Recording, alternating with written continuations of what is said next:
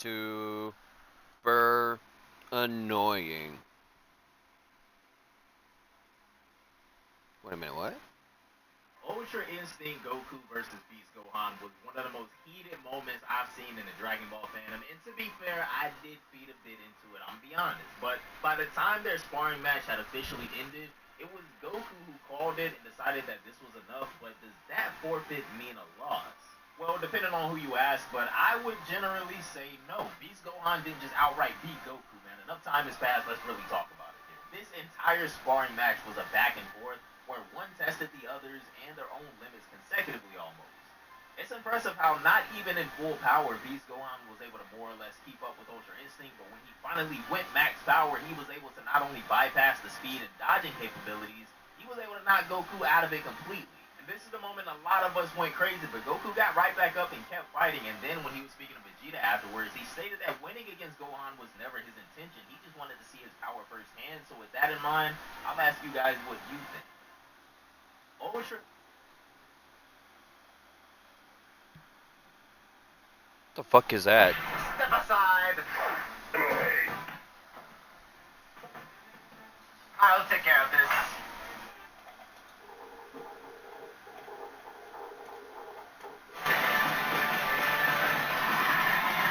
Lamau.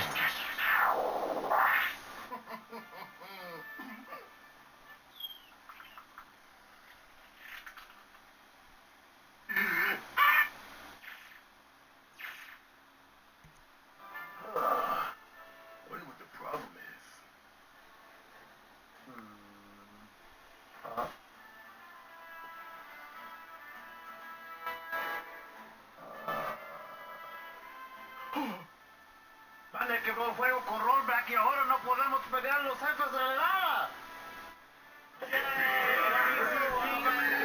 That's wild.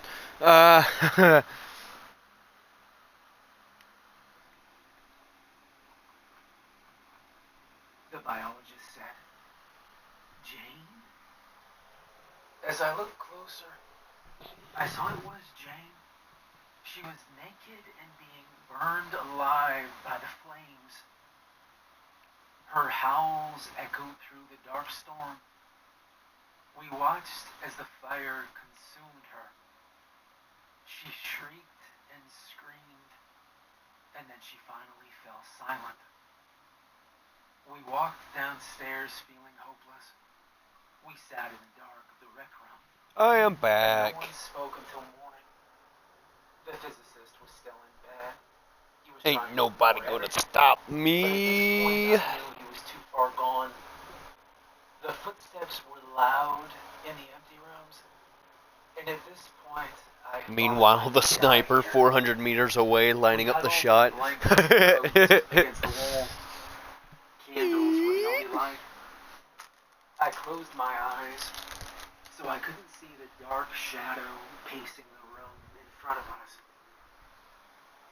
The next morning, the power returned. The lights were flickering, and we stood slowly in the dim I was glow. fishing, and that bastard interrupted my fishing. We all walked together Motherfucker. inside.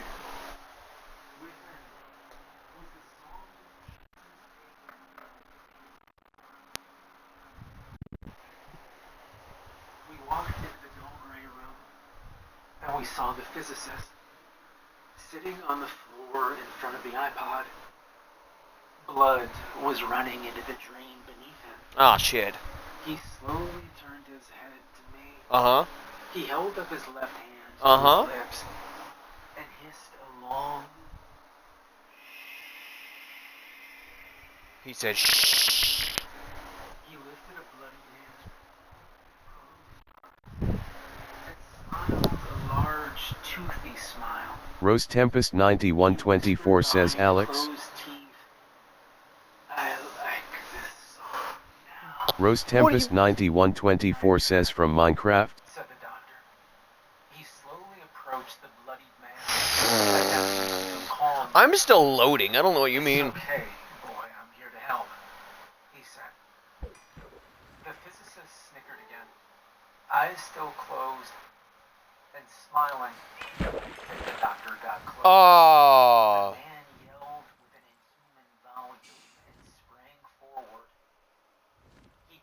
doctor to the ground, and he sunk his teeth into his neck. Oh wow. He turned to us. The doctor sputtered blood and choked for air. As the man crouched to leap towards us, a bang filled our ears. I looked, and I saw the physicist was now laying dead in a pool of his own blood. In his head was a circular wound, and I realized one of the maintenance workers had shot him. We were now 4. Me, the biologist, and the 2 maintenance workers. Everyone else was now missing or dead. Although the power was on, the satellite was down, thus ruining our chances for radio and Wi-Fi. We paced for hours, and then one of the maintenance men spoke up. Our only chance at survival is to fix that Rose dish. Tempest 9124 says OMG. What do you mean OMG? The outside was still completely whited out from the amount of snow and wind. Alright, I'll go, said the other man. No, we'll go together, said the first. Rose Tempest 9124 says Reaper Shadow. We watched Oh, them in no. their coats breathe into I've been the recognized. I gotta get out of here. searching for radio signals and Wi-Fi. Rose Tempest 9124 says from Minecraft. Oh shit. Smiled for the first time. No. You're thinking of somebody else. That's not me. We sat and waited. And waited. And waited. We didn't say anything, but we knew. Oh no. We knew. Rose Tempest 9124 says Ilfinfew. Ilfinfew. I love this narrator. And I swear I heard the giggles of a child. Oh no. At some point I fell asleep. I awoke and I was alone. I yelled for the biologist. I searched every room until I found the last thing I wanted to find. She was in the observatory. She wrote a lovely note about wanting to see the outside world before she died. In her arm was an empty syringe. Her eyes were just blank.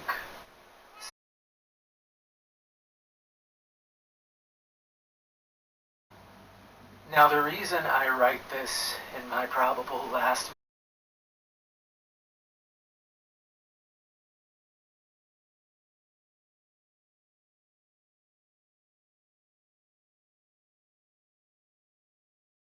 I returned to the office I'd been using. I was hysterical. I saw my reflection in the display mirror, and I noticed that my eyes were completely black. I smashed the mirror. I sliced my knuckles, which rocked. Clarity, No. I noticed No. a slip of No. paper that fell into No. the shattered pieces. No. There was a No. note with a picture attached. The note read, if you're reading this, then I hope it isn't too late. Stop. This No. place is My not ankles. what you think. The man in You're so charge mean. is not a religious kook. He is much more dangerous.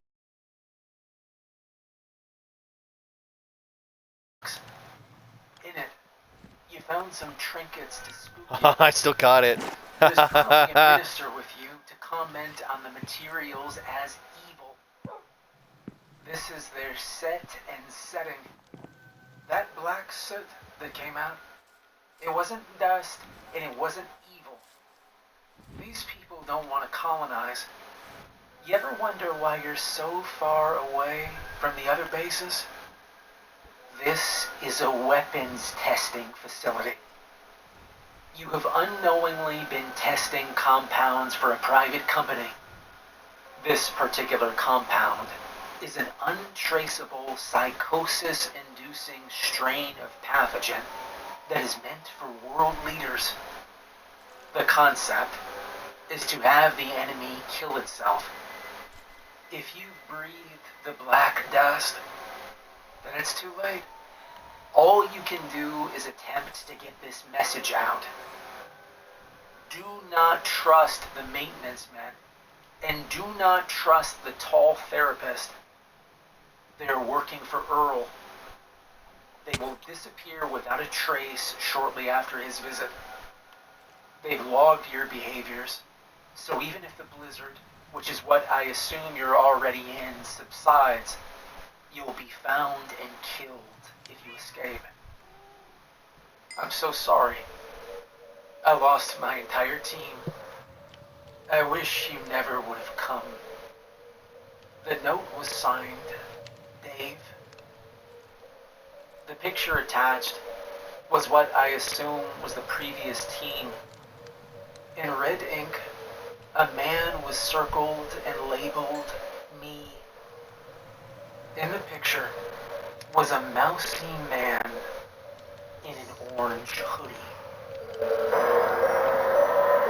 Oh my god! That's crazy.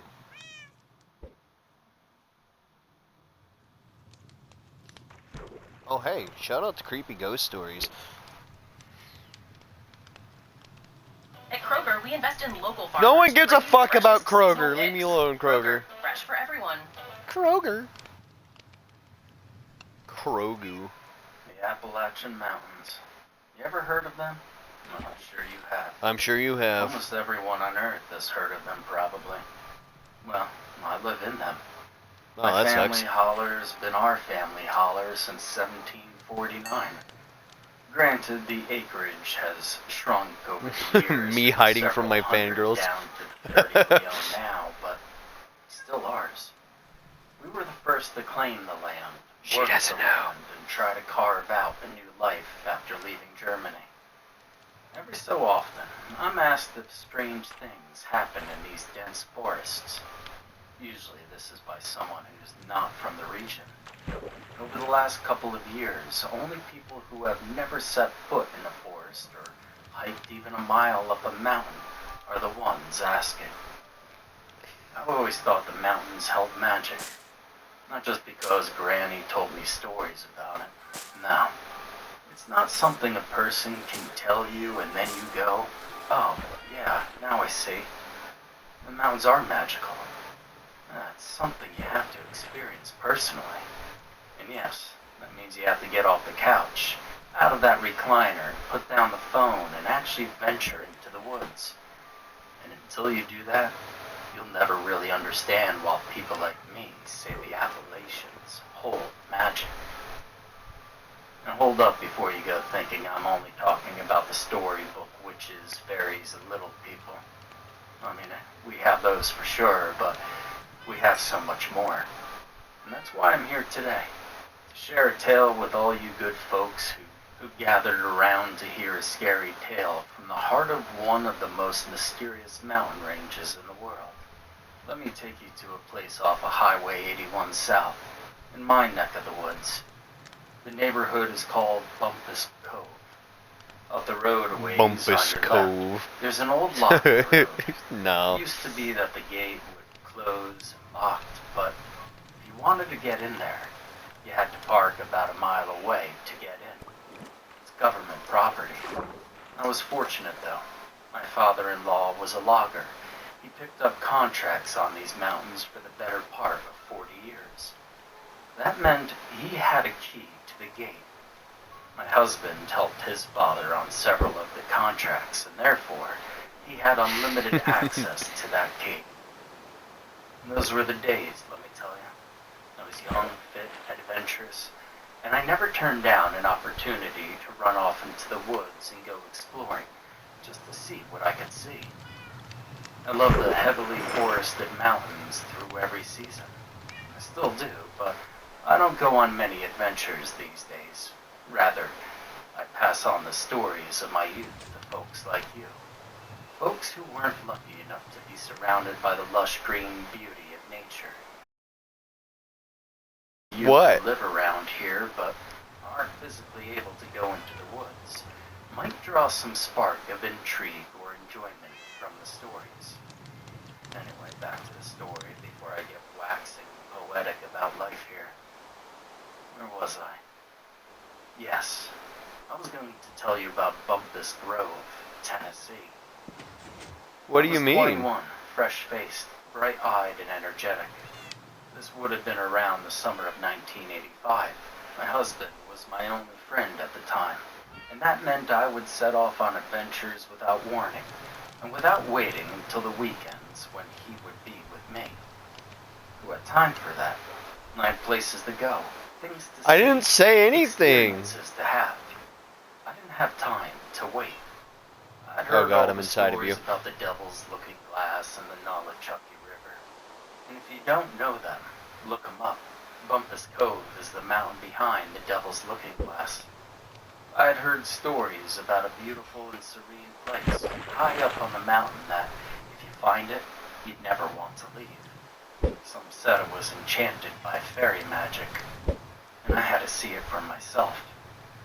I knew there were two ways to get back to the approximate area, but I was much more familiar with the Bumpus Cove way, even though I had been warned that it would take much longer, and it would require me to leave one trail, walk through the forest, and hit another trail, California Trail, and that would lead me to California Creek. The place I was looking for lay just beyond the creek, California Fields. Fields, right smack in the middle of all that forest? Yes, please. Who wouldn't want to see What the that? fuck does that even I mean? drove to Bumpus Cove, parked my car in a friend's driveway, and set off with my pack and my walking stick. The temperature that late July soared into the mid-90s, so I was really looking forward to retreating into the coolness of the mountain, and I was in no hurry to come back out. The lack of rain and the blistering temperatures had dried up the ground outside the forest, until it was more like cracked concrete than the usual soft dirt. It took about 20 minutes to walk to the old logging road gate, and there, I seriously considered postponing the hike. The heat bore down from above and radiated from the compacted ground below. The light breeze was hot, and I could imagine that's what the inside of a convection oven would feel like. The tales of California fields played through my mind, and won out. Ducking under the gate, I set off on the 90-minute hike. I'd planned on the hike taking closer to 2 hours, maybe a little more, because there was no way for me Don't to you dare. judge the exact distance. Don't you fucking do it. Of the terrain. Don't you fucking We do it. didn't have cell phones, GPS. Hell, I didn't even carry a Oh compass God, or a they're map of sworming. any kind. And the only Maggie, weapon I possessed You don't was get a involved pocket either, knife my okay? dad had It's not the given me time. when Go I lay down. turned 18. Yeah, things were much different back then. Normally, when you step past the gate, the difference in temperature and atmosphere was nearly immediate. I could tell I was leaving the regular world behind before I was 3 yards from the gate. Not that day, though. I stepped off the logging road and walked along its edge just inside the tree line for a tiny bit of relief from the heat. And it didn't feel normal until I had walked for 45 minutes straight. My hair was soaked under my hat.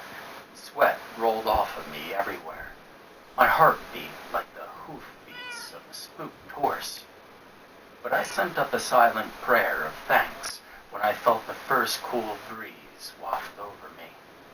It was so cool that I felt its chill through the thick denim of my jeans. Standing on a little rise on the side of the dwindling, overgrown trail, I looked in the direction I was supposed to go next. The forest undergrowth was wild, untouched, and impenetrable. I walked a little farther up the trail to make sure I was at the correct spot. And sure enough, there were no other rock formations at all. Just the ones I had stood atop minutes earlier. You see, around here, we're famous for giving directions, not by maps and recorded road numbers, but by landmarks. And that's what I was following that day. The person I got my directions from told me to stand atop that little rock formation and face the back of the mountain that held the Devil's Looking Glass and walk straight toward it. There was a lot of room for error. The mountain I faced loomed huge in front of me. The man hadn't specified whether I should walk towards the left side, the right side, or aim for the middle. He just said, I should reach California Trail within 30 minutes if I had gone the right way. And before you say it, I already know. One of the rules of the Appalachian Mountains is to never go off the marked trails. They're marked for a good reason. But I grew up running these mountains. My first trek into the woods was with my grandmother. I was 4. That's right, 4. I had my own little walking stick. I followed her and started learning how to follow the honeybees to find wild honey. And so, with all my experience in the woods, the rules didn't apply to me. At least, that's what I thought then. Birds sang up high in the lush canopy. Squirrels chattered and skittered around, try to seem larger than they were as I passed them. Not too far away, a deer snorted, and a whole herd took off, scattering through the dense foliage. Smiling, I walked on, and I kept walking, taking in my surroundings, the super black soil from which all manner of leafy, flowering plants sprang. The oddly twisted willow to my right, whose drooping limbs called to me, beckoned me to sit a spell and rest in its shadow. To the way the sunlight dabbled everything around me, making it all seem as though it were moving, alive in a way that forest greenery should be alive. And I paid no attention to how long I'd been walking until I was so tired that I had to rest. When I looked at my watch, I realized that I'd been walking almost an hour. That meant I'd probably missed California Trail about 30 minutes back. After resting a while, I headed back. I picked up the correct trail and laughed. Finally, I was on my way to see the enchanted place. But soon, I would have a memory that could never be taken from me.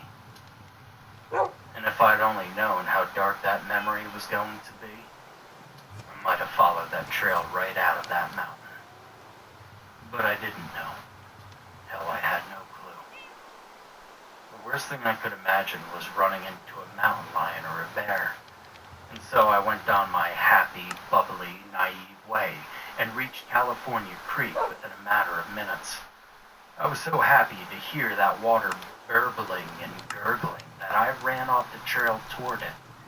I didn't stop at its shallow edge, only noted how crystal clear the water was, how large the flat rock formation was that reached almost to the other side, and then I plunged right in. It's not deep. At its deepest, it was just below my knees, but it was icy cold and did wonders to finish cooling me down so I could enjoy the rest of the trip. I collected rocks from all my adventures, and most of them came from little creeks. That trip was no different. In the shadow of the mesa-like rock, I bent and started gathering a handful of the prettiest rocks for my collection. I picked up rock number 3 when all the hairs on the back of my neck stood up. I froze. Something was watching me. I stood straight and started for the other shore, looking around in a way that looked as if I were merely taking in the sights and hadn't felt the malintent of whoever was watching me. But I saw nothing. In front of me and to the left lay the path of California fields. I was sure of it. On one side of the path there was a wall of crumbly rock that reached about 12 feet. It was straight up and down, and there was no way to climb it. I'm a ninja now. This picture ran as far as I could see. Rose Tempest 9124 says On the other XD. side of the path, there was a flat forest for about 100 feet. At the end of that is where a mountain rose sharply from the ground. And much like the crumbling rock wall formation, there was no way to climb it quickly. I wonder. Whatever or whoever Best ninja watching ever. me Wah, lay wah, at my wah, back, wah, turning wah, to fully hoo, scan wah, the hoo. area across the creek.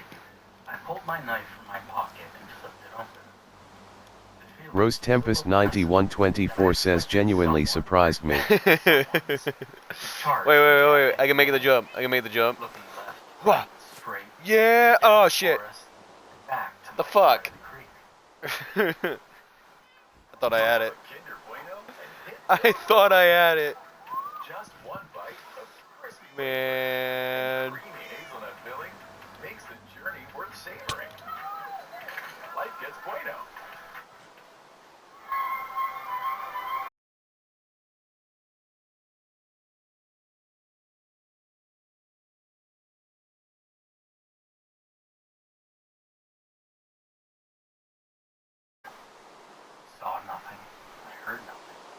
Rose Tempest 9124 says yeah. XD. Chill swept over me and my skin Love shrank Mao. 2 sizes.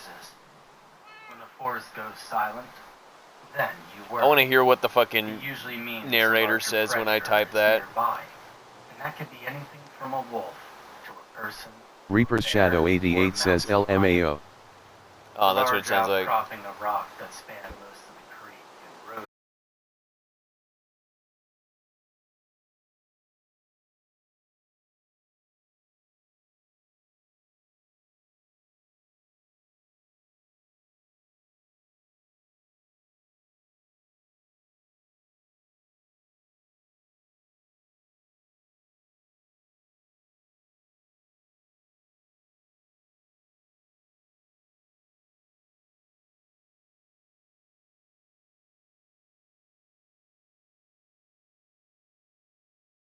To run, get away, run faster than ever, and my knees wouldn't unlock for the longest time.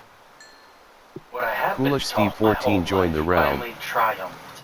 My knees unlocked as soon as I made up my mind on what I wanted to do, and I began to ease backward, one tiny, unthreatening, unalluring step at a time. The whole time, that big cat stared straight into my soul, daring me to trip, gasp, fall, break eye contact, or start running. Thankfully, I was able to keep a slow, steady backward motion until I was around a bend in the trail that blocked me from view. I turned and ran as fast as I could, not knowing if I was headed into something worse, getting lost, and I didn't care. I just wanted to get away from that cat. Several minutes of running later, when claws hadn't ripped through my back, I slowed to a pained walk, but didn't dare to stop. I wondered, why had I gone hiking alone? Why hadn't I taken at least a rifle with me? How the hell was I going to get back across that creek and out of the mountains? And with all those questions whirling through my mind, I almost missed California fields entirely. I stopped and looked out at the open space with trepidation and more than a little fear. The cat had tracked me, even leisurely. He could pounce on me with no problem. I was too tired to run, too tired to fend off an attack. So I beheld the fields from the inside of the flat forested area. It did look magical. It also looked as if someone a long time ago had planned on calling it home one day. Planned on it, but for some reason had abandoned it after flattening the land, clearing it of all the trees and brambles, and even dug out a large rectangular spot for a big house. And my mind conjured up images of the early 1800s, maybe even mid-1800s, as I took in the quaint lay of the land surrounded by flat forest on 2 sides and high mountains on the other 2. It would have been a perfect place to live, with the mountains giving shelter in the winter, and fresh water at the creek not too far away. And why had it been abruptly abandoned then? It was odd. I had to force myself to stop thinking about it. I had to figure a way back out. If I took the long way to California Trail, That was a nice I could pull. walk out into another place in Unicoi and possibly hitch a ride back to my car. Seemed like a solid idea since I refused to go back across the creek where the mountain lion might still be waiting. I feel like you're trying to grab my attention. Remained as I walked closer. Even once I had reached the place where the mountain's face rose straight out of the earth, the silence remained. If I headed along the curvature of the base, I would pick up California Trail and creek again. If I walked far enough, I would come out to the river, but it would do no good. There was no access to the water for long stretches on that spot. It was a dangerous drop to the water where jagged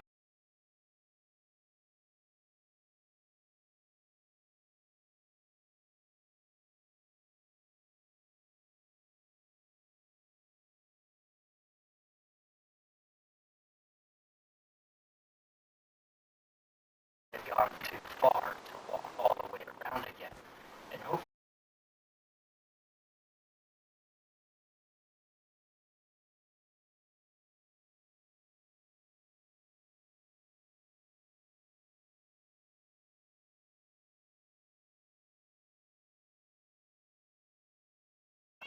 Didn't matter.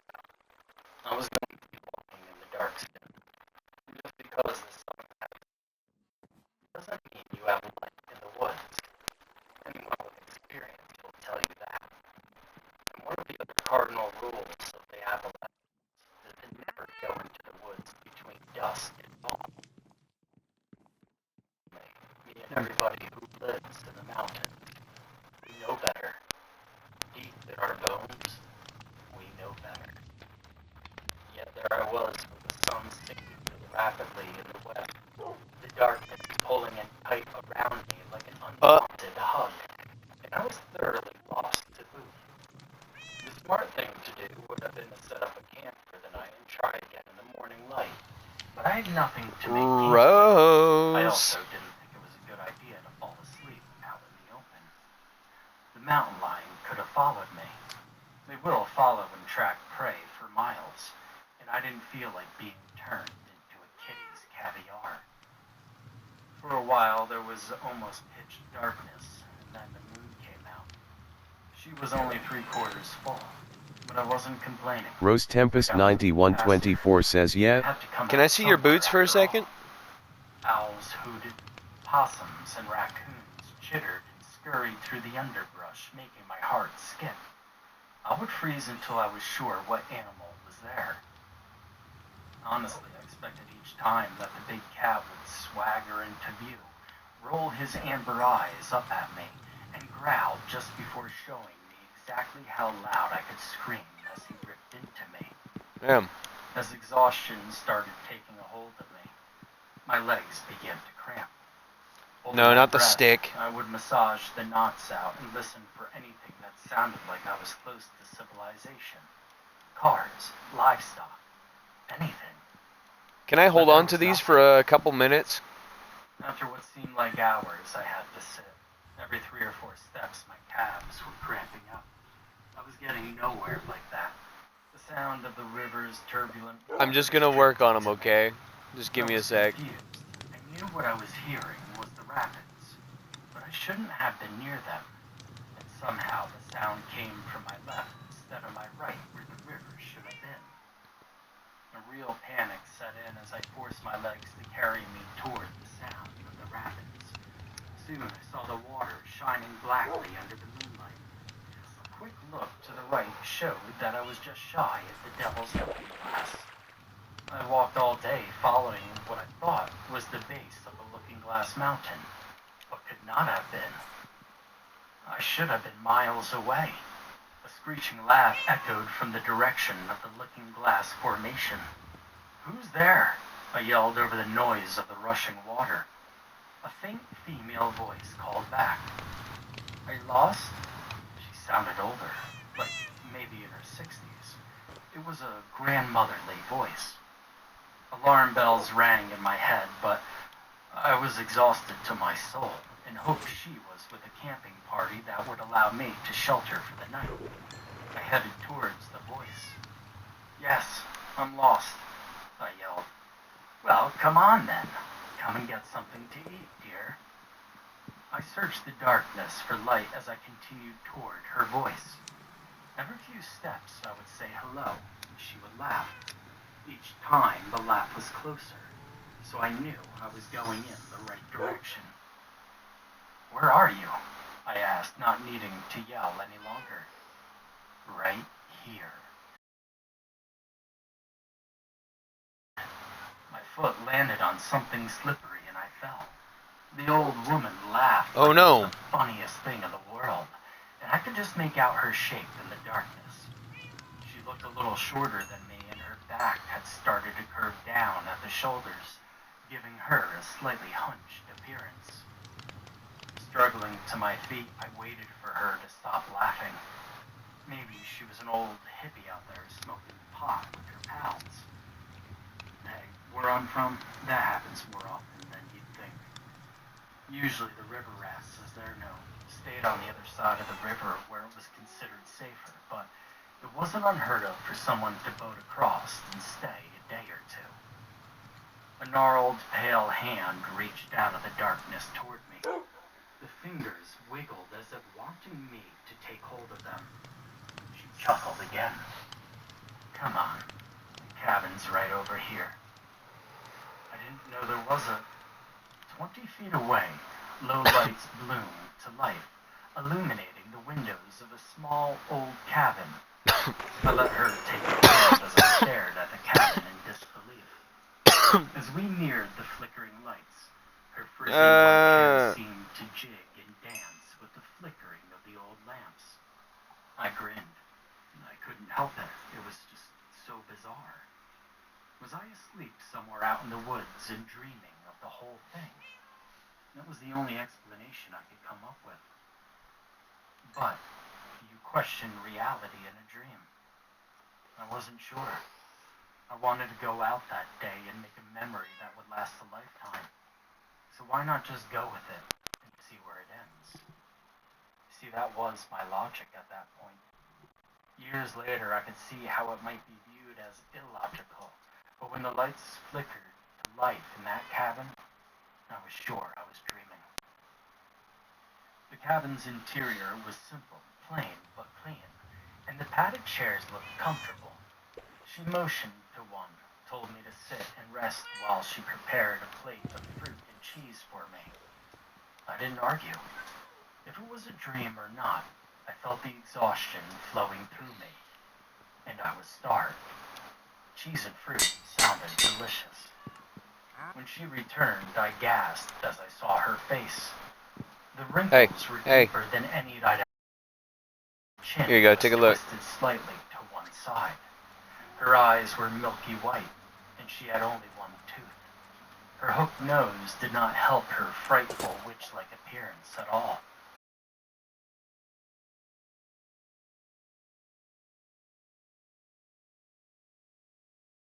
Jays in the The world. blue veins in them pulsed and moved like worms trapped under sodden cheesecloth. I shoved away from the table and stumbled towards the door. I shouldn't have bothered you, I stammered. A smile slid from her face, and she pointed to the plate. I shook my head and I opened the wind howled past me and all the oil lamps went dark. The dog backed away from me. Temporarily blind in the darkness. The old woman's laughter trailed behind me like a living thing.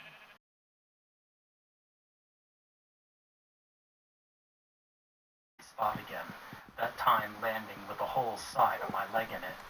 Scrambling to my feet, I smelled blood and rot. The kind of rot you smell where something has died. Off to my left, the sound of hoofbeats bore down on me. Rose Tempest 9124 respawn point set. Respawn point set. Lamau. The wind off the creature wrapped around me like a ghostly tentacled thing, and then it was gone. The hoofbeats continued their course a few Rose yards, Tempest 9124 and says stopped about where I thought the cabin stood. Breathing hard, I looked into that direction. The lights flickered on all at once again, and the silhouette of a large goat with great horns and a rider was outlined in the doorway. Rose Tempest 9124 says I thought it was just us still. No, I think it's Steve. That reached almost to his Yeah, it's knees, Steve. a tall hat. Before entering the cabin, Steve's out here big chillin'. I had to slap my hands over my mouth to remain quiet. Horns grew from his forehead and curled down at his temples. Wow, that's A crazy. long, smooth tail flipped to the side. Damn, bro, that's wild. Damn, Dogamo, what you doing? Hunger forgotten, I ran What towards the the hell? sound of the water. Branches slapped at my face and neck and arms. My ankles twisted painfully on the shale rocks jutting up from the treacherous ground. But I ignored it all, and I ran.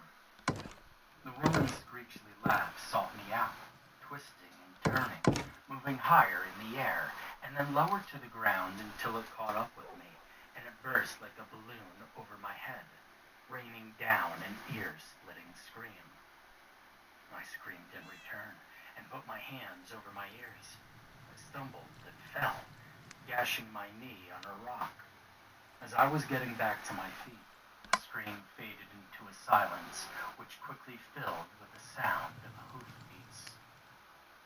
The rider leaped from the Rose animal. Tempest 9124 says I need to pin the moo Fast creature. footfalls. His snarls and grunts sent a terror through me like I'd never experienced before. The moo It was all creature. consuming as the whipping of his coattails grew louder. Alright. Zigging, Hey, Brian. zagging, hitting and bouncing. Time for what? Are you getting on Minecraft? Bro's getting on Minecraft.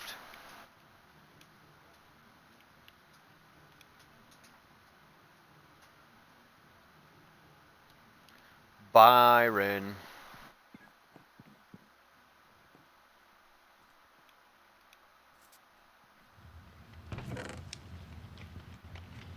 Start a what? Which version did you download?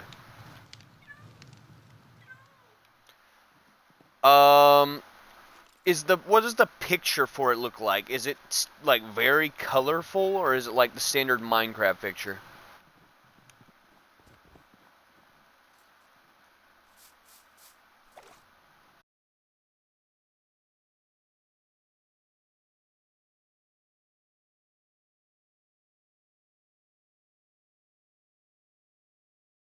As I found a Hey, what?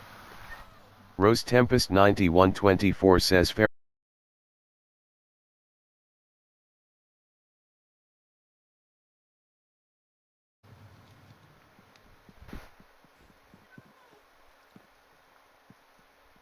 I'm bringing the Imperial Guard.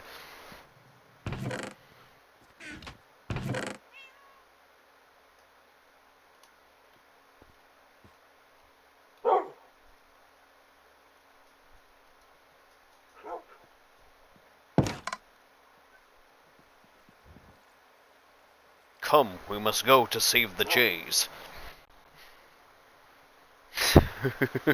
Stupid. Alright, I think you went this way. I see another fox. I don't have a name tag on, I mean I do, but...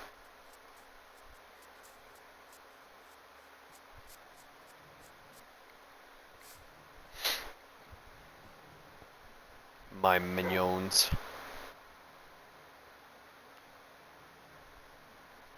They see the glint of that sword. That's what they're staring at. That's what those whites are. They look like...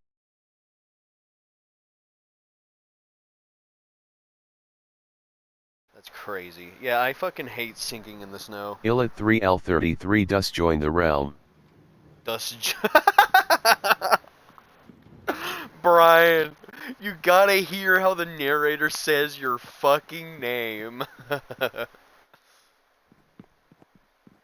Bro, dude goes, Ellit 3, L33 does join the realm.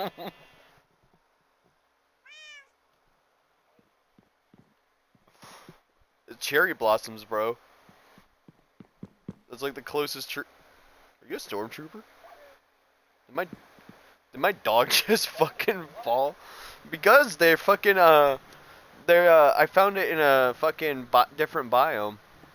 And I was like, oh shit, it matches my character. I'm gonna get a black and red dog. Rose Tempest 9124 says I found it. My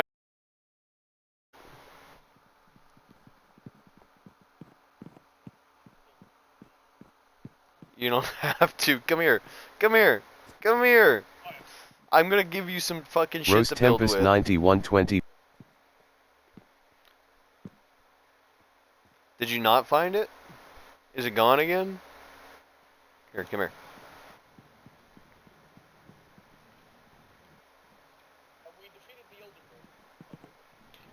I have no idea if we have defeated the Elden Dragon.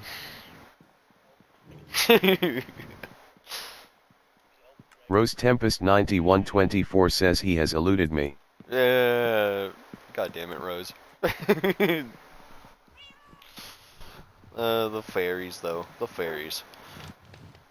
Apparently there's fairies. I have no idea. Alright. What do you wanna build out of?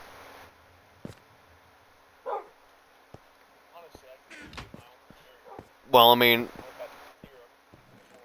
bro, like, do you want some fucking stone? Come here. Rose Tempest 9120. Yeah, get you some of that shit. I don't care. I can literally get that all the fucking time.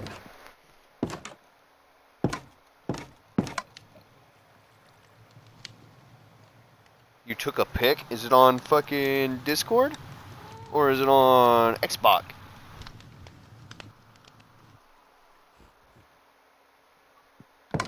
Brian, look around. Look at the dogs. Rose Tempest 9124 says box. I don't know. Sometime. No, that one's not even the normal one. That's just a snow wolf.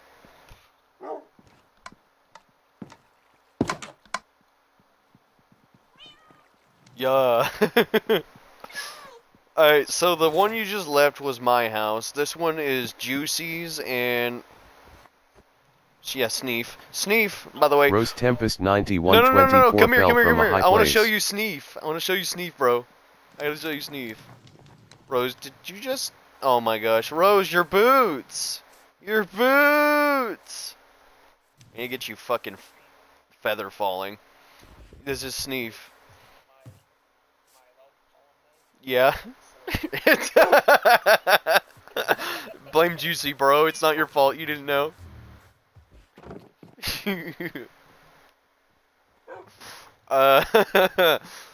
Fucking Sneef.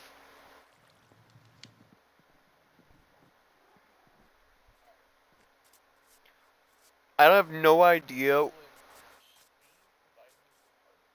Oh, Steve did? Hold on here. I'll invite him. I'm also gonna add him as a friend. That way it's easier.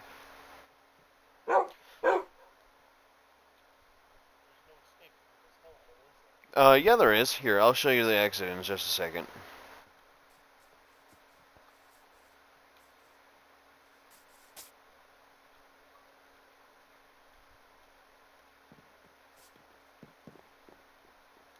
It's a gated community. Shut up, it's not gated. There's creepers everywhere. You think there's a fucking HOA? Look at the grass, bro.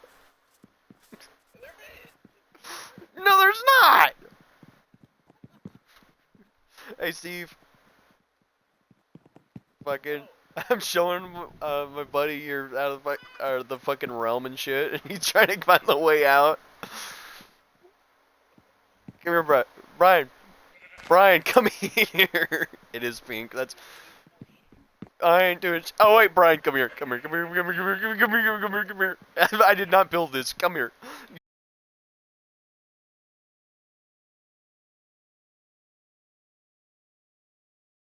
Look at the sign. Damn. Damn. Close that fucking door. Rose, you need help finding your boots.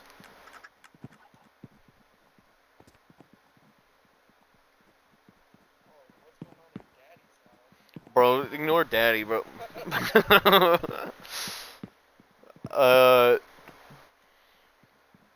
Rose See, there's Tempest Spoopy. 9124 says I got M. Okay. Tempest 9124 says them asterisk. Low key, Rose, the narrator will, for the most part, read it how it sounds. So, like, when you say, I got him, it's like, I fucking got him.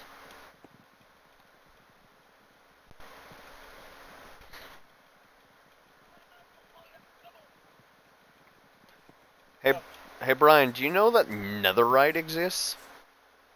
Look at Rose's boots. Look at Rose's boots. Look at these. Yeah.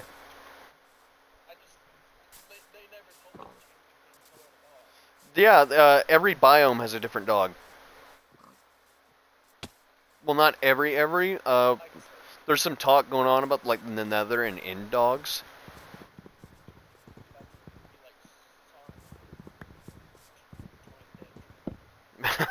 Dude, build a tower and burn the forest down.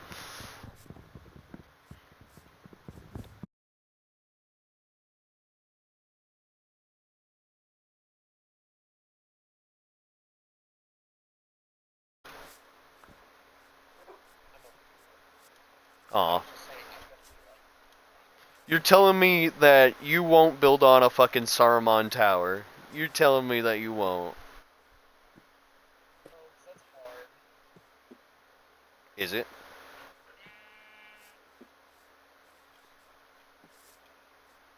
Alright, fair enough, Brian.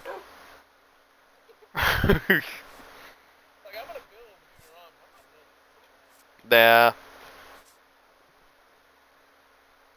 The fuck? Oh, this is leather.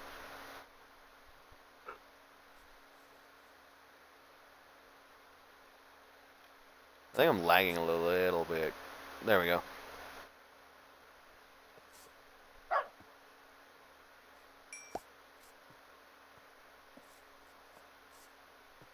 Hey, yo. Brian. What you doing?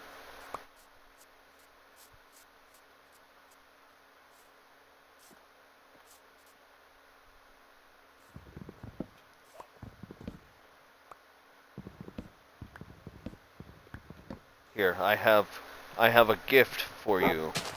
I have a gift.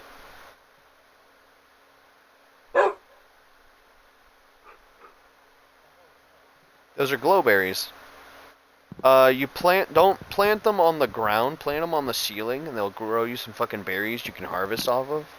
But like, don't break the plant, left trigger. Yeah. I don't know how much you know, bro. It's been a long time since we played Minecraft.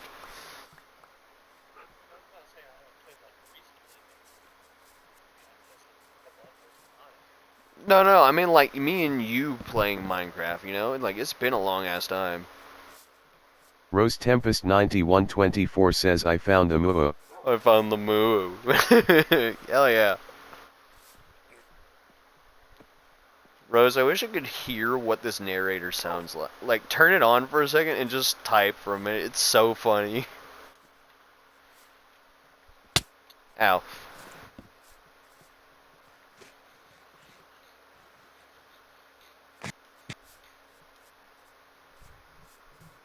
Or it's text to speech, that's what it is.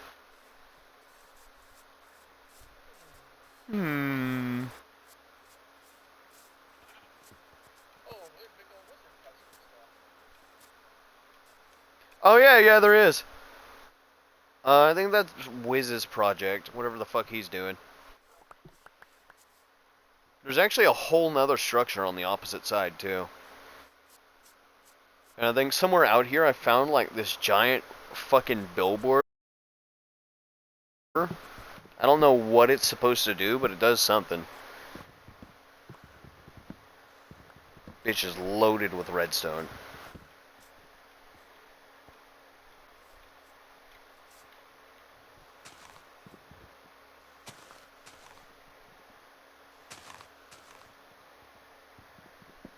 When you're chopping. I'm low-key jacking some of your saplings because there are no real normal trees in that area. So if I decide to build out of something that's not pink, I'd rather not have to go outside.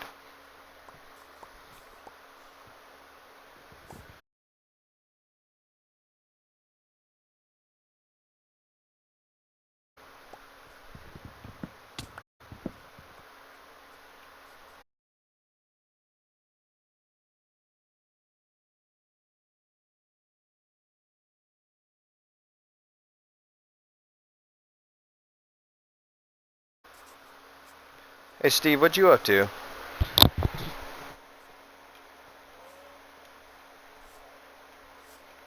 Are you just kind of standing there, or? Yeah. Oh my god, there's two Friendermen. I felt like that fucking one picture for a second. I thought I saw another Enderman, and I saw another one, and then I saw another one, and I was like, it's like that white chick sitting on the fucking couch. But But Minecraft. No? Yeah. No.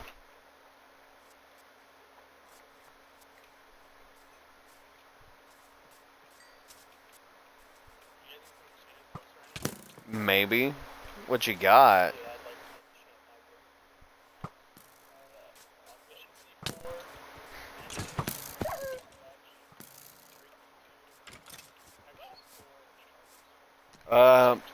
Definitely mending. It could have died.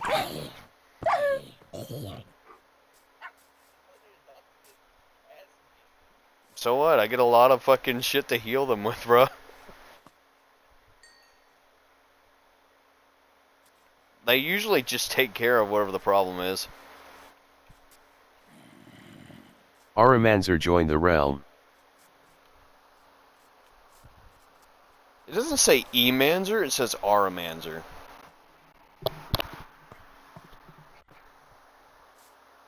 Oh yeah, there is an R there, isn't there? There's a foot covering that corner of the screen, I'm sorry. No. Do you though? Bro, these creepers be whack. I'm just saying right now.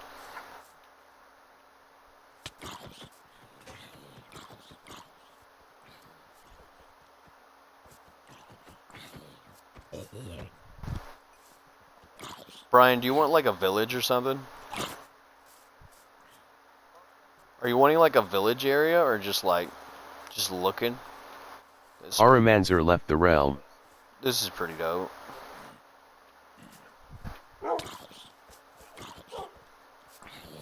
Don't hit the dogs. Don't hit the dogs.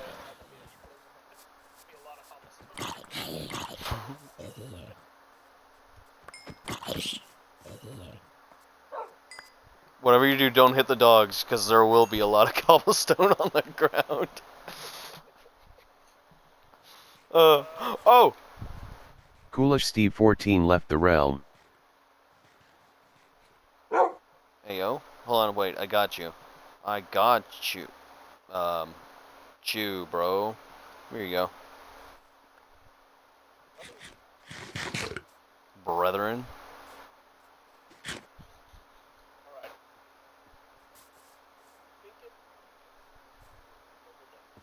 A dam?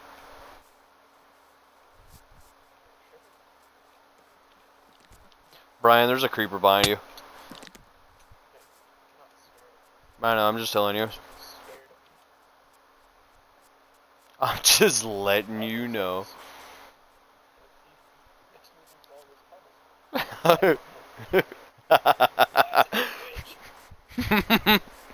Bro, those witches fuck me up even with the dogs.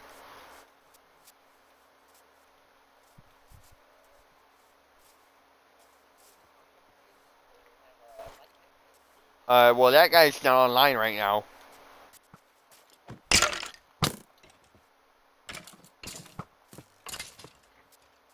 Fucking creeper. Oof.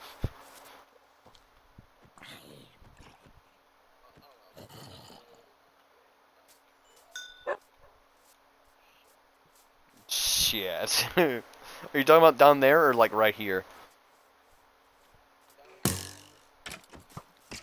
Dogs are getting him. Dogs are getting him. Don't worry about the don't worry about that. They should be fine. If you have to, you can try to kill them. I have more. That's fucked up to say, actually.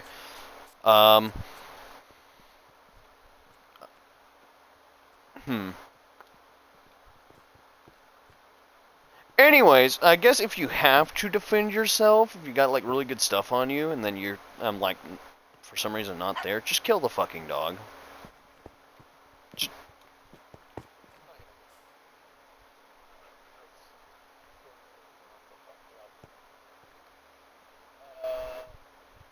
Oh, is it the Enderman?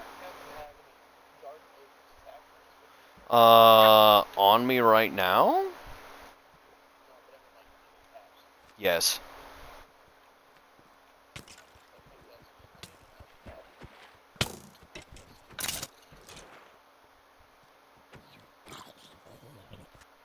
Brian, you literally, I don't even use armor in fucking Minecraft anymore. I really don't. I just have the dogs, the shield, and the sword.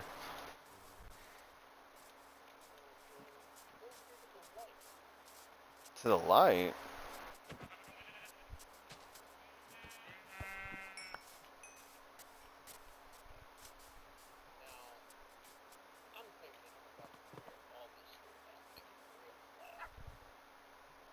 Like real flat? I feel like there's something behind me. That was sketchy.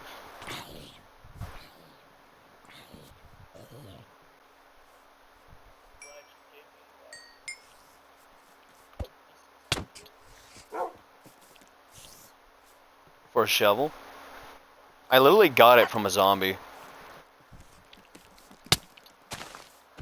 Somebody catch this fucking spider. Ow! Bastard.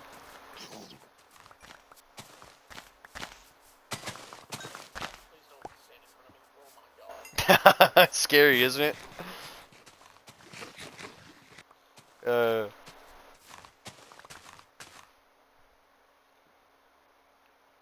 know what the worst part is? Their numbers are increasing, Brian. I know. It's because I never know when one's gonna die, or like fucking 5 of them because of a creeper or a random drop.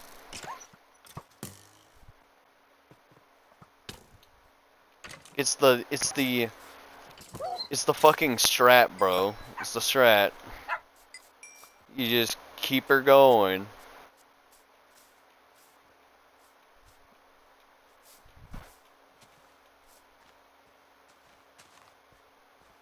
Why does Manzer like just join and leave? He never stays for like more than 2 minutes. He's just like, yeah, it's still here. Yep, exactly.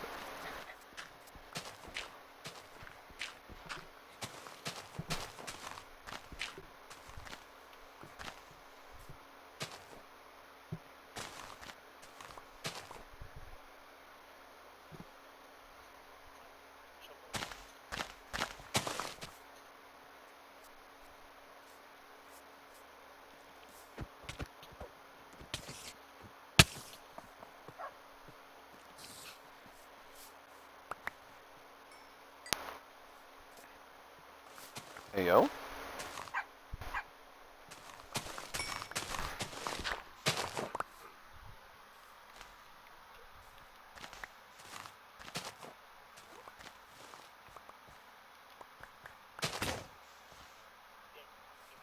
Damn. Get him, doggos. I wish you. No. Right next to the crafting table. Yeah, he said fuck. He said fuck that crafting table. Fucking I win these.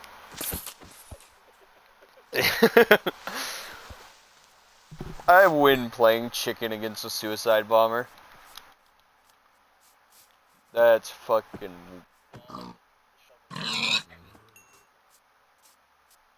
wild.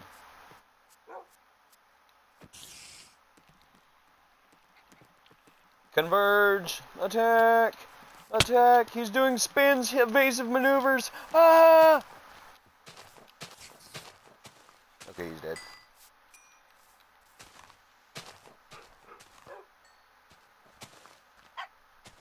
Wow. The Shadow Legion.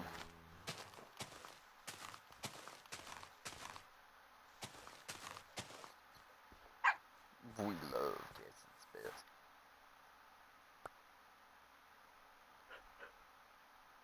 Hey Brian, you like my skin?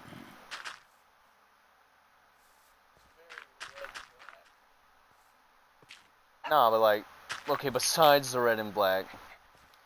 It's very red and black. Oh, thanks. I know. I'm sorry.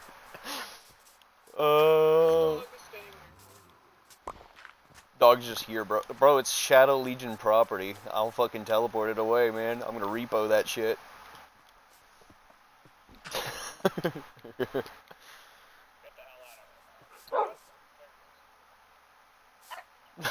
Was he still in the wall? Or the floor?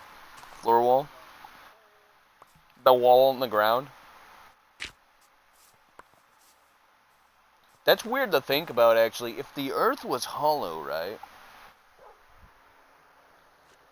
Would that make the ground a wall? Shut up. Dude, why do people keep trying to tell me that, bro? I'm actually getting pissed off. Dude, one of my fucking coworkers fucking says it to me all the time. He's like, nah, bro, they got all these fucking theories and shit, and they've been talking about it a lot. I'm like, stop.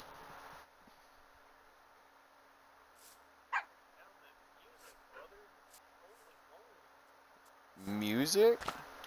Oh, the fucking Minecraft music?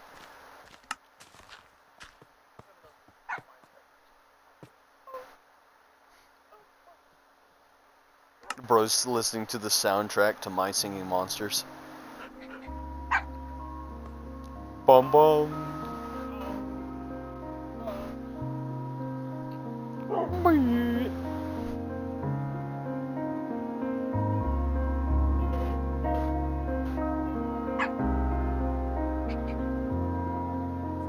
Bro, the Minecraft music actually pretty nice over here, though.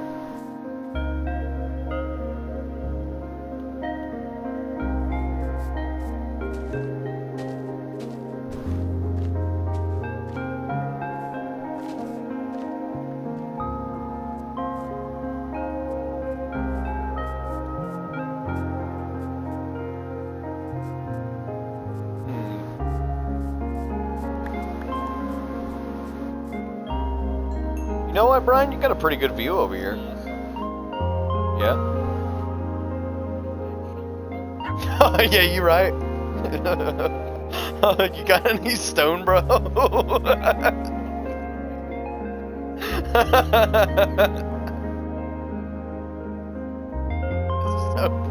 Oh my god.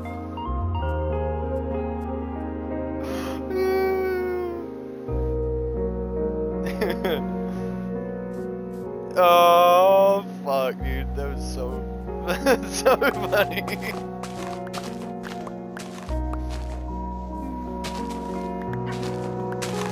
I almost hit one of the dogs with a shovel. Oh my god.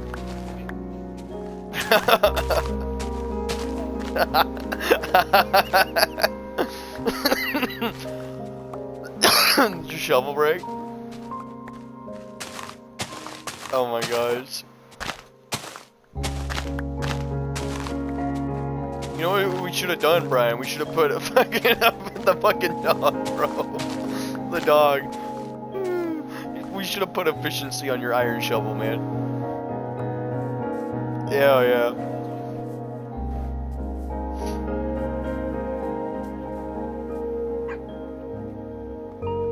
Dude, if you just randomly hit the dogs before you finish, I'm going to fucking cry while they rapture you.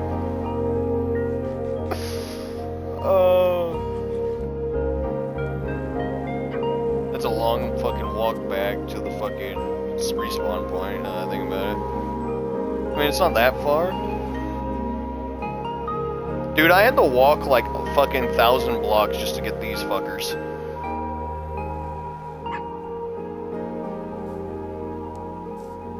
Yes, they do.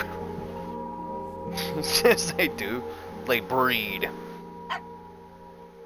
Okay, that sounds really weird.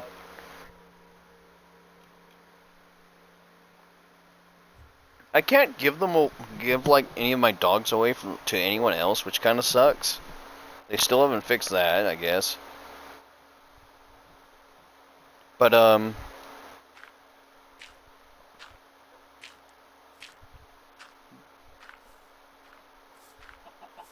If like they did, I would totally fucking just sell the dogs to people. Be like, yeah, you don't have to make that long ass run, but you gotta give me something for it.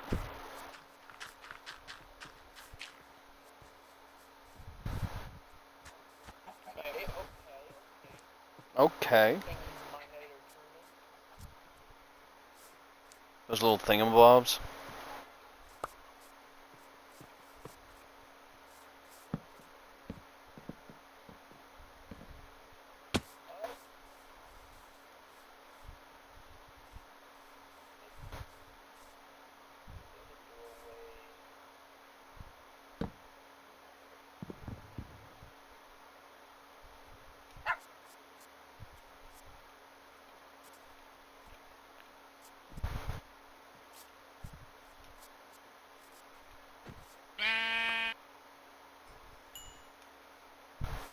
Fucking bad.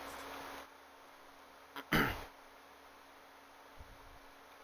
I don't have any slime balls. Fuck.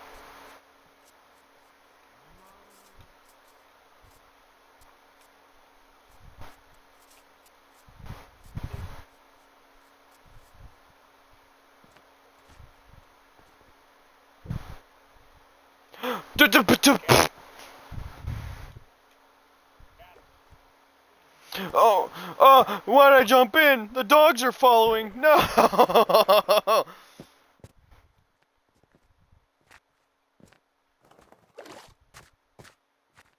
Bastards. These fucking little bastards. Get out of the water. You motherfucker.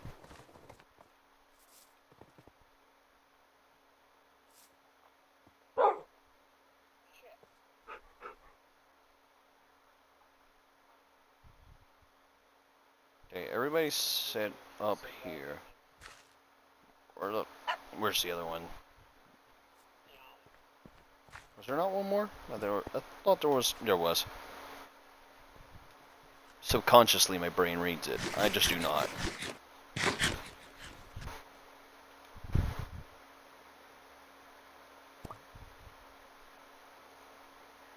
Brian! There's a pirate ship over here.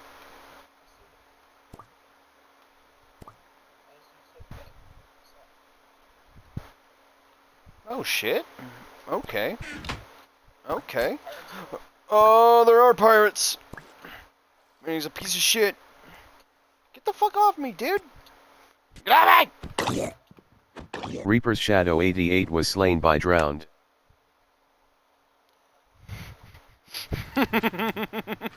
Fucking. Hi, Rose. Hey, Rose.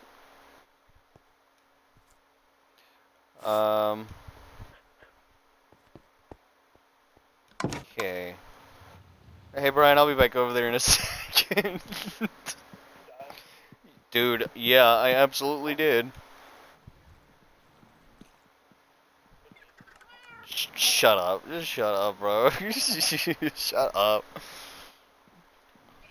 Broski. Fucking broski.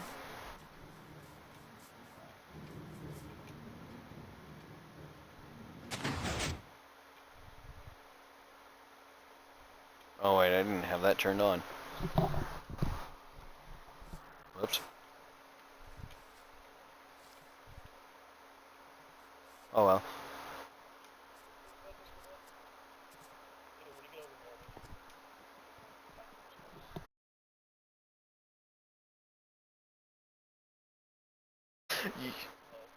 Yeah, I'm grabbing my.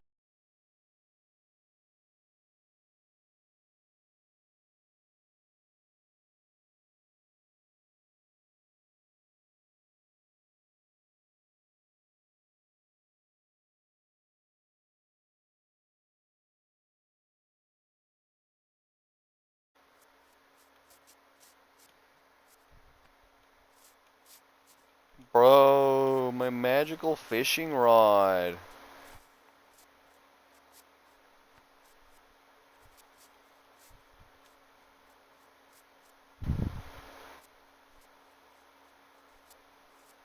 JK, I should make it really quickly. before that shit despawns.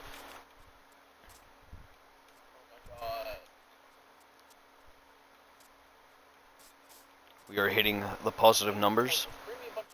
I'm already almost there. Bro, there's a fox over here. No. If there are, maybe. Brian, just cut down some tree, put it in a fucking furnace. You got the cobblestone.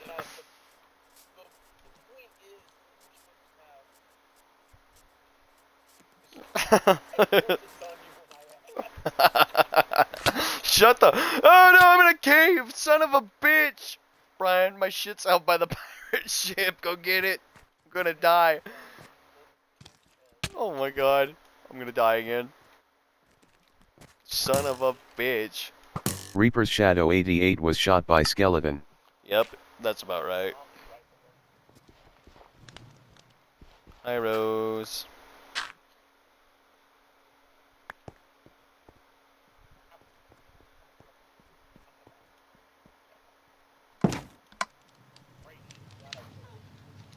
I did no such thing. Illit 3L33 does hit the ground too hard. L 3 L dirty 3 is at the ground. I can't even fucking read it right, man.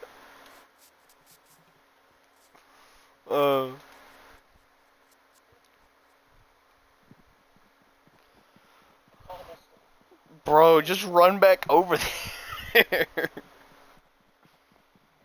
Grab some fucking torches from in my house, by the way.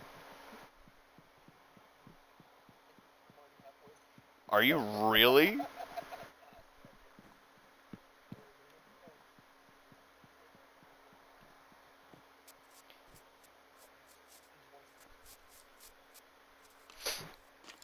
Alright, fair enough. I was gonna put fucking lamps out there anyways.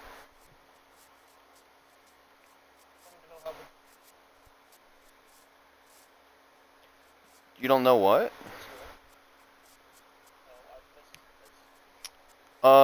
Your fucking third coordinate is gonna be like 300 and something. But, oh my gosh.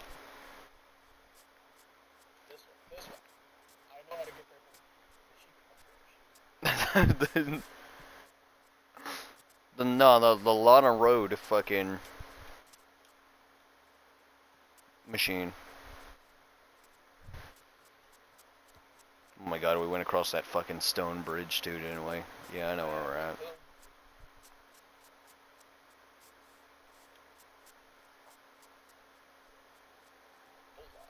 Como está?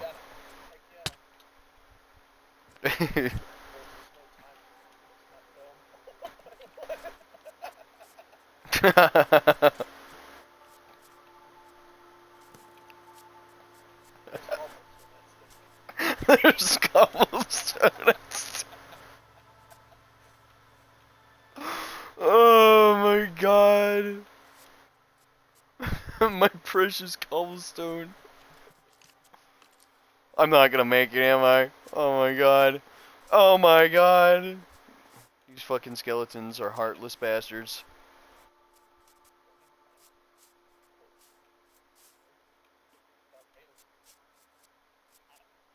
Does it? I might set those up, really.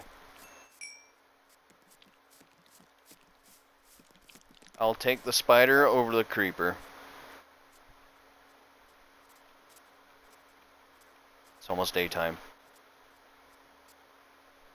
No, it's not. I just thought it was.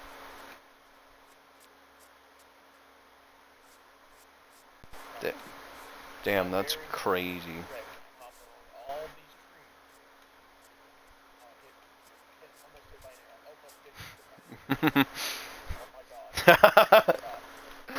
Yeah, yeah. That's pretty much how I died.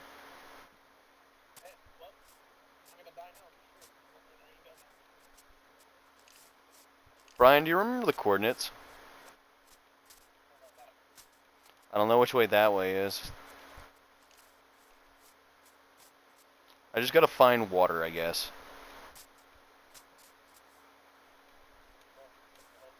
I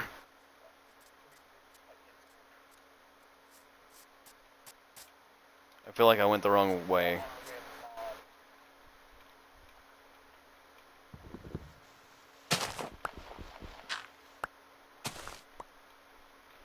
But the cobblestone. Really, I'm more so going there for the dogs.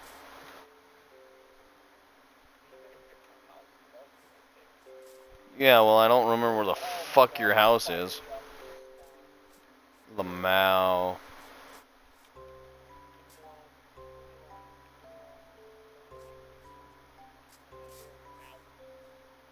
There's a gauge skeleton. It's Cockix, bro. It's Coccyx.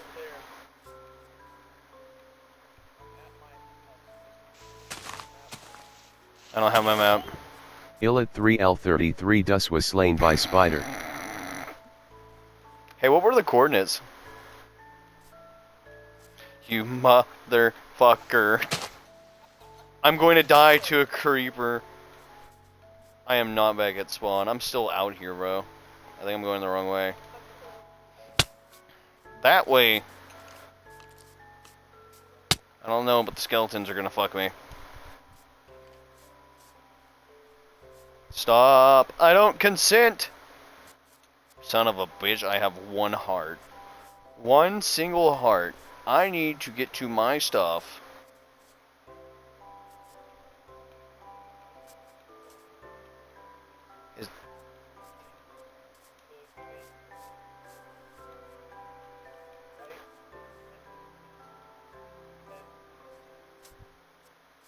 Reaper Shadow 88 was slain by zombie.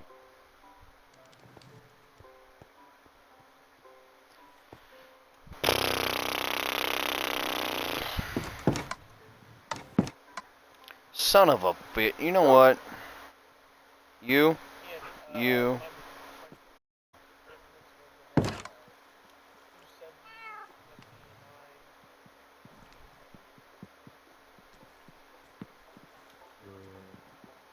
I brought a fucking guard detail with me.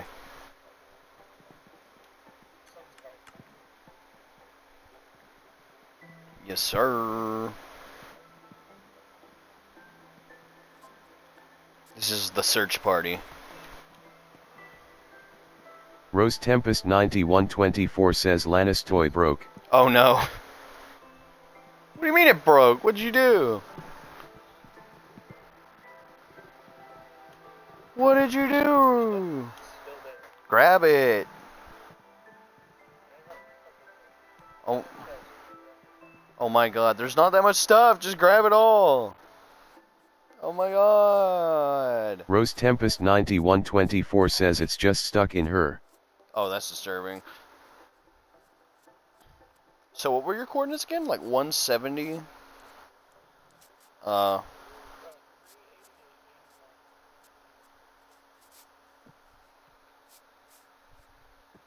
I'm an idiot. Rose Tempest 9124 says permanently gaped. Permanently gaped. That shit was permanently.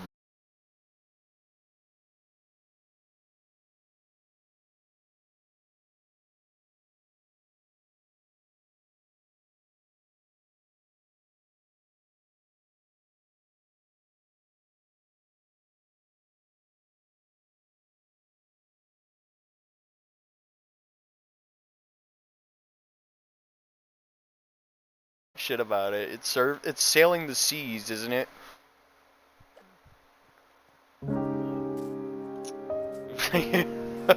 What? Was? You sunk my battleships. You bastard. Bird.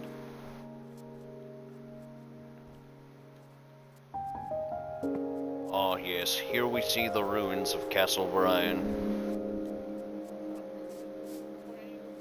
I mean post-ruins. I mean pre-ruins.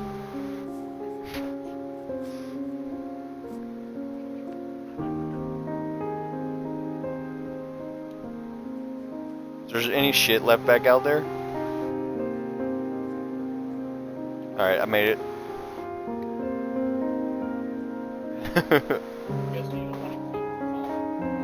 I gave that to you, bud. That's all you.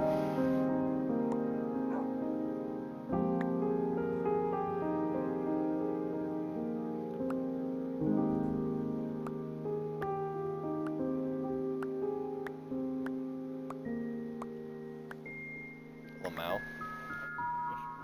Damn. Lucky for me, you gave the sword back.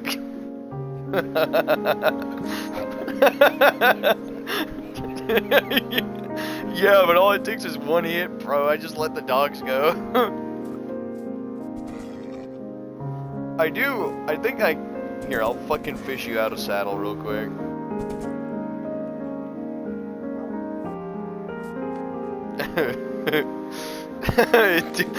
Dude, it's like I fucking hit you with the sword and we just both hear dink. Just fucking shatters.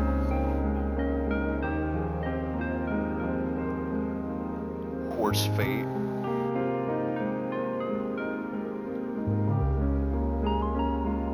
If you could change your fate, would you?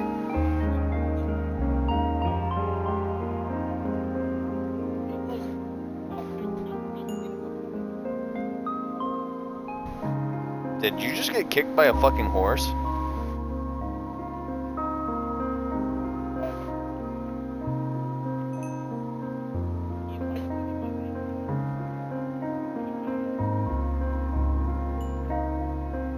That's your problem, bro. I just gave you the name tag.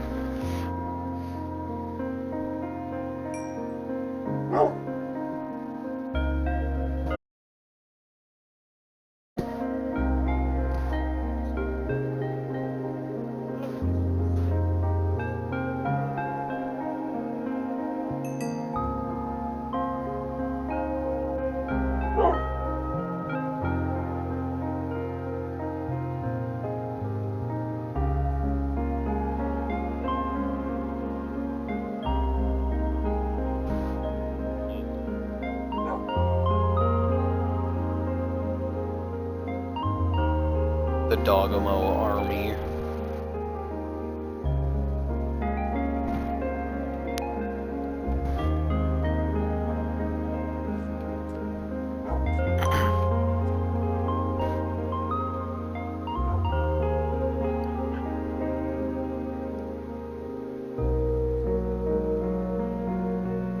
The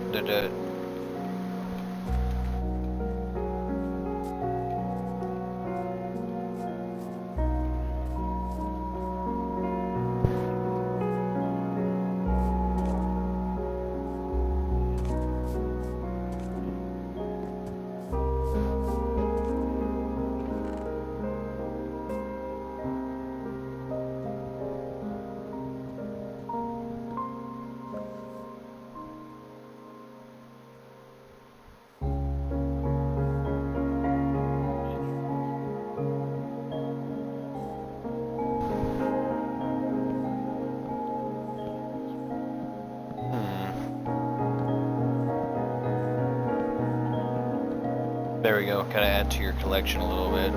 Put more dirt in your box.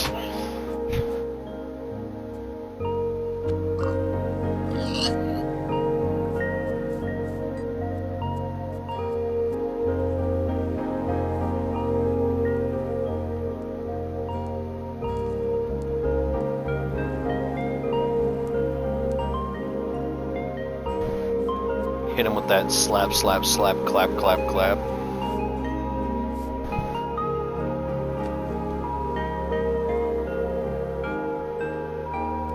Anybody else remember fucking Jimmy Neutron, or is it just me?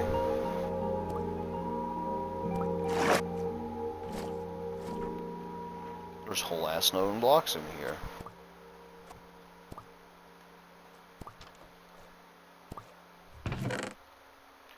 Fucking fuck.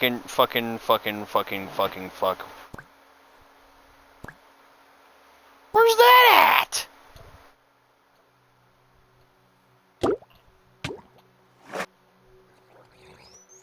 The fucking map.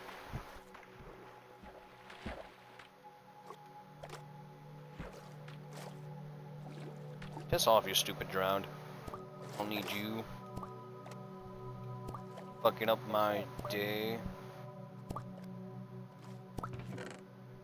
Oh, there ain't shit in that one. Oh shit, I'm gonna drown again, aren't I? Ow, you son of a bitch! That fucking hurt.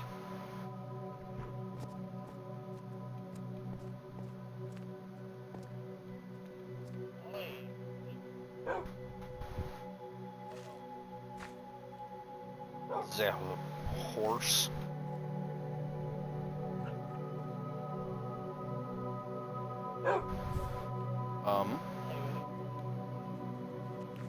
Oh yeah?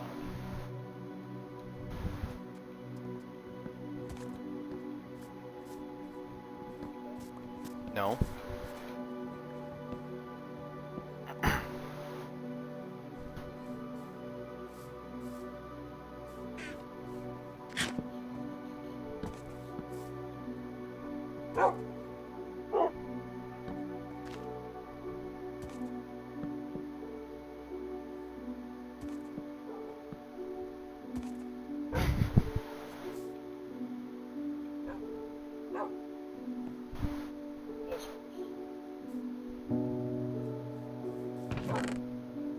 Lamau.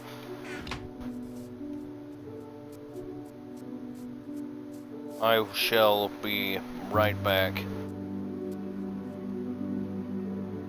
Oh lol.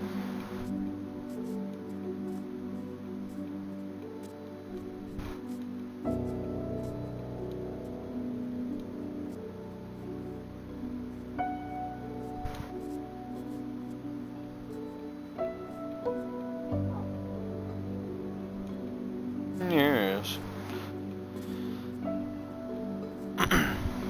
Are you able to dye shields?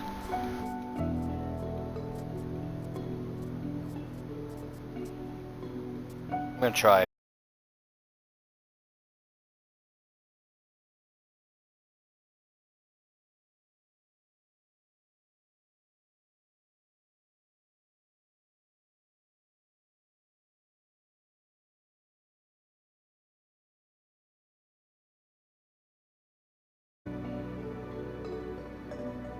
You got a fucking tree. Let's go.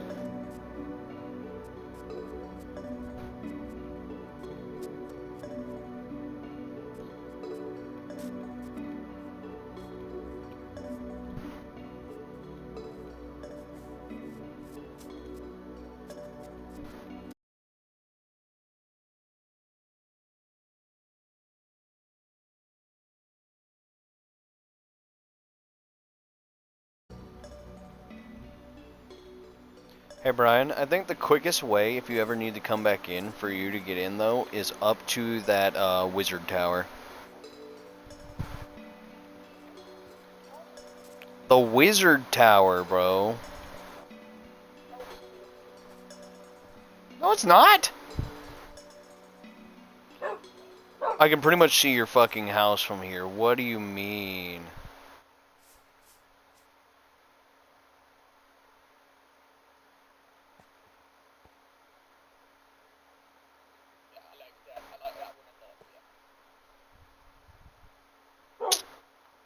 I have no idea where this is even at.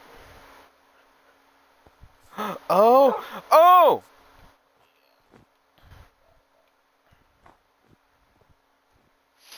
Hey, yo.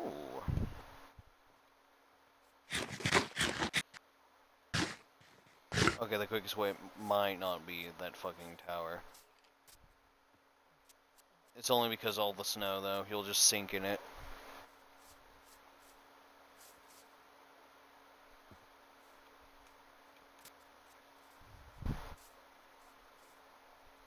You know, this is Sneef's fault somehow. I don't know how, but it is.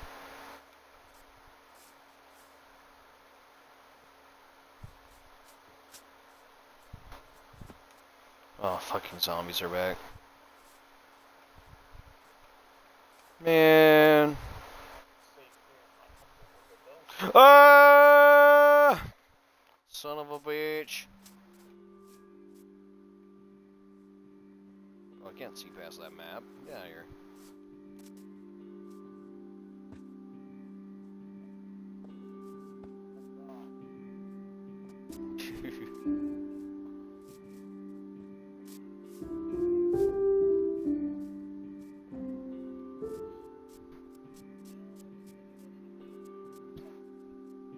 Oh, wow.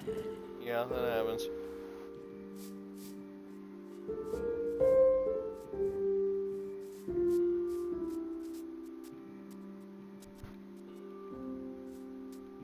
Wonder how far I'm gonna have to run for this fucking map. Oh my god, that ravine. Oh my god, another creeper. No.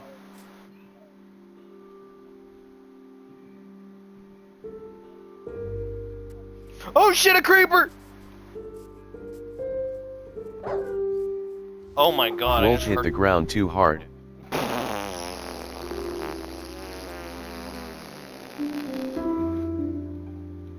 Wow. Okay, game. That's crazy. Crazy. No! You son of a bitch.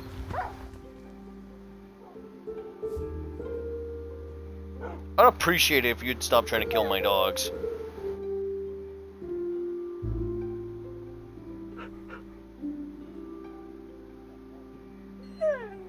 I mean, yeah. But it's still a pain in the ass to run around without them.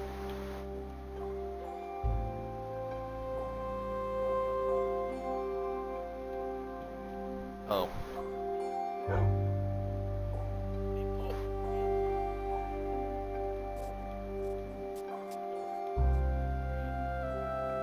Can I feed them bones to make them healthier?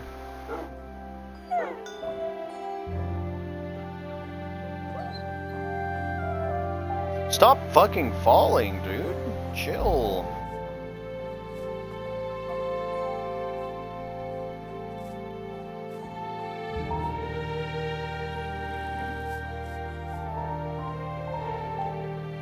Alright, I am now on the map. Ah! Get him, doggos!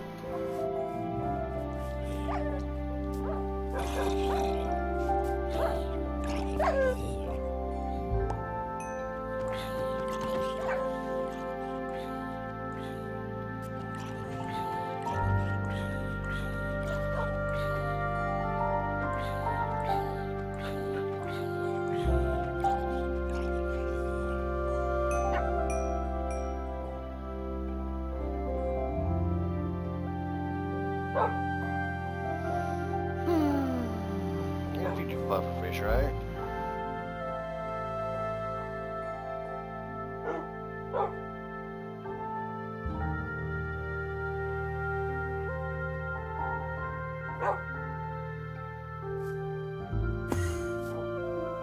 Oh, hey, look, it's KFC. Oh, fuck, it's KFC.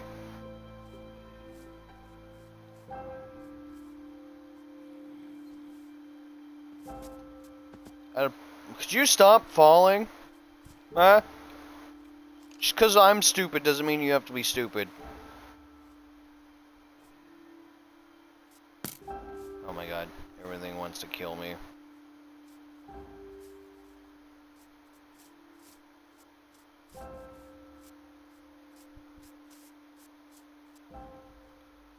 Don't whine at me, it's not my fault. You're the one that jumped to fucking break your legs. Wow. Swing. Ow. Motherfuckers. Jesus.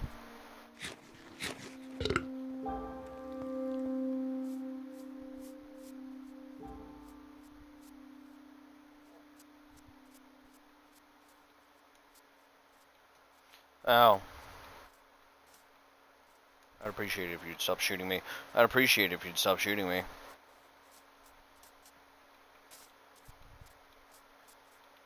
I'd appreciate it if you weren't there. There you go.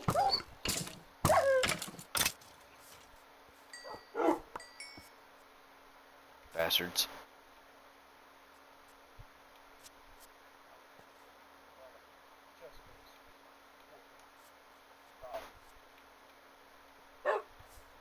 I'm not on the map yet. Never mind.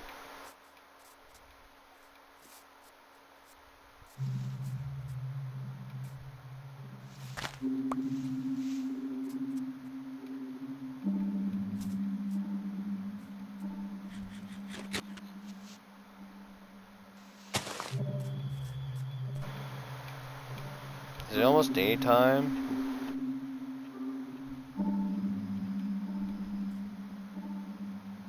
No. Fuck.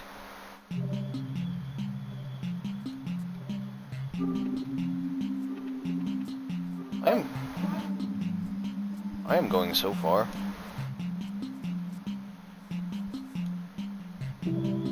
Yeah, I agree.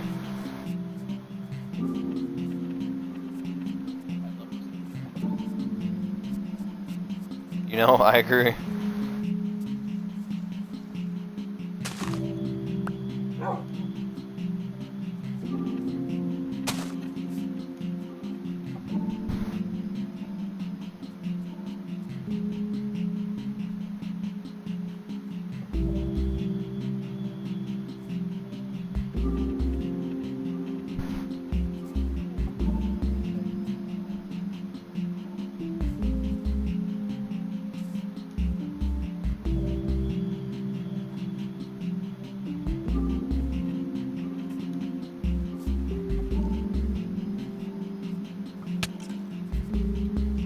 Wolf was shot by skeleton.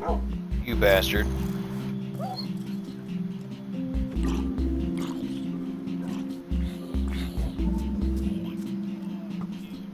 can't believe you killed my wolf. Exact revenge! Revengeance! It has been served.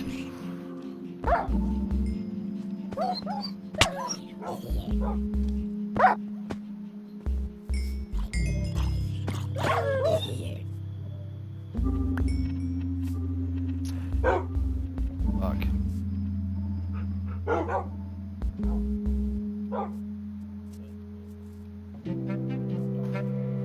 What the?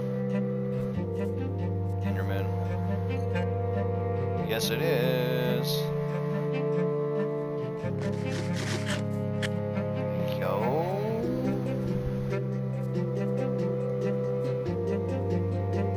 Hey, yo.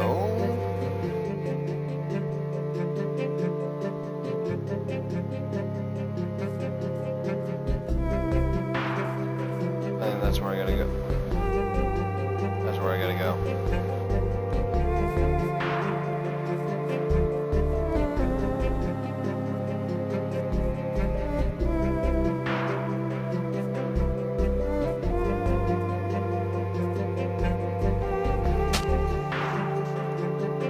I really, really hope this was worth it, because if not, I'm gonna be kind of sad.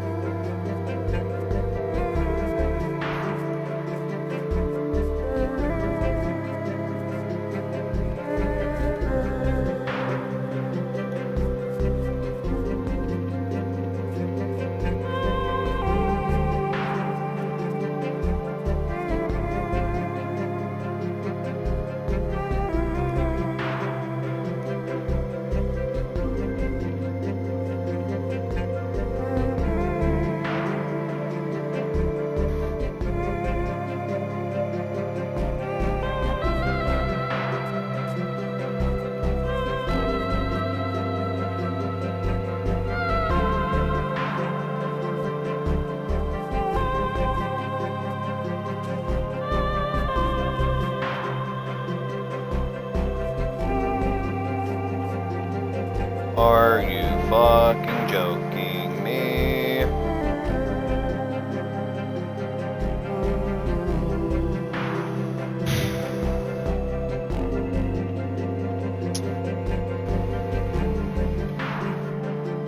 Alright guys, I need you to stay all up here.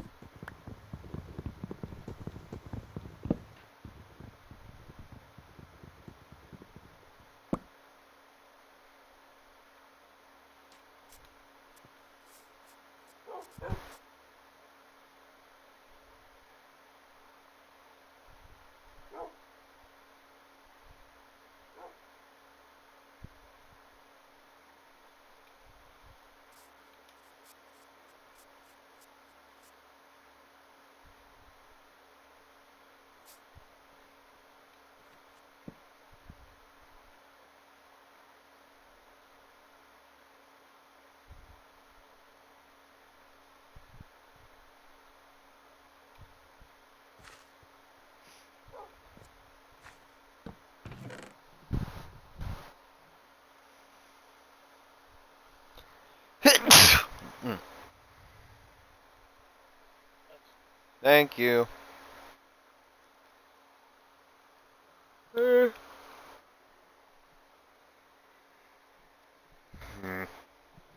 Mm. Mm.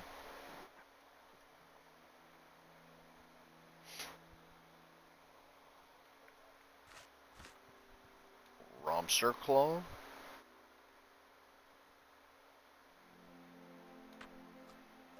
So is this a swim down or a dig down kind of situation?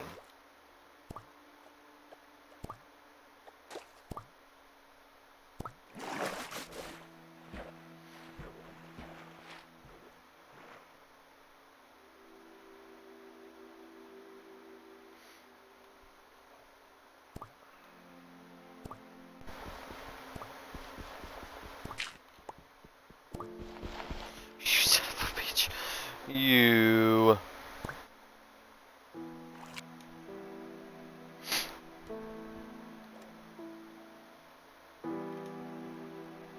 Oh my gosh, that's crazy, man. Crazy. Crazy.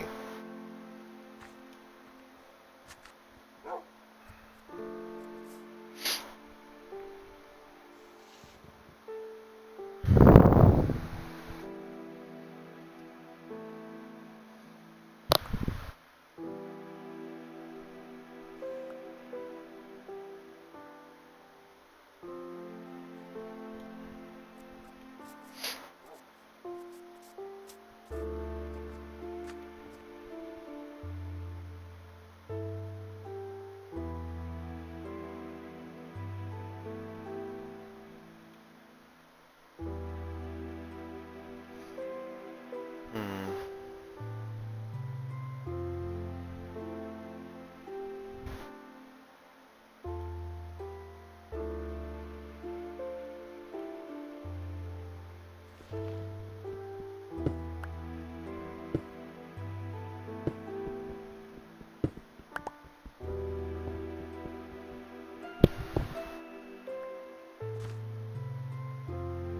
It was a rock lobster. A rock lobster.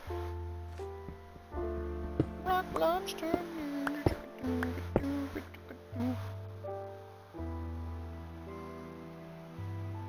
Lock lobster. Look where.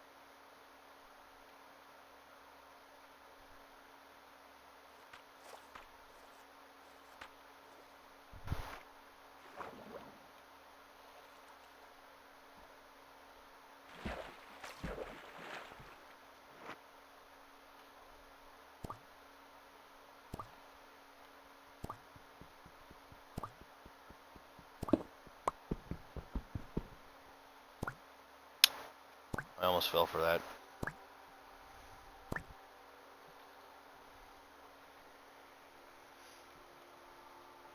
This shit almost drowned me.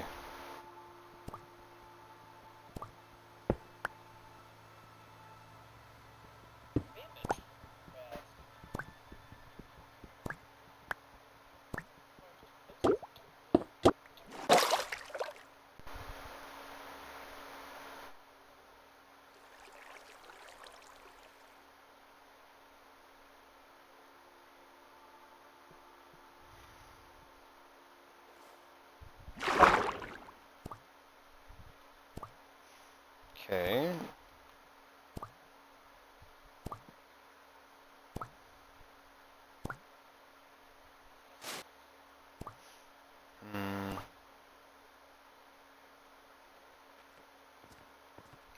I don't know if I'd be excited or upset if I found another pirate chest at this point.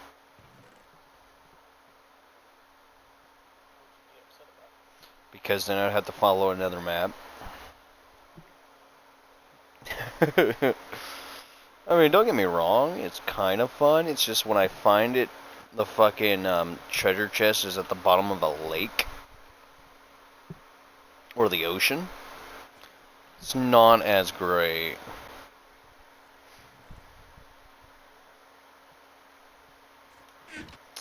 Now I need torches. Fuck, why didn't I get your torches?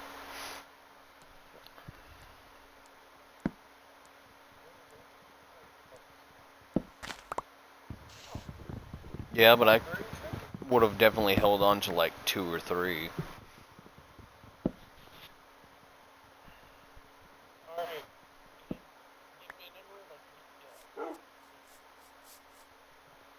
Get me a daisy? Oh. Yeah, actually kill him, because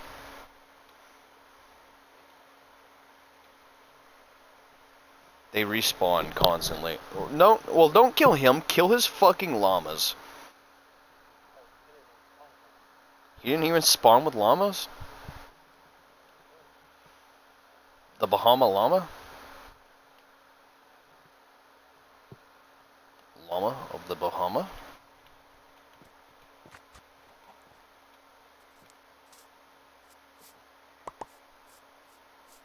Oh, that's crazy. Wait a minute.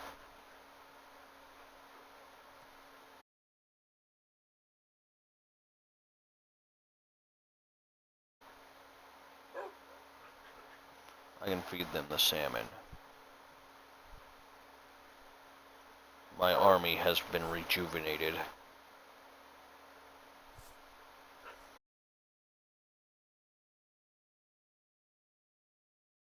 Heck!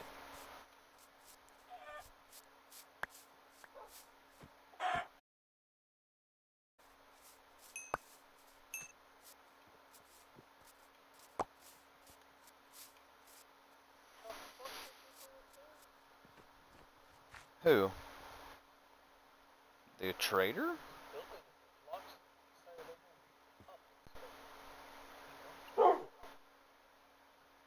Damn, bro, that's wild.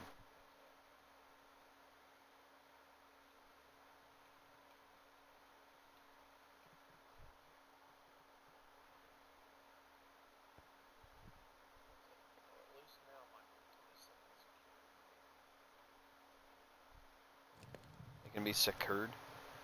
Secured? It's secured, bro. Oh, fucking zombies.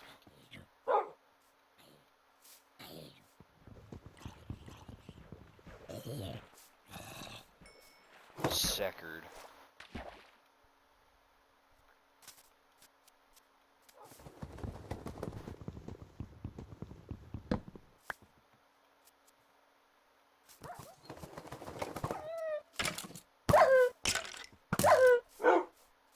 Damn, bro, that's crazy. Illit 3L33 Dus is sleeping in a bed. To skip to dawn, 2 more users need to sleep in beds at the same time.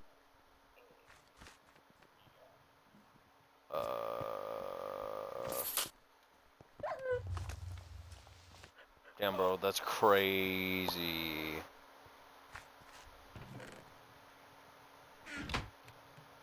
Do I do.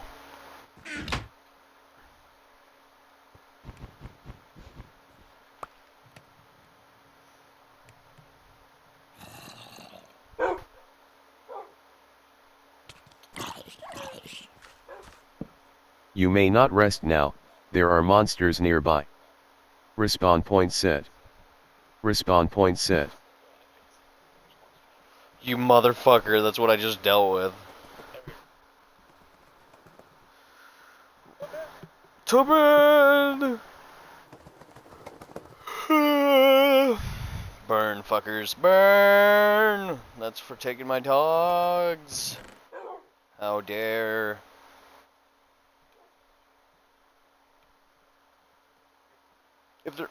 If there was ever anything that I would call a fuckface, it would be these mobs right now.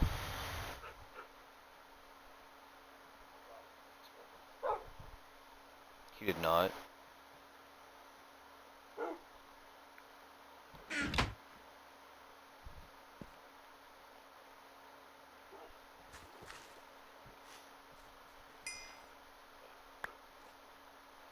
Bro, what are you doing in the water? Oh my god, that wolf over there is going ham.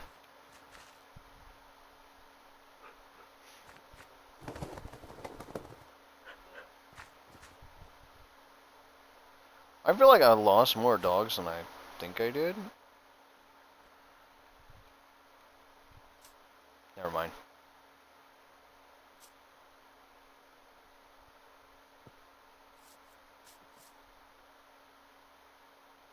Bro's just big chillin'.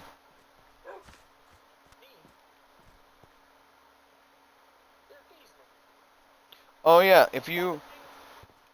Yeah, don't mind the hive.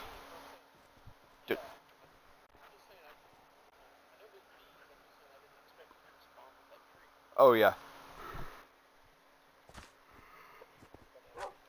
Oh yeah. Damn straight, there's drowned right outside.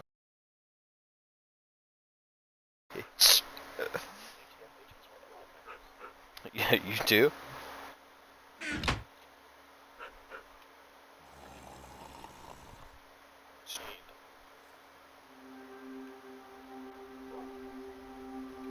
He needs some milk.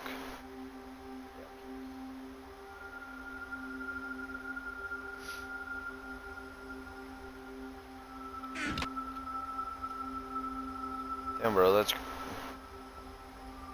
Stop. Stop. Stop. Stop. Thank you.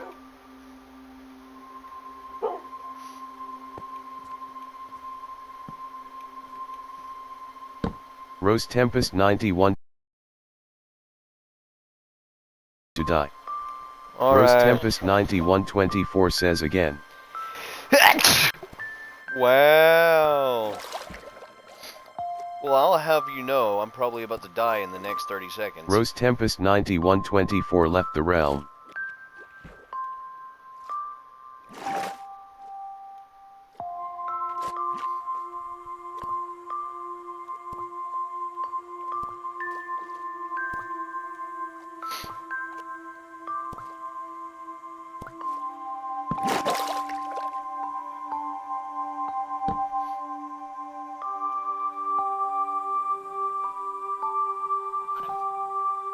Lamau? Lumno?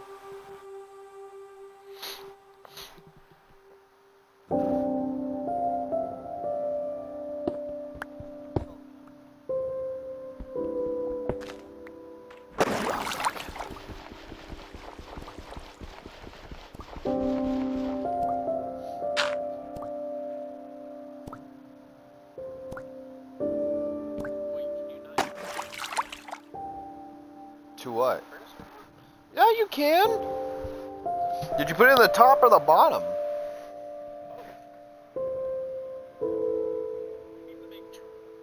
Did you put the wood planks or the wood? So the wood goes in the top, the planks go in the bottom.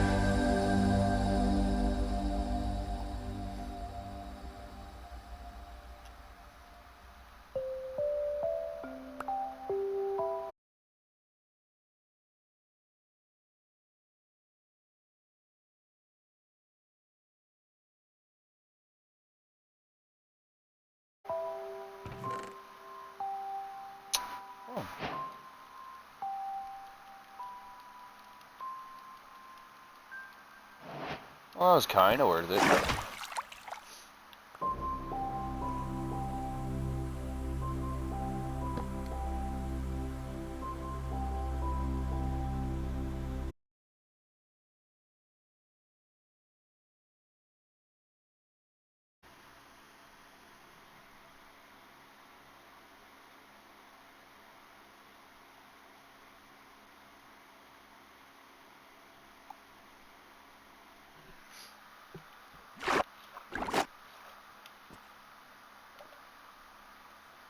Hmm.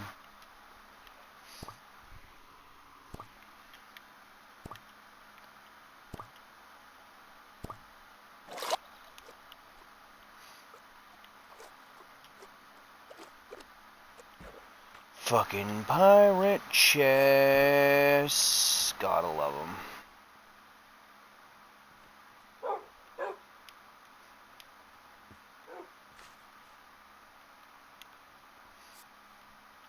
Here doggos.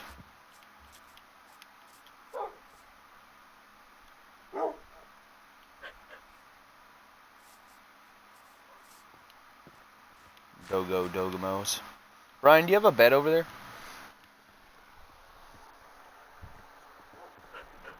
I'll bring you this one if... Oh yeah, you already slept in one. I'm an idiot.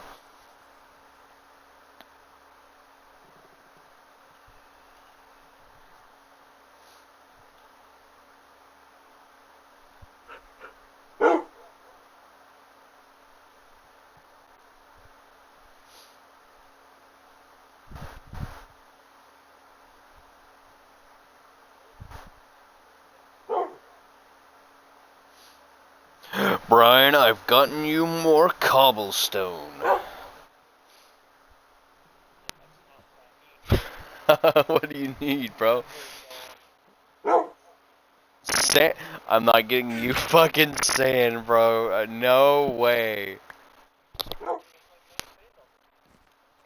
Oh my god, this man's. How much sand do you even need, huh? How much is a couple?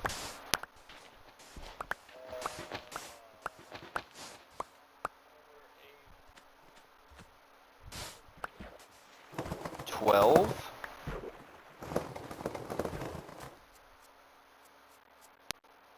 That's more than a couple, Brian.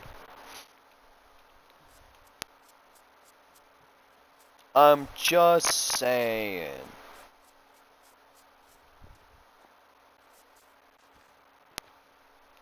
Bro, my fucking dogs are wilding out for no reason. Chill.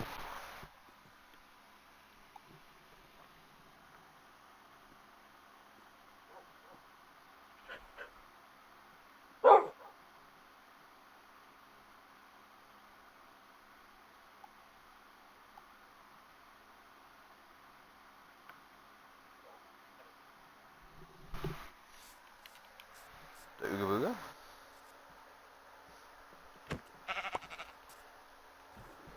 What the boonga?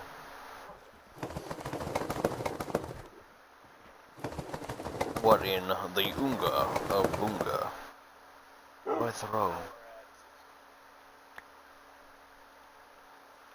Obviously. Throw that.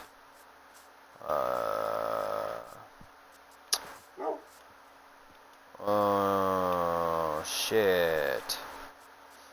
That'll run so far.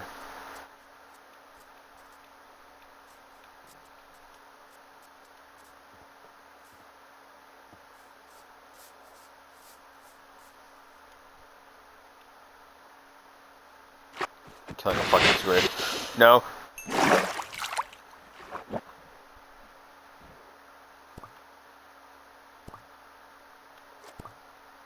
You didn't drop one, you bastard. Oh yeah, you did.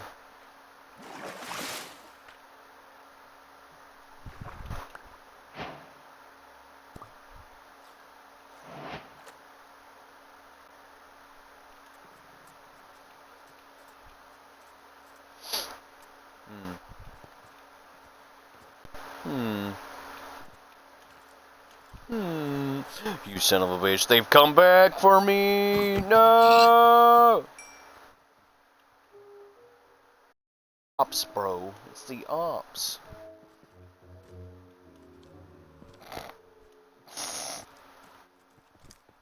Illit 3L33 Dus is sleeping in a bed. To skip to dawn, one more users need to Alright, I sleep need in a beds second at on the that same one. time.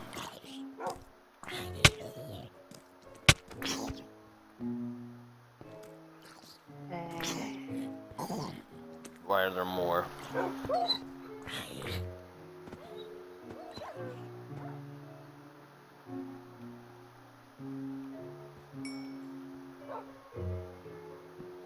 Respawn point set.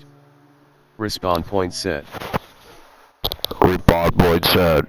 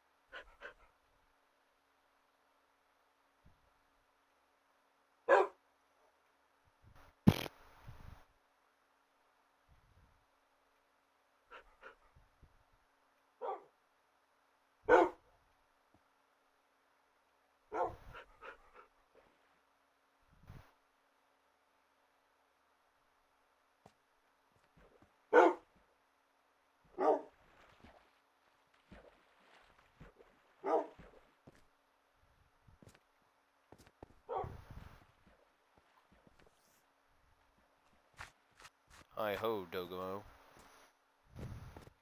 Okay, this way.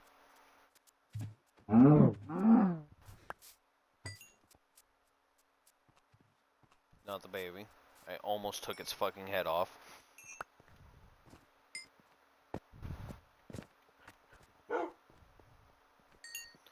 Congratulations, you have leveled up to Fetal Annihilator.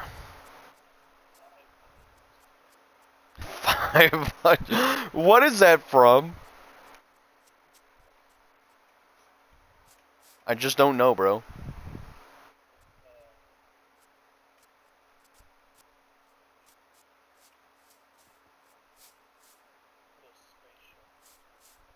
Space shows? Like fucking Star Trek or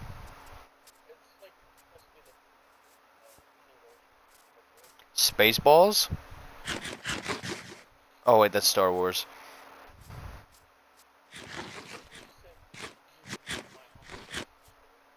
Spider. The Spitter.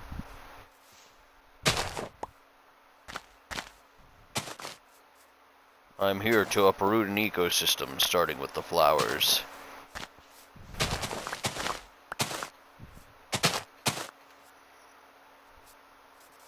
Brian, do you remember my fucking Minecraft world that was like literally just covered in lava for no reason?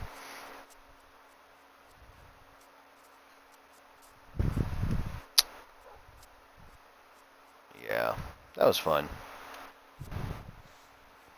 I don't know why it was, but it was. I just wanted to watch the world burn. And I did. Hey, yo?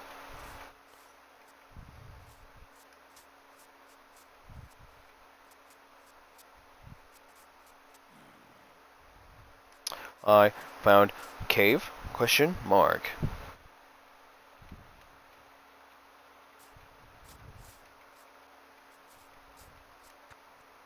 It'd be really cool to come across a temple. Fuck that cave. Fuck that cave, that's a sidetrack. Fuck that cave. Nope, I don't care. Fuck that cave.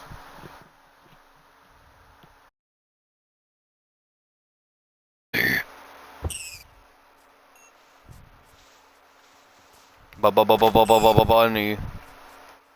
Sorry, I need you to feed my dogs.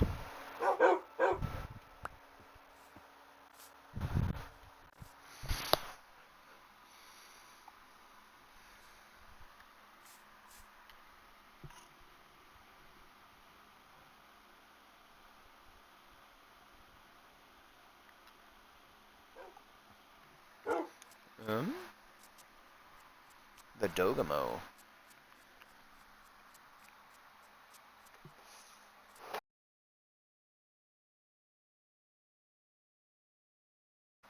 I'm gonna drop a couple important things off my body.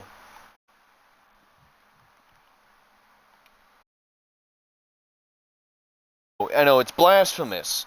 Can't believe.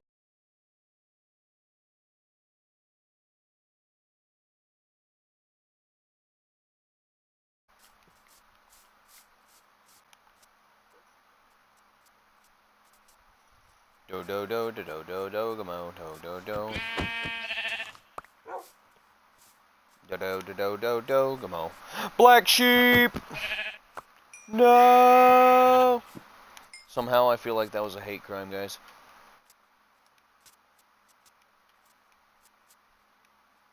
I mean, it wasn't. It wasn't. It wasn't, guys. It wasn't. Right, Ryan? Right. No, I just killed it with my fucking sword.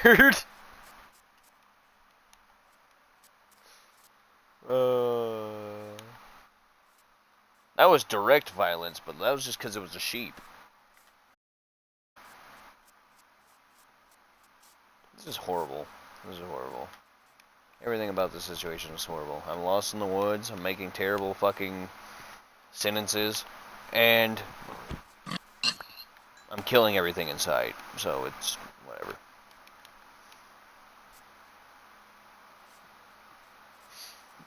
It's like 300 and then 170, right?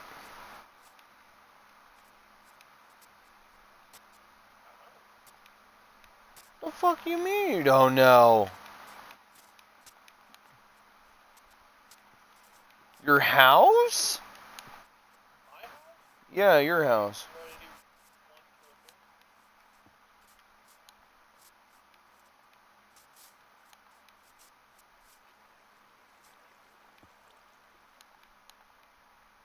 Did you say 380, 480?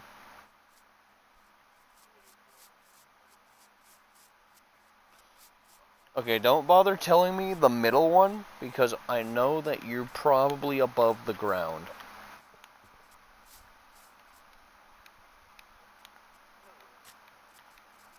Oh no.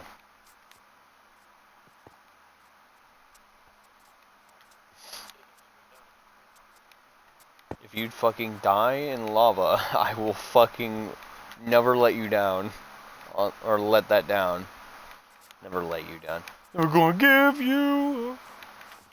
We're gonna.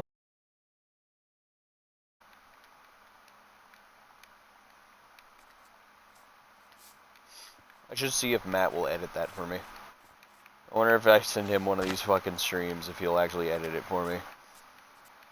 Or he'll just be like, no, fuck this. My audio hasn't been included. That's fine.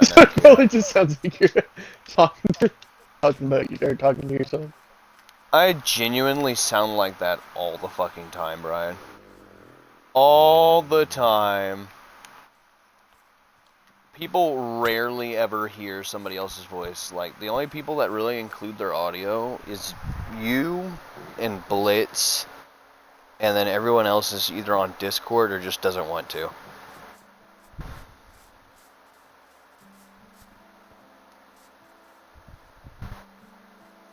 Well, actually, let me rephrase that. You're the only two that will do it without me asking.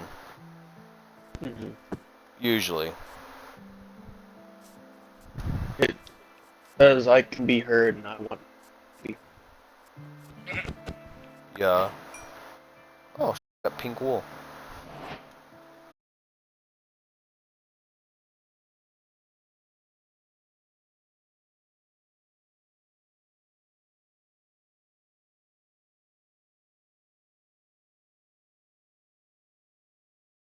KFC while I'm out.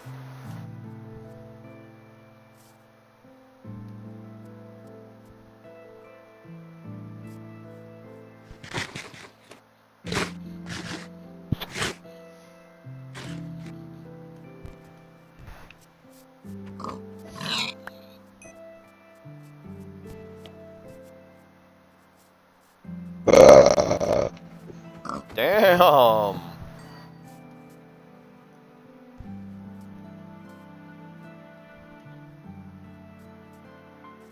crazy.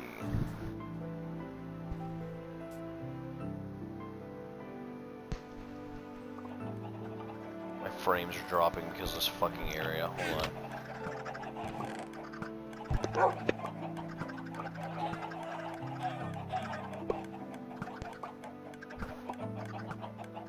What? What do you want?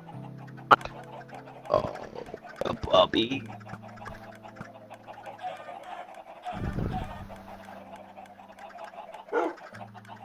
LMAO.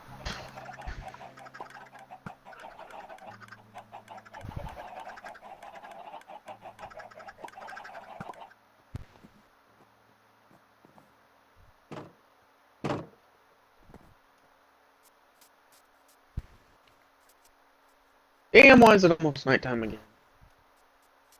It just always is, man.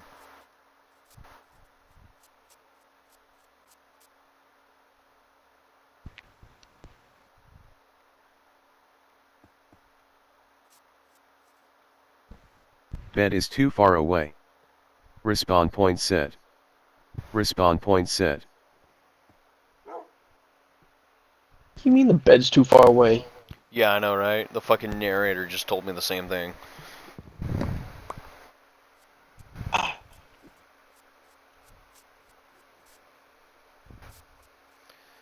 So negative 384. 200? Or negative 200? 205. Well, 205. Okay.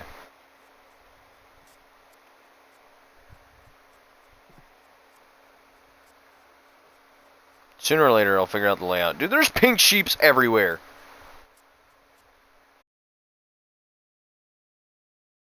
See a pink sheep.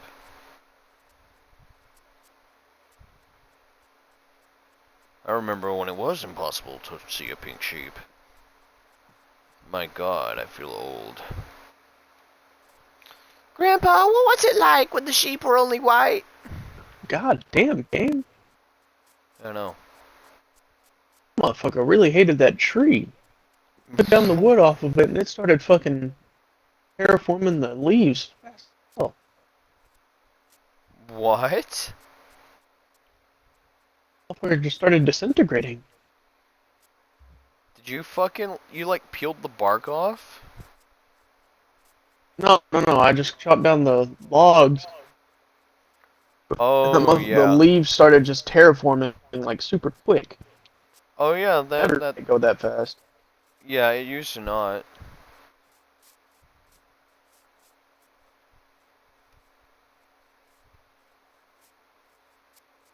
Damn, I'm good.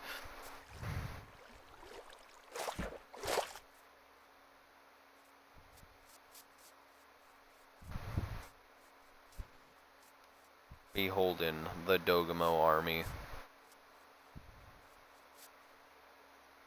I've come for your Ligma. Ah.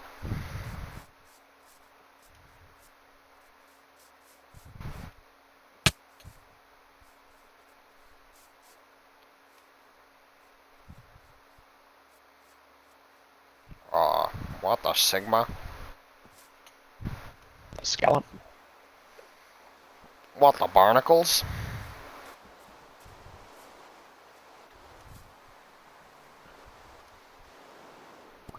Squid! Better be dead. You son of a bitch. Give me that ink. That inky ink sack of sacks. That doesn't sound good. I should stop. But I can't. There's so much.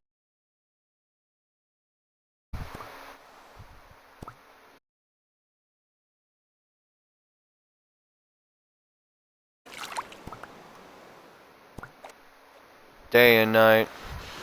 Me and my night. At night. Alright guys, let's get you out of the water, because you're dumb as hell and you won't teleport. Yep.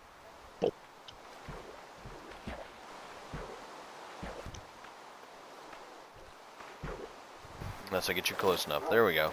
Come on. One more.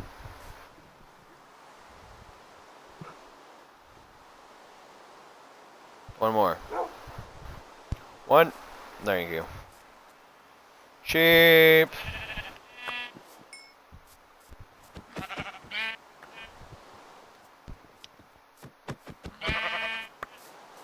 I'm an idiot.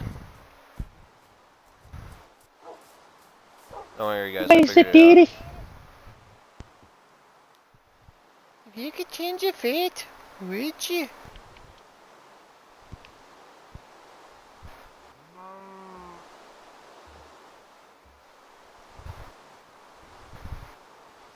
Should really build a corral.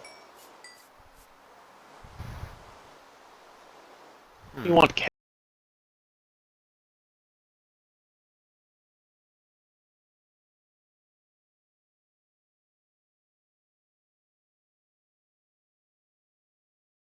Minecraft cat have ligma.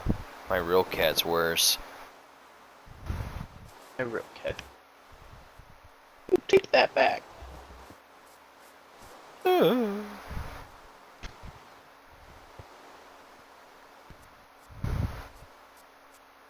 Minecraft, get out of here with somber ass music. I don't even have the music. It's just gone. Like that fucking lead that I was just carrying. Where did you go? You bastard. How dare you break free from my hold.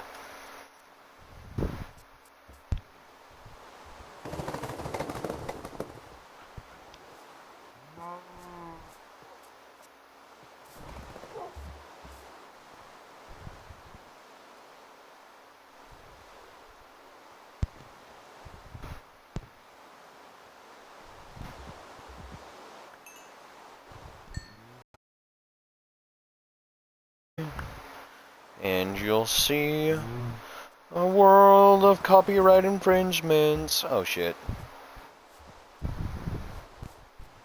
This fucking bastard. Jump off my lead like that.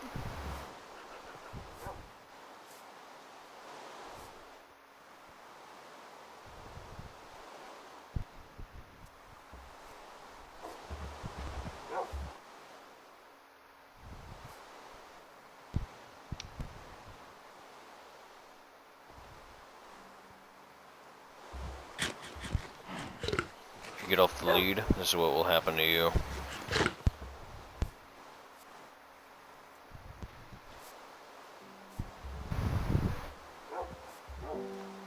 Here at Shady Oaks, we offer a much safer, more happier life.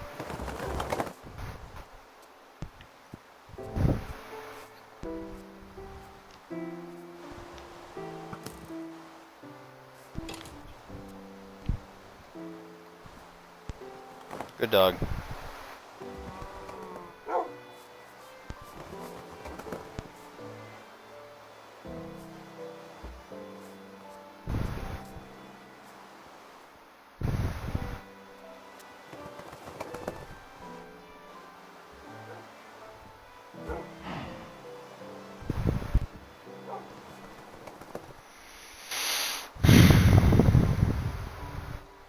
Honey, hey. You know what? Fuck these ones. I'll go closer and then I'll grab some.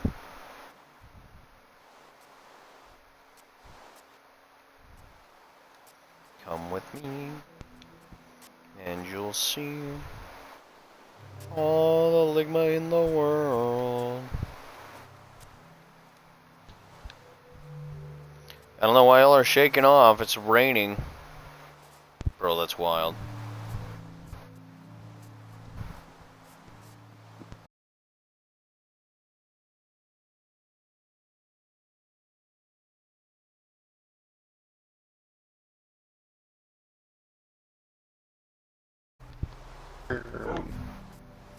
I fucking ran past it, didn't I? It's only the tall leaves that get already. Oh yeah. You said negative 380 and then 205. Here, I'll give you an update.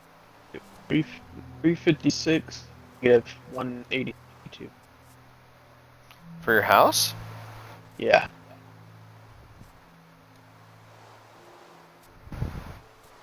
Negative 356 or 356? 356.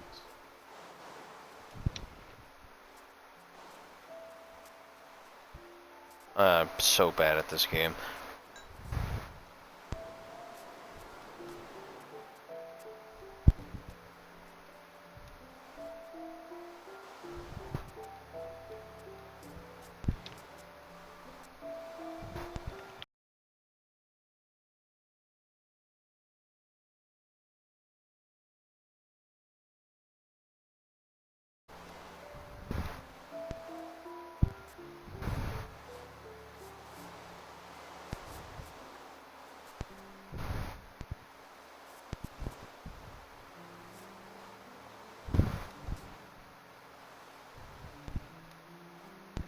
What? What?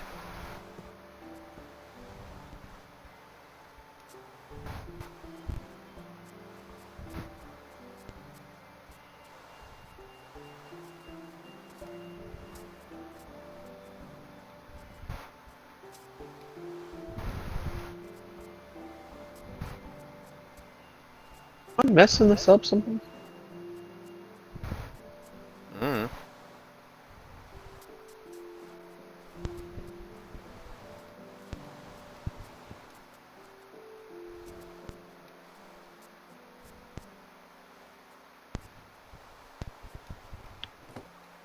Turn in nighttime. Alright.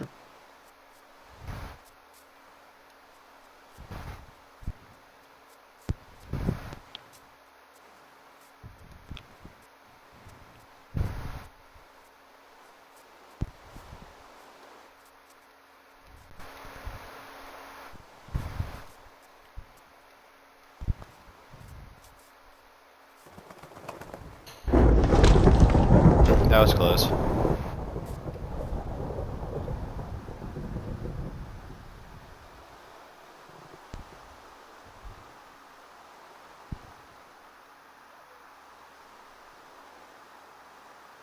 But I don't remember how to fish.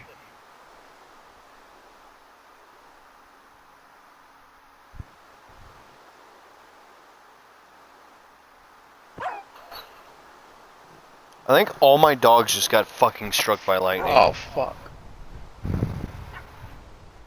Bro, that's crazy.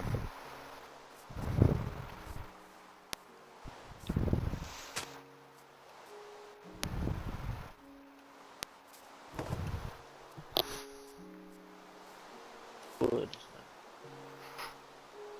My ass.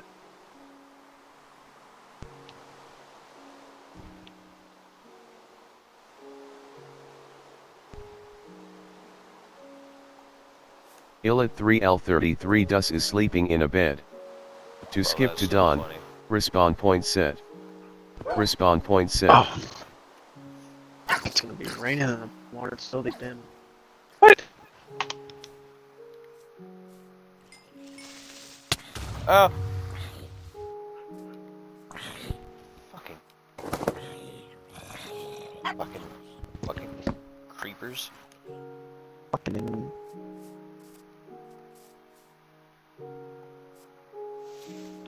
Building a century.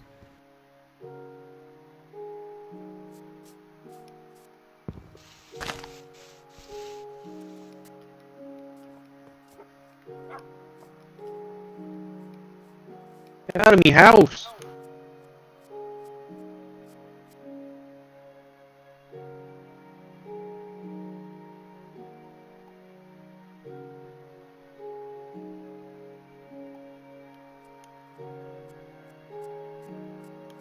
Hmm.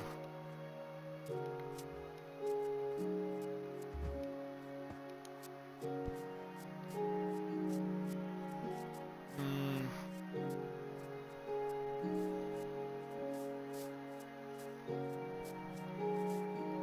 Before anyone asks why I'm not just going directly to his place, it's because I'm exploring a little bit. If I'm lucky, I'll figure out an area. Oh. That's something. Let me guess. Let's go. Okay, this way.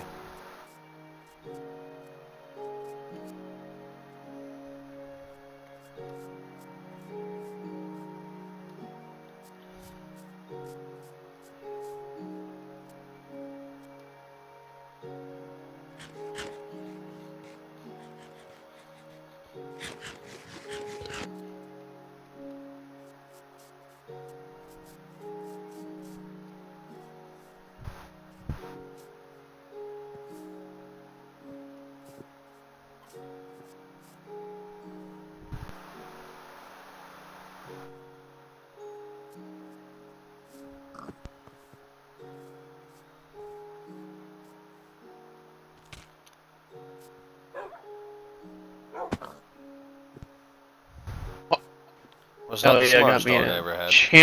enchanted bow with Unbreaking 3 on it. Are you fishing? Yeah.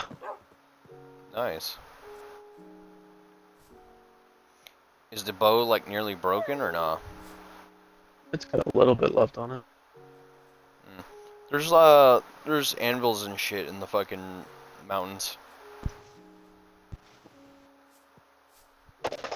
Spotted sand. Sand acquired. Full of boat to go get it though. That's a sacrifice I'm willing.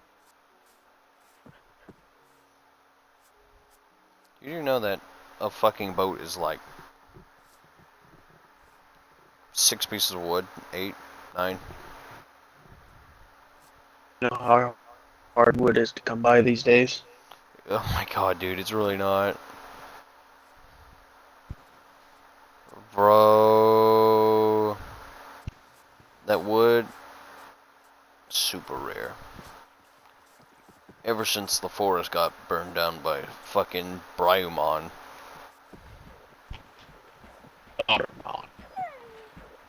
Bryumon.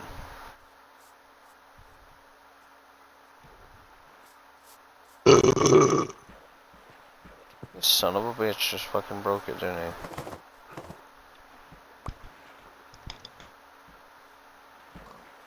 I want any more clownfish. When they clowning you. Revel 10. Finding salmon. Riddle me this, cat. You're about to fall. You fucking idiot.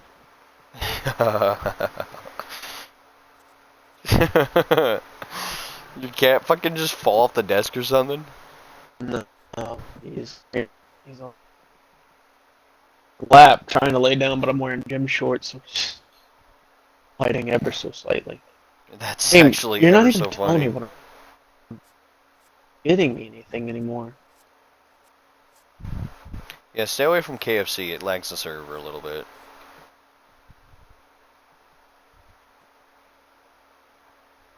Brother. Just like real life.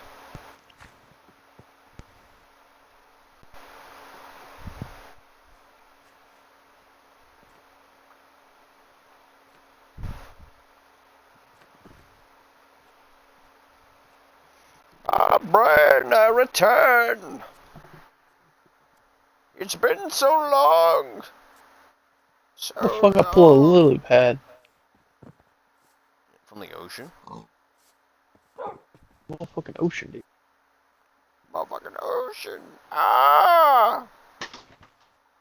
Brian! I Hold on, come hold on, bearing gifts. hold on.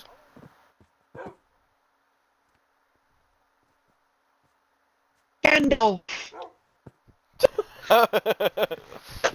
God damn it, I dropped my vape again. Oh, sorry, Oh Rex. shit. Ah, yes. Pigs. I have Yes. just a spot for them. Fucking throws them in a hole, buries them. Bro does have a bee literally right there. I planted that tree. He said I planted those bees. Took right in the ground. Where the fuck did my other two? Right in there. But,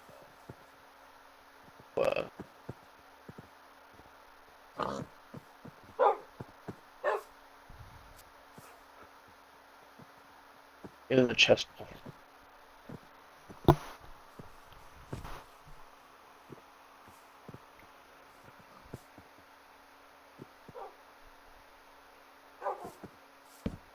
Alright, now run real fast so your dogs escape. Oh wait. I need like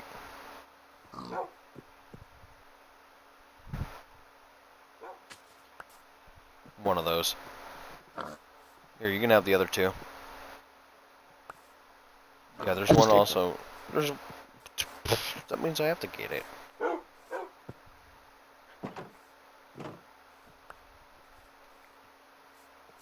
Get off, pig. Oh. Fuck.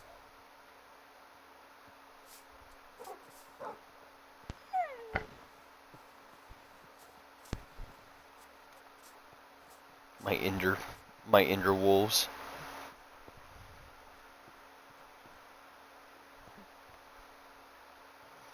I mean, like, the wolves already teleport, guys. So, like, is it really game breaking?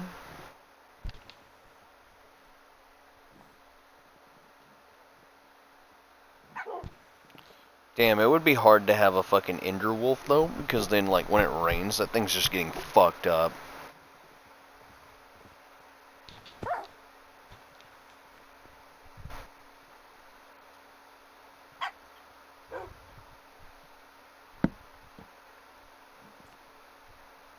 Here you go, Ryan.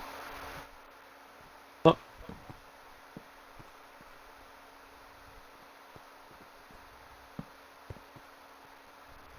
Shit. Need a bucket of water. A bucket of water. I have 9 iron. Yeah, if you can make water. Oh, I just put it in your chest.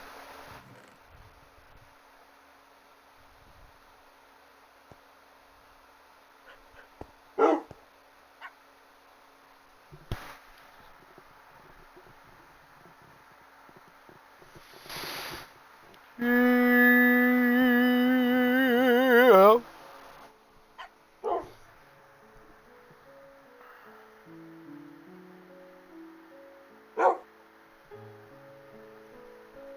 Give him some of that KFC. There you go.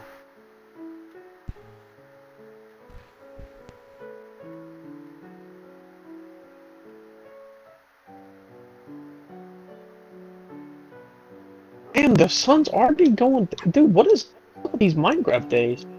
Should be altered. They might be.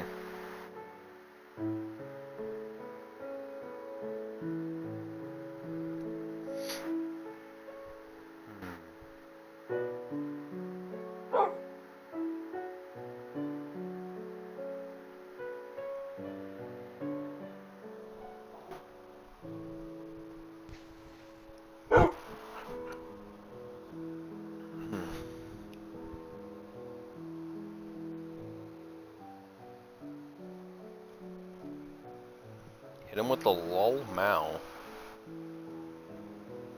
Raffle LML. Okay, pigs, we'll have you breeding mode. Wait, do you still need carrots? Yeah. Sweet. There's a fucking carrot farm somewhere in that fucking village over that, or in the town over that way. There's a village also, I think, that one that way, and then one over that way, a long ways.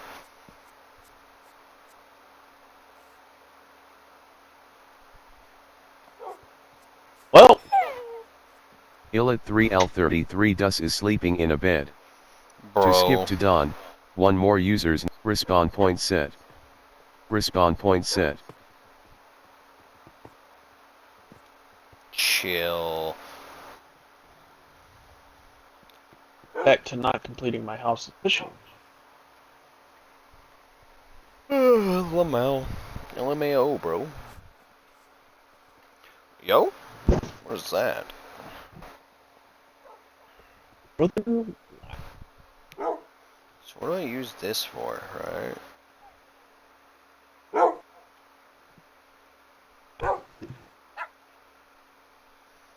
Banner pattern?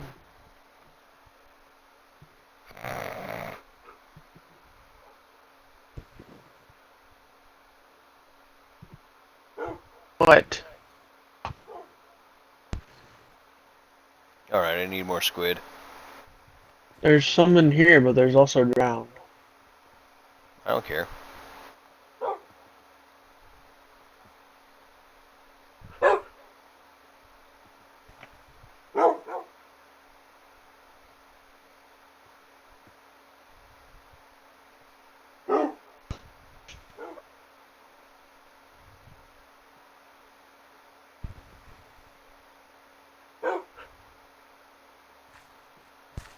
What do you mean, game?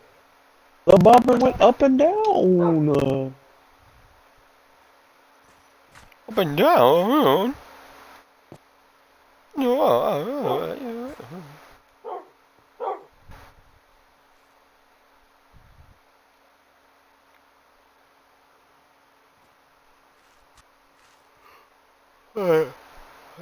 Where's that squid? Oh.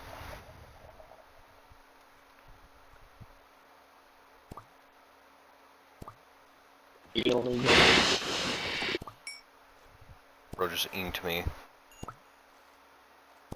Oh fuck, he's got a trident.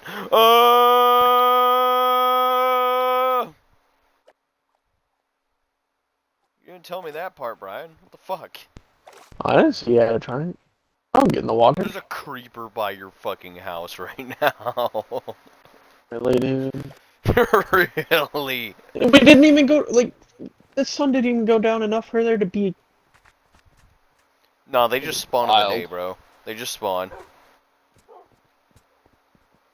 It's always been like that with the creepers, Brian. Alright, come here, fuckface. Oh, this fucking idiot. Yeah, I know you love me. Here, let me go get fucking suicide bombed real quick.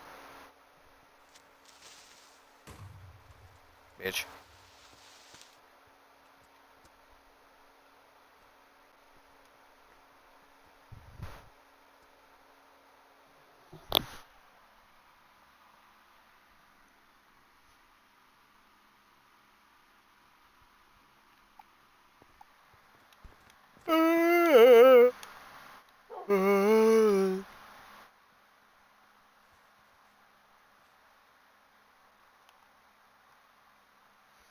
Boats and hoes, boats and hoes. Gotta have me my boats and hoes, boats and hoes, boats and hoes. The Nino, the Dipino, the Santa Maria.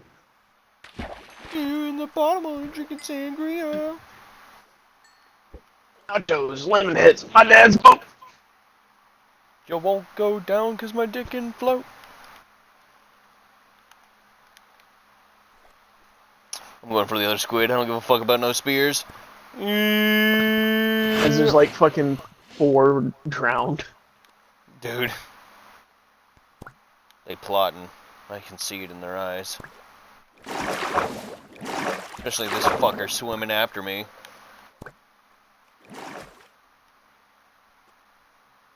Is my dog really going after me? I want your fucking spear, bitch. I want your spear, bitch. And dropped Better into the spears. Yeah! I fucking got one. Oh. Watch out behind you. And put mending on it.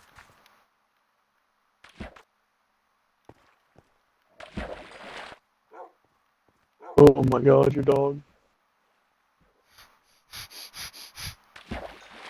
What about the dog, huh? He almost got hit by a damn...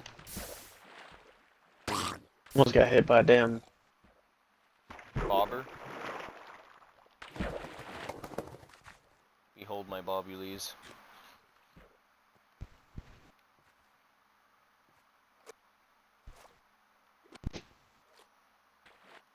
Bro, I just need like fucking mending Because I already have, like, what is it called?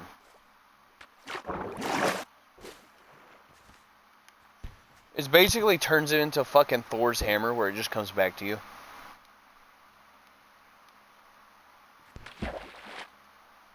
What? There's an enchantment you can put on it. It's called, oh, loyalty. Loyalty, that's what it is. Oh, fuck, that was yours.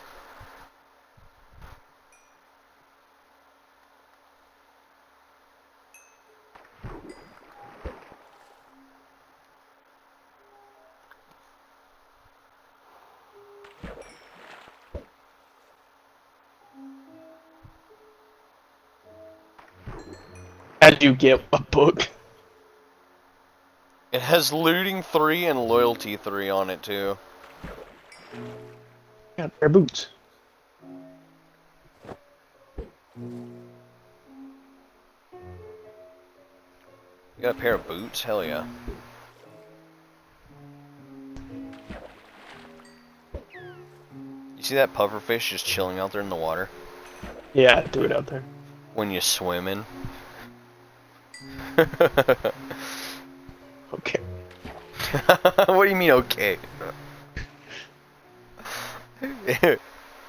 All drains lead to the ocean.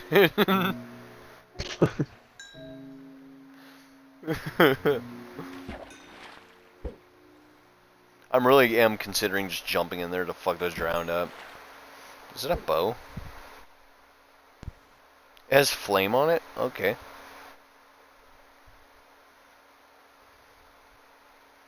Ryan, you want the fire bow?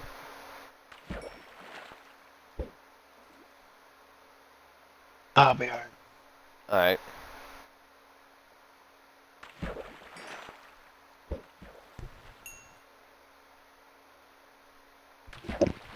Shut! I pressed the wrong button. Another piece of leather.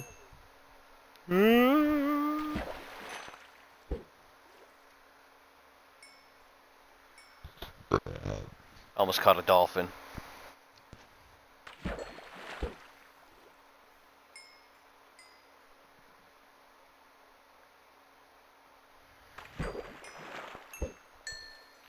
Hashtag dead motherfuckers in the water.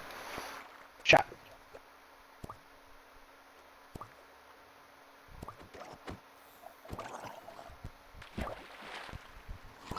Another piece of leather.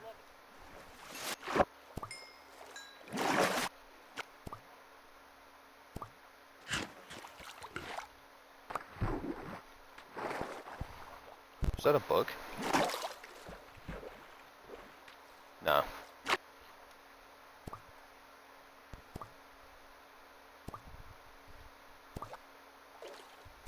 What?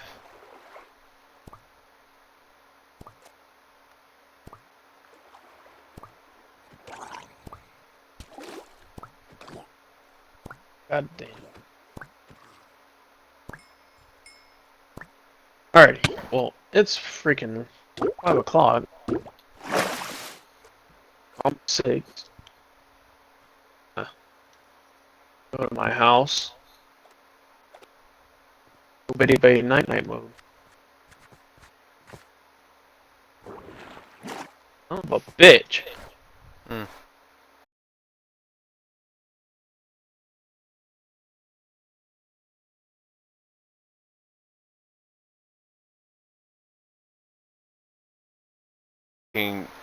Like this fishing spot, but at the same time, kind of hate it. I'm gonna build a dock.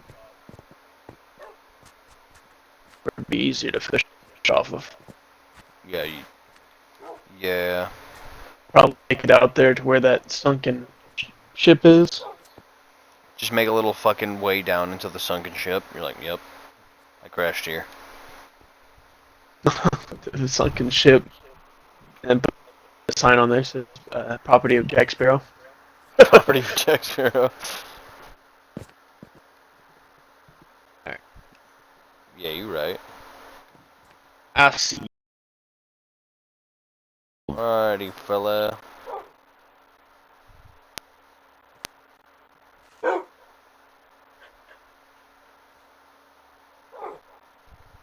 All my fellas.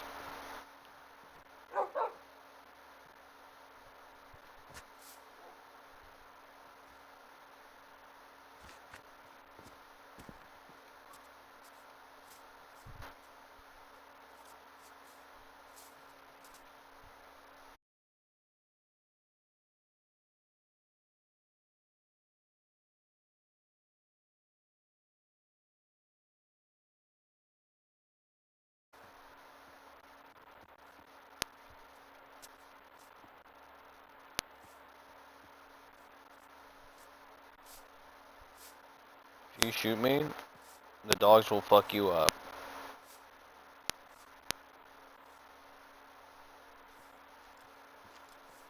Do it.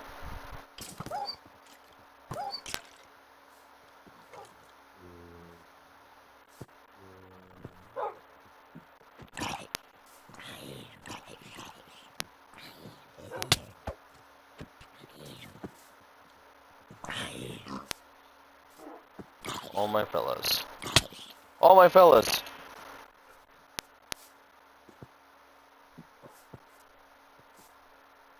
Damn, bro, that's wild.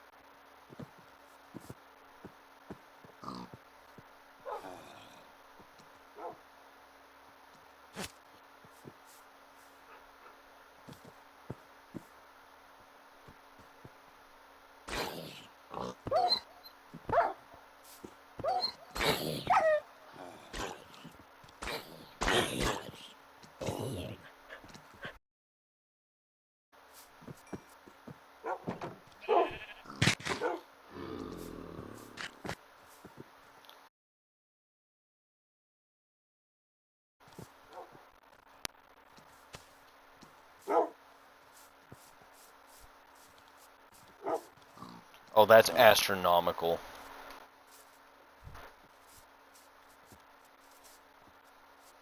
All my fellas.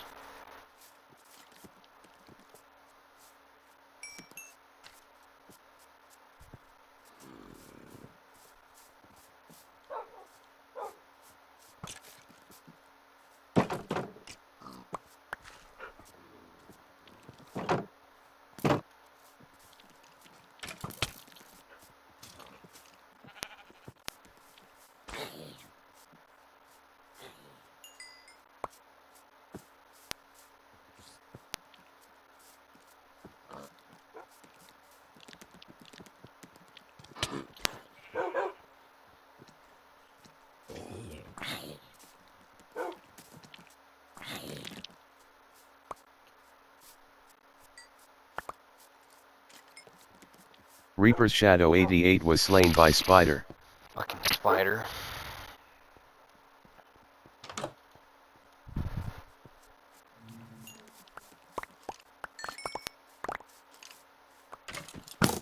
Just skeleton. Fuck.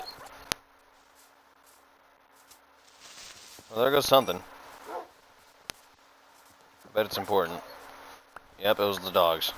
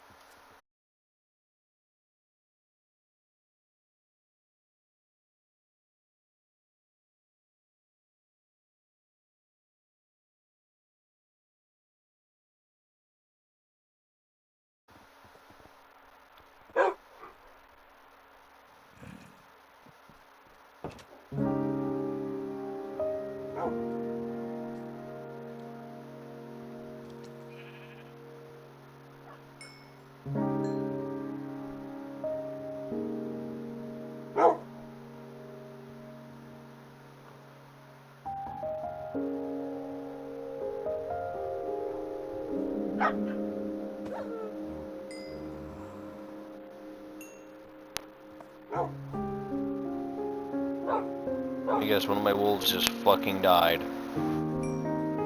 Right? Is that what you're about to tell me, game?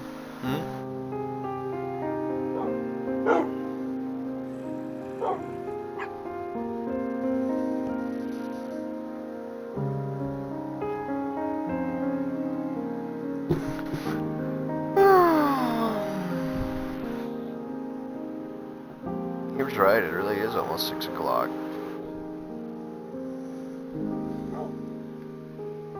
That's crazy, but I gotta get back to the home first.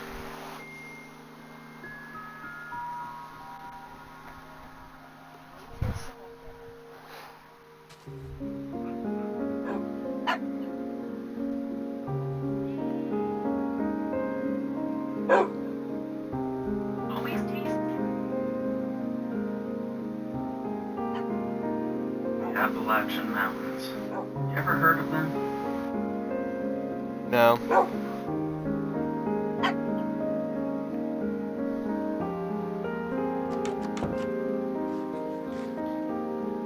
was an early Saturday morning, right at the end of September, when my father informed me that we would be going pumpkin picking that day.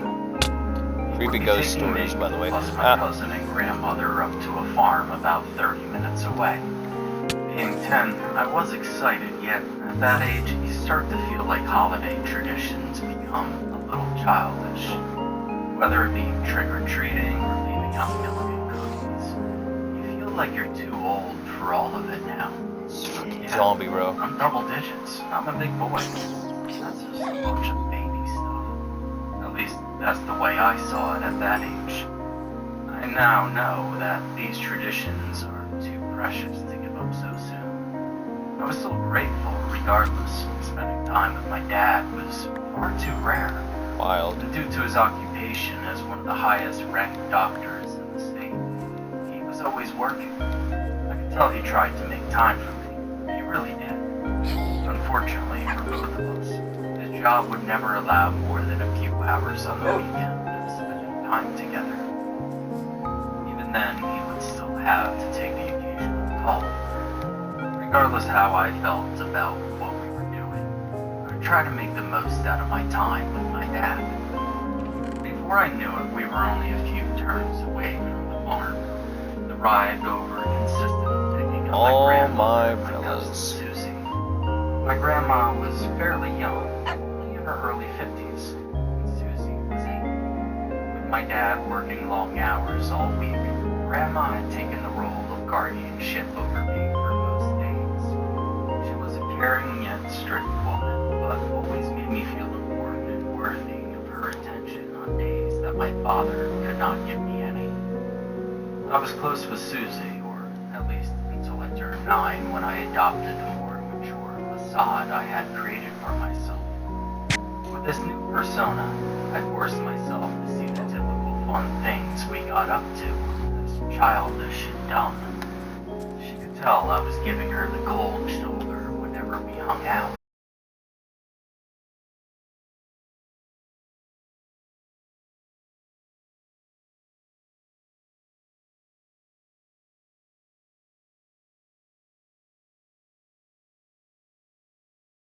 Yeah. The attendant had us drive into a grass field, which stirred a confused reaction from Susie and I. "Dad!" I shouted from the back. "What are you doing? You can't drive onto the grass." "Calm down, Fred," my dad lectured. "This is the parking lot." "What?" questioned Susie. "Parking lot can't be grass." "Oh, yes it can," my dad replied. "Well, how do you know where to park?" Susie questioned once more. "Well, you see, they paint lines onto the grass. It's just like a baseball field." Susie and I turned our heads to our respective windows to see firsthand what my dad was describing. "Oh," I said, feeling stupid that I didn't already know that. I felt embarrassed and worried about what Susie would think about my ignorance of the fact you could really convert any flat piece of land into a parking lot. I looked over at her, still busy admiring the lines painted in the grass. Relief came over me when I realized she was none the wiser of my lack of knowledge. Or maybe she just didn't care. The matter of finding a parking spot presented virtually no challenge, since the 2 acres of field that made up the lot were only occupied by maybe 10 other cars. I guess it was to be expected, since it was both early in the day and early in the season of pumpkin picking. Most people would consider any time in September to be far too early to pick pumpkins for Halloween, because by the time the holiday arrives, they would already be rotten or eaten by an animal. But my father figured getting a head start on picking pumpkins this year would be for the best, since it was unlikely he would be able to make time again before Halloween, and the fact that it would be less busy, of course. He always made a big deal about big crowds and how he didn't want to get sick and miss important work. We pulled into a spot in front of the barn itself. Well, it wasn't actually a barn filled with animals. The building was only styled as a farm and was actually just a farm storefront. It was a large building with a slanted roof and painted the classic deep crimson red, essential for any barn. Above the door sat a large sign that read, Schrader's Farm, estimated 1958. I didn't give him the fucking tan, did I? The car in the park. We're here. Finally, Susie said, unbuckling and began pulling up the door handle to no avail of getting it open. I unbuckled as well and began doing the same. The dreaded child safety lock had presented itself. Come on, Dad, open the door. I whined. Hold up, guys. So fast. First, you're going to need to promise me that you'll listen to your grandmother and I. And you'll be patient, waiting for the tractor to bring us to the pumpkin patch. My dad lectured in a patronizing tone.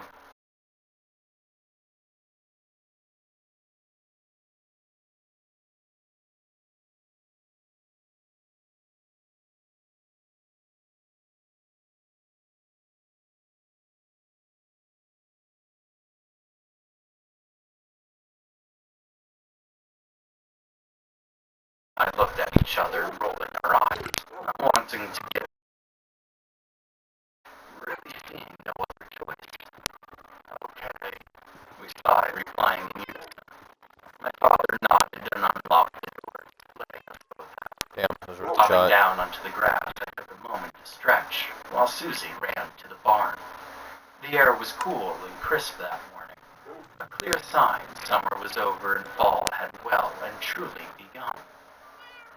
Surrounding a paved pathway that led to the front doors of the barn were tons of scarecrows that were all for sale, staked into large flower pots. I walked to Susie, who was already on the path, anxiously waiting to get inside. Grandma and Dad caught up to us and we all walked to the doors. Trying to be mature once again, I opened and held it, letting everyone in before me. The inside of the barn was all decorated for the upcoming holiday, with wooden cutouts of all various Halloween characters nailed to the walls and large foam spiders hung from the rafters. Susie's feet staggered, and she gave out a small yell when she noticed the spiders. They're fake. Don't worry, I told her in a somewhat patronizing tone. I know, spiders just freak me out. We all walked over to a counter that an acne-ridden teenage clerk sat behind. Lol. Apple picking is over for the season, the teenage clerk said in a rude tone, not bothering to look up from his cell phone. We're here for pumpkin picking, actually, my dad said, mimicking the clerk's tone. Oh, my bad. The clerk pulled himself out of the slump and placed his phone down. I forgot that started today. He paused, looking over to a clock above the entrance, and when he clearly couldn't make out what it said, he turned to his phone. You guys are the first ones here. Tractor leaves for the patch in about 10 minutes. The hayride's free, you just gotta pay for your pumpkins. The clerk explained. Alright, we don't need anything to indicate we were the first ones in line or anything? My dad asked. Dad was always a stickler about these kinds of things. If he What was does there a conduit first, do? then he was going to be first. Nah, there's a gate outside where the line starts, and there should be a guy standing behind it now. You'll see. my dad said, turning to us. Alright, you guys could look around the store for a little bit with Grandma, and we're gonna go into line. Honey, the man said there's still 10 minutes until they're ready to take us. And no one else is here, my grandma said. Just let me wait. And that way, when people do show up, we don't have to wait until the next trip. My dad explained quickly. Grandma shrugged in defeat, and both groups went their separate ways. She then walked us over to a row of freshly baked donuts. Susie and I examined them with gluttonous expressions on our faces. I'll get you each one when we get back. Does that sound fair? Grandma said. We turned to her and nodded in approval. We then approached a cartoony-looking animatronic cow head mounted to a miniature barn. A large red button sat in front of the head with the text that read, Press, written on it. Susie did just that, pushing down the button which brought the cow to life. Welcome to Schrader's Farm, serving your community since 1958. A loud female voice boomed from a speaker within the cow, as the jaw moved out of sync with the words. At Schrader's Farm, we offer the best selection of fresh produce grown right here in our own. The final words coming from it slowed down and distorted, as if the power supply had slowly been sucked from it. A loud buzzing sound filled the room, and the lights overhead also began to dim and flicker, until they went completely dark. The clerk looked up and made an audible groan while slapping the side of his cell phone, which too seemed to have the power drained from it. Susie stepped back, frightened by the creepy deactivation of the cow. I wanted to do the same, but I caught myself, wanting to still look cool in front of Susie and Grandma. Well, hopefully they don't cancel our hayride, Grandma said, looking up at the ceiling. The buzzing got louder until it stopped, as the lights started flickering and the cow began speaking again. Then, as if nothing happened at all, the electricity went back to normal. Besides the clerk's phone, which seemed to still be dead, since he was angrily pressing the power button. Good, I said to Grandma, who too seemed relieved by the electricity coming back on. Well, let's go out and get in line with your dad now. The tractor should be leaving any minute. Grandma told us, pushing us along and out the door. Outside, my dad was waiting first in line, and a few other families had begun to line up behind him. He was making conversation with a man standing behind the gate. We walked over, joining him in line. You guys see anything interesting in the barn? He said. Not really, I replied. What? Susie said to me angrily, then turned towards my dad, changing her demeanor. Yeah, we saw some really tasty-looking donuts, and Grandma said she would get us them when we got back. Oh, how lucky you two are. I'm confused by this, and I don't know why. Are you guys excited to go on a hayride? Grandma asked. Yes, Susie replied enthusiastically. I didn't respond. And what about you, Fred? Grandma asked again.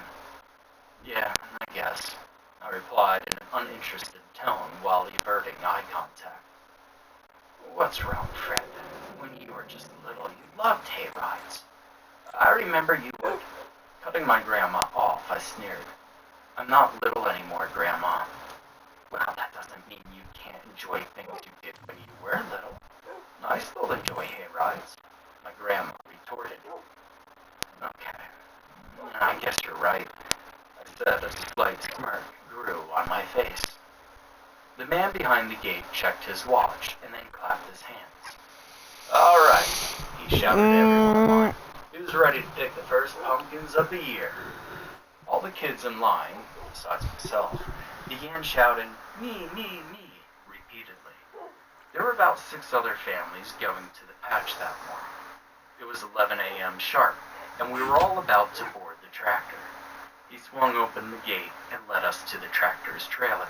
It was a large, long platform with blocks of hay placed evenly around the inside. We each climbed up a short step ladder onto the trailer. Come on, let's sit in the back, Susie said. It's the most bouncy back there. No, I think I'll sit up front, I told her. There I was, doing it again, trying to act all mature, but in reality, just kind of ruining the fun. Fine, she said begrudgingly. You're no fun. I walked over to the hay bales that were closest to the tractor itself and sat down. My dad, Grandma, and Susie all followed, sitting down beside me. The other families all piled on until there was no one left waiting.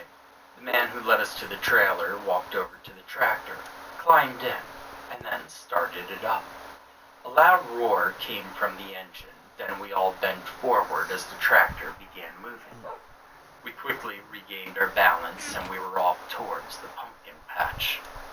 The tractor took us along a dirt path, past a small pond, along the side of the ransacked apple orchard, and finally to the pumpkin patch. The pumpkin patch spanned across nearly 3 acres of land, with hundreds, if not thousands, of bright orange and pale green gourds scattered across the field. The tractor rolled to a stop underneath a tree at the periphery of the patch. Susie and I leaned over the wooden railing of the trailer, trying to spot the best pumpkin, while all the other kids on the trailer all rushed to the gates, wanting to be the first ones to get out. The tractor driver climbed out and walked up to the trailer. Are you guys ready? He asked, stirring the kids' excitement even more. He unlatched a small steel chain, setting all the children free onto the pumpkin patch. They all rushed out as the parents tried their best to catch up to them. Go ahead, guys, Dad said, motioning to us with his hand. We'll catch up. Just stick together. I contemplated being mature and waiting behind with the adults, but I gave in and followed Susie as she hopped off the trailer to the ground. Come on, she said, running into the patch. Let's find the best one. I caught up with her, but it proved to be difficult to maintain speed, as she was basically sprinting as fast as her tiny, energetic legs would carry her. Slow down, I said, panting. We can't find the best one if we're just running past them all. She complied, and we both slowed down, finding ourselves near the center of the patch with nothing but pumpkins all around us. All right, Susie said, not sounding out of breath in spite of her sprinting for the last minute. Let's start looking. We began our search, walking side by side down a row of pumpkins, scanning each intently. A lot of them were still growing, which was to be expected since it was still early on in the season. So the small pale green pumpkins made up the majority of what was in the field that day. We turned down another row holding the same objective of finding the best pumpkin. And we continued the search until Dad and Grandma caught up with us. Did you guys find anything yet?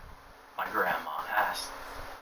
No, a lot of them are still growing, I answered. Well, maybe if you get tired of looking in a little bit, we could go check out the corn maze, my grandmother replied. Wait, there's a corn maze? Susie asked excitedly. Where? My grandma turned to point at the wall of corn stalks on the far right side of the pumpkin patch. Can we please go to it? Susie pleaded, clasping her hands together. Why don't you guys find your pumpkins first? My dad said. I knew you would. Ones that are growing I love that you did. It's a good point, Dad, I said. Oh my gosh. Be patient, Susie. We'll get to it eventually, I told her, which only seemed to make her even less patient. Here, I'll even help you guys look for one, my dad said, then locked eyes with me to ask directly, if that's all right with you. I nodded yes before Susie blurted out, sure. My dad had been aware of my newfound longing for maturity and independence. He wanted to let me have it, or at least let me feel like I had it. Over the course of the next hour or so, we had finally decided on 3 pumpkins, one for me. At that point, we had all forgotten about the corn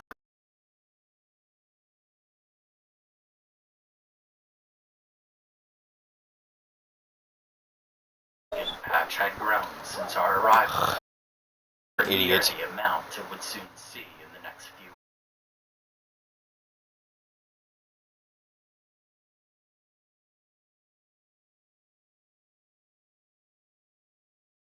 And letting people go back on.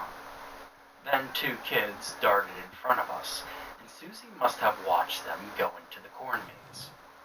"Wait!" she cried, causing all of us to come to a halt. "The corn maze." My dad let out an audible sigh. "Do you both want to go?" asked Dad, who was looking at me. Now, truthfully, I did, but noticing my father's annoyance to Susie's proposition made me reconsider my answer. See, I guess my immaturity got the better of me because I answered yes after a brief moment of hesitation. "Well, I don't mind waiting with the pumpkins," my grandmother said to my father. "Okay then," Dad said with the slightest hint of enthusiasm as, I assume, he began coming around to the idea of taking us through the maze. The enthusiasm, if any, from my father was short-lived. However, as his phone rang from within his pocket, I knew exactly what this meant. Even on his days off, he would always have to take calls. He reached for his phone, pulling it out to see who it was. "Shit," he mumbled. "Sorry guys, I gotta take this." "I'll take them in, it's no problem," said Grandma. "You sure?"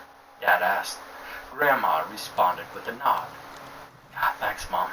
Okay then, have fun," my dad said as he answered the phone and began talking with whatever person was on the other end.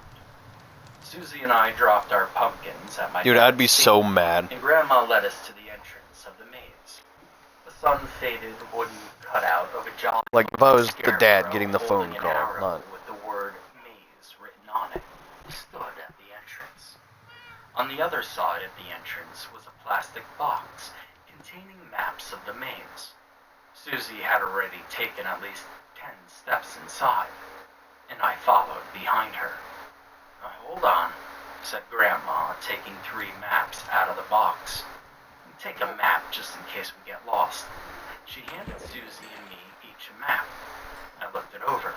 The maze was large, but it didn't seem all too complicated for me. I folded it up and stuck it in my pocket. "Only use it if we get stuck," I said to Grandma and Susie. "Okay then, no cheating." Grandma tucked the map into her pocketbook. We began our journey into the maze. For the first 10 minutes, nothing unusual occurred. Just me and Susie running through the twists and turns of the maze. My grandma trying with everything she had left to keep up with us. I remember Susie telling me something like, "Did you know if you keep your hand on the right side of the maze and never Wolf take it drowned. off, you'll eventually Yep, make it that's back about out?" right. Come here, idiot. I remember thinking about it for a moment as we walked briskly down the corridors of corn stalks. "Really?" I asked. "Where did you hear that?" "I watched a YouTube video about it. We should try it." I replied with something like, "Don't believe everything you hear on the internet." Just like I heard my father say to me 1,000 times before, but in this case, Susie was right. "Maybe we should try it," I said, "if we get lost." Once we had gotten deep enough into the maze, the sounds of all the people in the pumpkin patch had gone silent, and we slowed down. I took in the crisp air around us, corn stalks lately blue with the breeze, and the soft dirt that was bred for agriculture. Felt like walking on a thin layer of sand. Oh, can I get a picture of you two?" my grandma asked. Susan and I looked at each other in horror at the proposition. Knowing Grandma, this would take forever. I was about to make an argument against it until I remembered that I had to be the mature one. "Yes, Grandma," I said. "Of course you may." Susie rolled her eyes in disbelief and disgust. I gave her a nervous, crooked smile in return. But deep down, I even felt disgusted with myself. We already knew the drill. We got side by side and smiled before she even took her phone out. After another moment of Grandma shuffling through her pocketbook, She retrieved her phone. "Oh," she said, fiddling with it. "Shoot. Well, I think it's dead." Susie sighed in relief. "Oh well, your father will get one when you two get back then," Grandma said. We continued working our way through the corn maze. Susie looked like she was getting bored, and I was too. At around 25 minutes in, we came to a crossroads deep in the maze that seemed to transition into a new maze entirely. Instead of the straight right-angle flat turns we were used to at this point, a long, wide, curved path seemed to cut into the maze that was already there. Wow, bro, that's I tried crazy. remembering if something like this was even on the map, but wasn't able to picture it. I wouldn't take it out to look though, because I would be cheating according to myself. We all stopped at the intersection. "Well, which way now?" Grandma asked Susie and I. I looked back at her as if to tell her, well, how the hell am I supposed to know? Susie walked into the middle of the crossroads and rotated around in place multiple times. Straight ahead seemed to continue the path we were on. To the left and to the right were the curved paths. The curved paths strangely seemed to interject into the straight path, as if it was a new route that had been added on. Susie stopped rotating and ended up pointing down the left path. "This way," she said with a smile. She began walking, and both I and Grandma began following her. Our footsteps made strange crunching sounds, causing me to take notice of the dirt below us.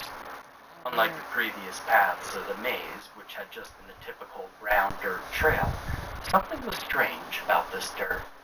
It was darker, nearly black, and the texture was almost crunchy, as if it were burned and charred. Grandma and Susie didn't seem to notice or pay any mind to the change, and at the time, I didn't do much other than make note of it. We walked for a while, maybe 10 whole minutes, and the curved path just seemed to stretch on and on, almost like we were walking along the circumference of a large circle. "Are you sure we're going the right way?" my grandmother asked, breaking the sounds of our crunching footsteps.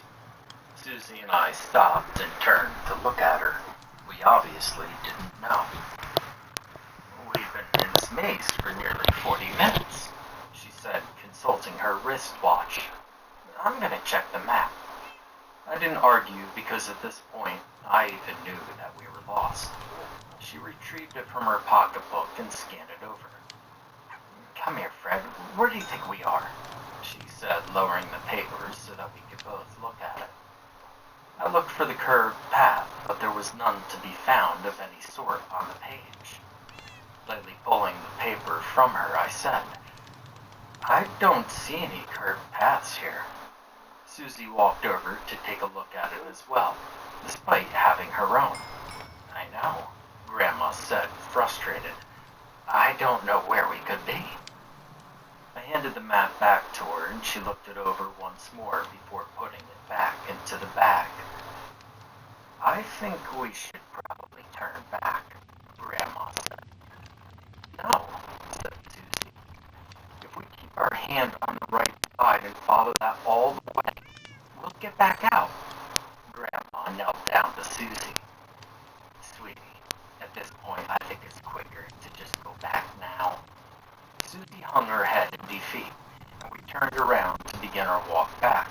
We only took a few steps before an ear-splitting scream echoed throughout the cornfield.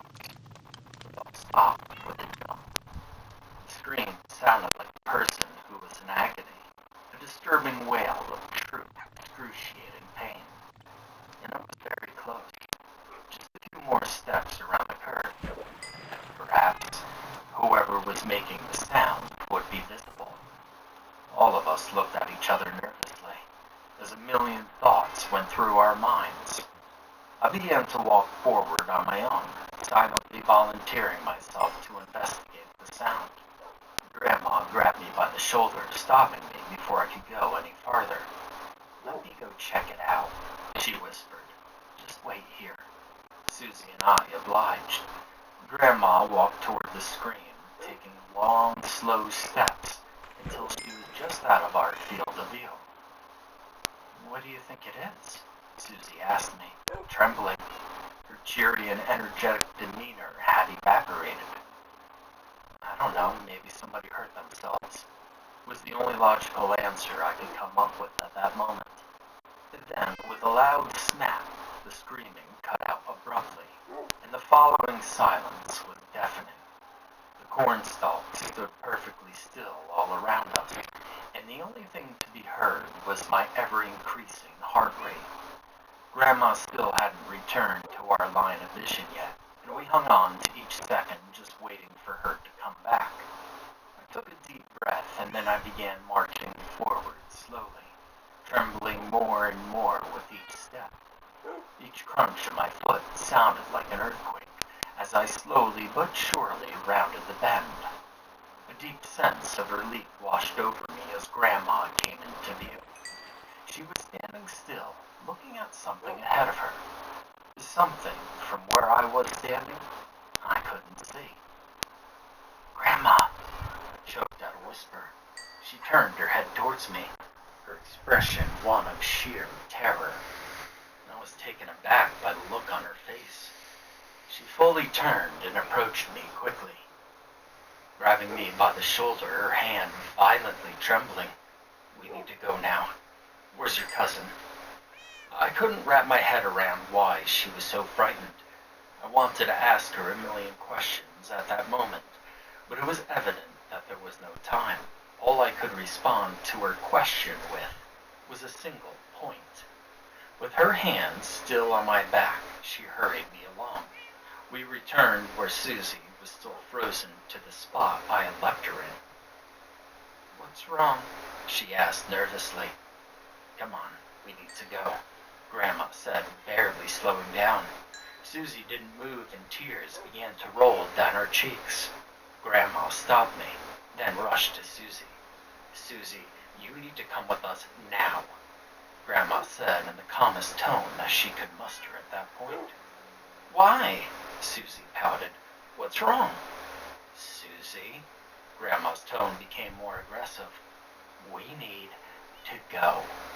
Susie nodded and Grandma wrapped her arm around her small shoulder frame, pulling her along. We all began jogging deeper into the maze. We must have gone on for another 5 minutes before coming to yet another crossroads. Once again, a four-way intersection. The path ahead was the same path we were already on, and to the left and right were straight paths that seemed to lead into a more curved or circular paths. The right path cut into the curve, and the left cut out of it. Grandma frantically looked down through each one, crucially contemplating our next move. "What's going on?" I said firmly. "You need to tell us, Grandma." She got down on my level and said reluctantly, "I saw well, I'm not too sure what kind of animal it was, but it must have been a bear. But it attacked a person." "That's who was screaming?" I asked. "Yes, he was," she hesitated, "being mauled by it." Susie's eyes got watery again from Grandma's frightened confession. "It's okay, as long as you follow me and you be quiet. We can find a way out of here," she said, trying to comfort Susie. Trying to keep my cool, I walked forward into the intersection. "We should go this way," I said, pointing down the right path. "It's the direction we came from. It'll lead us back. It has to." "I think you're right," she said, grabbing Susie's hand. We all went down the right path. It started out going straight, then it came to another curved path that went left and right. Grandma groaned when she realized we had to make another decision on which way to go. Before we made any moves, however, I began trying to map out the curved part of the maze in my head. It started out on a long and constant curve, almost like a circle, then two branching paths that led into smaller curved paths, which is where we were now. I began to think about the concept of cutting circles into fields, and it seemed very familiar.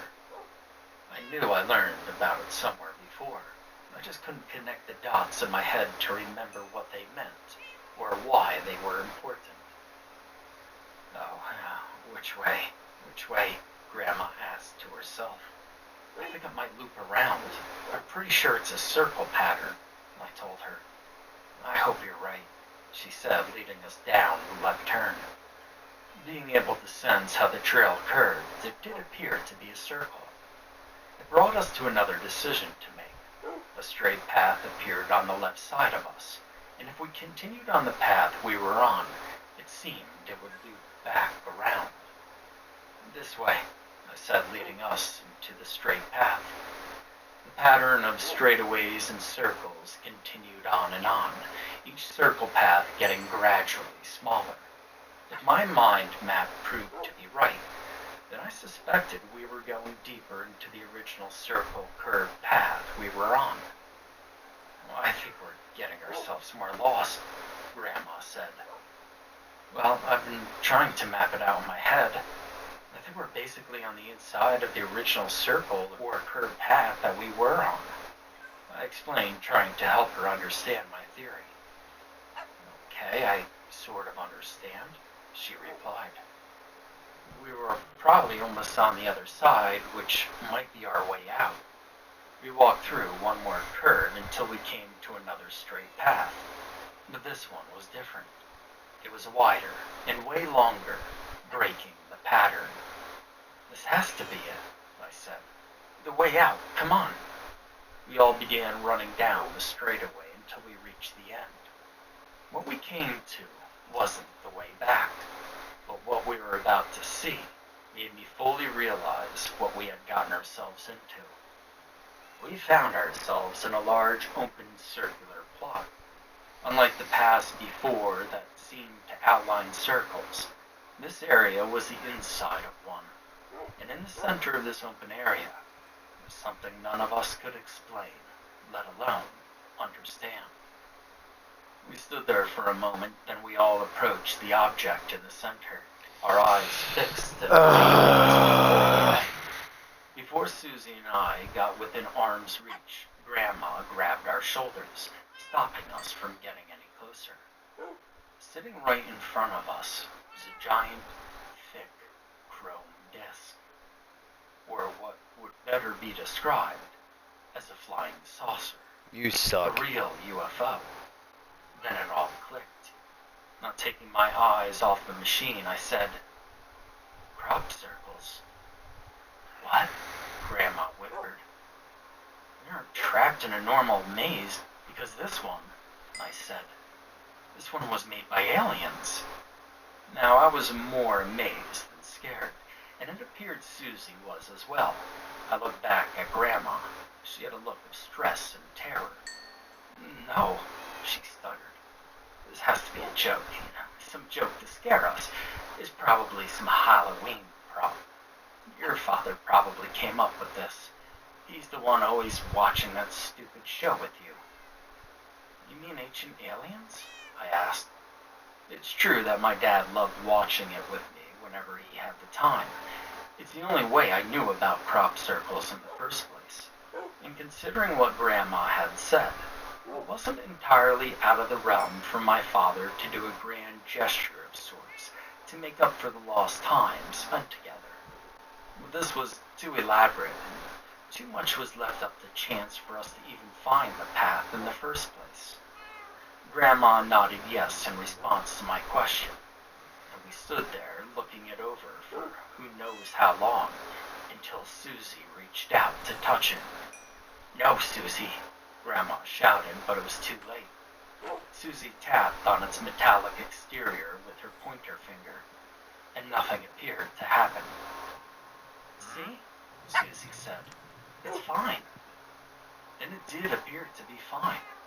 Until that same buzzing sound we heard in the barn during the power outage began to emanate from the saucer.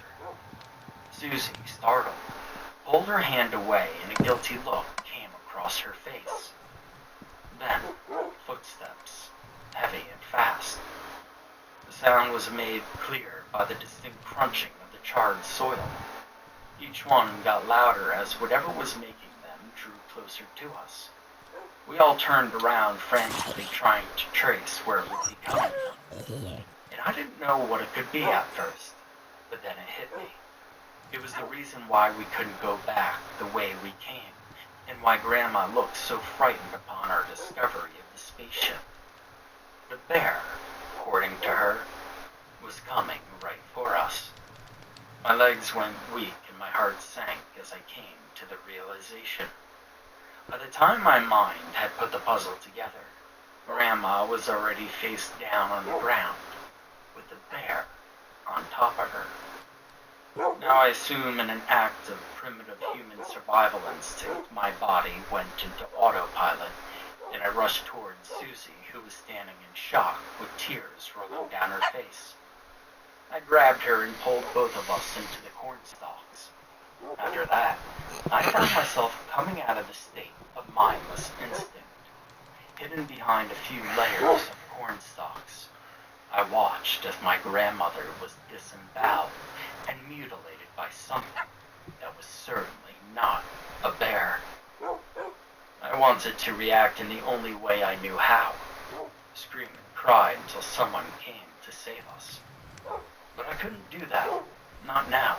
Susie, who had her head buried into my chest, needed me to be the mature person I had tried to be all this time.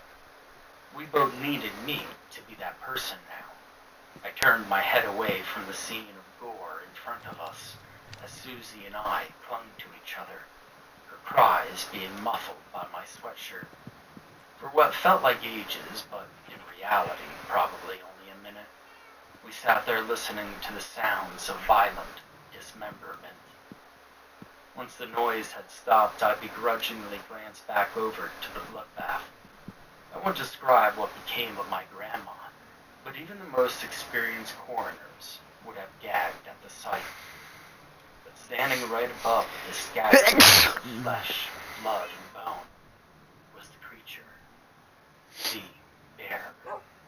The alien. The alien would be the only word that comes close enough to classify it. It was unlike any animal, insect, or bear on this planet. I mean, maybe you could argue it resembles a crude combination of a few species, but even then, it was something out of this world.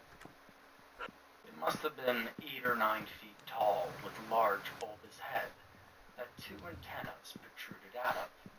3 large black shiny eyes just sat below its forehead that were spread out triangularly. Filling out its face was its mouth, cylindrical and tube-like. It hung from its head. The only thing comparable to its mouth is the mouth of a tardigrade, which I had learned about in science class only days prior. But unlike the tardigrades, it was much longer. It also seemed to have control over the way it moved, similar to a way an elephant controls its snout.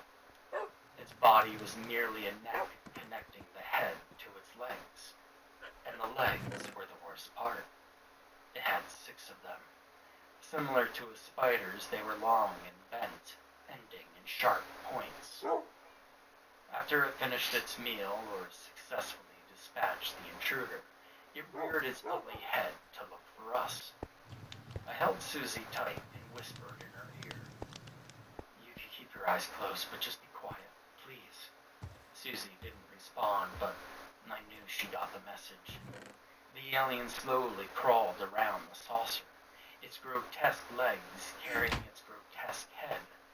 It was looking for us. There was no doubt in my mind. In a jolt of movement, it swung its head down to look under the spacecraft. It was like playing a game of hide and seek with us. Once it made sure we weren't under there, it continued its search and began crawling towards the cornstalks. My heart began pounding out of my chest as it drew closer. I tried holding my breath, doing everything I could to not make a sound. It came up to the wall of corn, just to the left of where we were hiding. It then extended its terrible hose-like mouth into the cornstalks. It wasn't as long as a snake, but it moved like one, bending and slithering up and down as far as it could, almost like it was trying to sniff us out. Maybe it wasn't a mouth. Maybe it was its nose, or maybe it was both. The creature crawled along toward where we're hiding very slowly, scanning each spot it stuck its tube. It got closer and closer until it was right in front of us. I leaned back as far as I could without making a sound. I was staring straight into its mouth as it wriggled around. I felt its breath, or whatever type of gas was coming out of it, being blown lightly onto my face. I closed my eyes and I waited, and I surely thought that this was the end. But moments later it continued working its way around the circle, and somehow it didn't sense us. I continued holding my breath until it finished searching for us moments later. It crawled away from the corn stalks, as I assumed it gave up its search, and it disappeared back into the path from the way we came in. I finally gasped for air and dragged my sleeve across my forehead, wiping the sweat that was once pouring off of it. I wanted to sit there and wait until someone came and found us, but I knew that wasn't going to happen. We have to get up now, I whispered to Susie. Keep your eyes closed and hold on to me. We're going to stand now. She nodded her head in approval, and we both slowly rose to our feet. Since the alien had exited from the way we came in, going that way was off the table. But I worried, however, that it might be the only way to go. Slowly, we took a few steps until we just barely emerged from the wall of corn. I looked to Susie, who was clung to my side, making sure her eyes were still closed. Luckily, they were, because if she had seen what became of Grandma, her shrieking at the top of her lungs,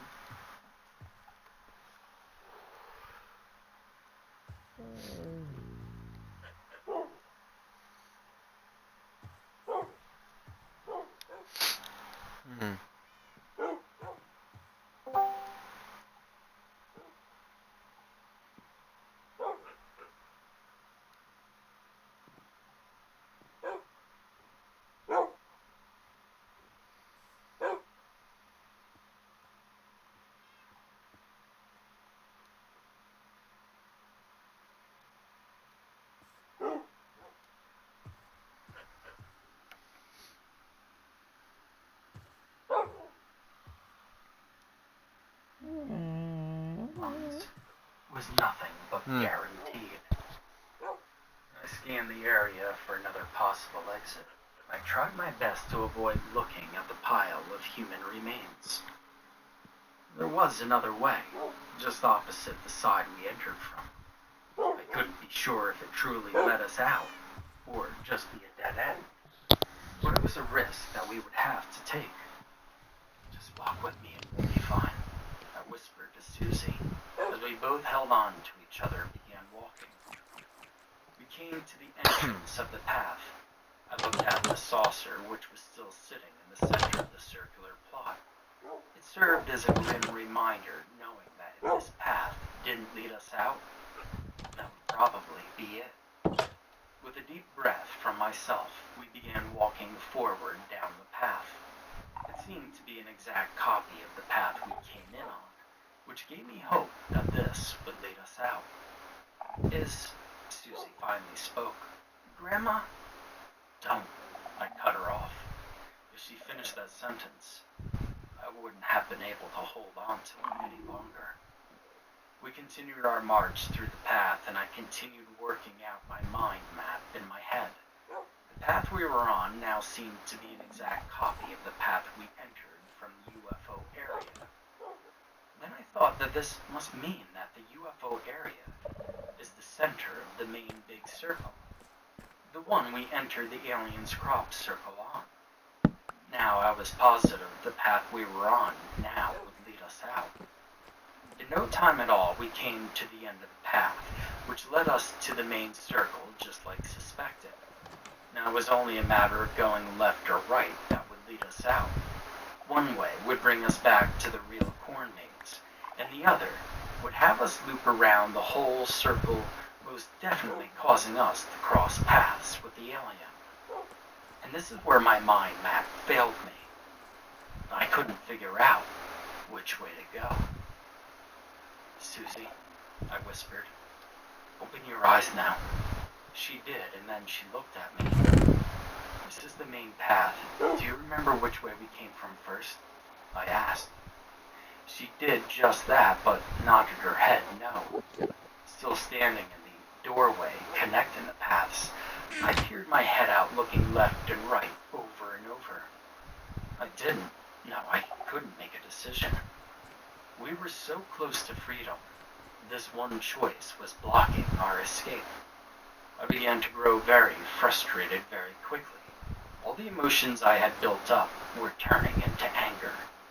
I was about to begin ripping out my hair, and then a crunch. A footstep, there was no mistake. All that anger instantly turned to fear as my blood ran cold, knowing that we would be face to face with the creature once again. Hey, a voice called out from a close distance. It wasn't the alien. It was another person. The relief came and went fairly quickly, however, because I realized that the person was unintentionally calling for the creature to come and kill him. I wanted to run out and stop him from talking, but I was too afraid the alien would have already made it to him. Hello, anyone? The voice cried again, now sounding like it was coming from just the left of us. He was too close to us now to let him draw the attention of the alien, so I stepped out to make myself seen. It was a middle-aged man with a gruff beard and a trucker hat, whom I had clearly startled by basically jumping out in front of him. Whoa, he shouted. Shh! I hushed him sharply. I'm sorry, the man said, taken aback, speaking much more quietly in a slight southern accent. Everything all right? Is there an adult out here with you? No, I said. To both of your questions, we need to get out of here. Well, are you hurt? What the hell happened? He asked. And did you happen to see a little blonde boy run through here? He's my son. He ran off, and I tried looking for him, and now I'm lost. There's no time to explain, I said frantically, clearly causing confusion for the man. Listen, I'm sorry, but your son is probably dead. Dead? He said in a shocked laugh. Well, what in the hell are you talking about? This is only a corn maze. What are you trying to scare me for? Please, sir, I begged, raising my voice regardless of the obvious danger that it brought. We need to leave. Okay, he said, placing his hands on both of his knees. I'd help you look for a way out, but these paths don't seem to appear to be on the map. We stood there in silence for a moment before the man once spoke again. Alright, well, I need to continue looking for my son. Y'all can help me if you... The man stopped as the sounds of rushing footsteps came from behind, increasing in speed and volume. The alien was back. Really? He turned around and shouted. All I could do was scream no in my head as it rounded the bend and sprinted right for the man. He had no time to react as it lunged for him. Leaping into the air, its frontmost legs landed on the man's shoulder, causing him to be pushed to the ground on his back, with the creature pinning him to the ground. We took this grim opportunity to run for it. I took Susie by the hand and we darted away from the man and the alien. And I sprinted as fast as I could, practically dragging Susie behind me. I looked back only once to see the man struggling with the beast. He grabbed it by the mouth as it pushed its sharp tips of its legs deeper into his shoulders until it penetrated his skin. This caused him to let go in pain, and then his fate was sealed. Then I looked away. I kept running and running, and yet the way out was nowhere in sight. This one curved hallway of cornstalks just seemed to stretch on for infinity. Then the worst possibility came true as crawling footsteps came from behind, growing louder and closer by the second. It wasn't going to let us get away again. Even with no breath left in my lungs, I ran even faster. Susie had to skip in order to not be dragged across the ground. Even with my speed, it was gaining on us quickly. The galloping legs of the monster were within yards behind us. And then I saw it, dead ahead, the exit from the crop circle, the exact place we had entered this nightmare from originally. The opening was just on the left of us. As I veered towards it, we approached it, trying not to lose any speed. With the alien only inches behind Susie, I pulled both of us into the exit. We landed with a thud as we slid across the dirt. I closed my eyes and balled up in a fetal position to wait for the alien to come and end me. But it never did. After a brief moment of silence, I slowly opened my eyes and lifted my head. I first saw Susie, who was sitting on her knees, looking toward the way we came. I then fully turned to see what she was looking at. The creature stood there, right at the edge where its crop circle began, and where the real maze ended. We both stared at it for a long moment, and it did the same. And then, with a wiggle of its mouth tube, it crawled away like we never existed to it. All this time, it was just protecting its territory. And Susie and I sat there in shock for a while longer. Eventually, we began finding our way out of the real maze. By using the map and Susie's right wall trick, we managed to find our way out in an insulting 10 minutes.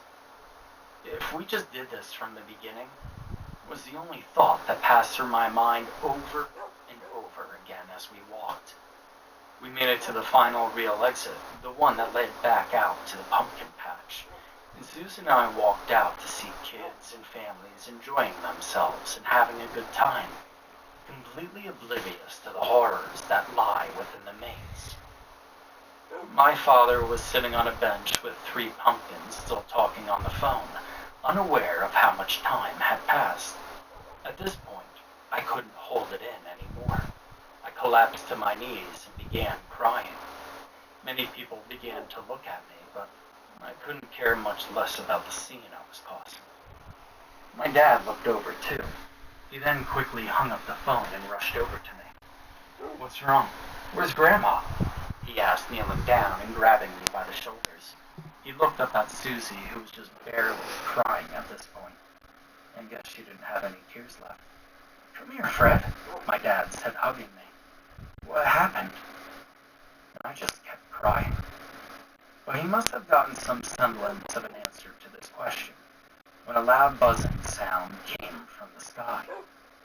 Everyone looked up and watched as a giant metallic disc glided over the pumpkin patch before ascending high into the clouds.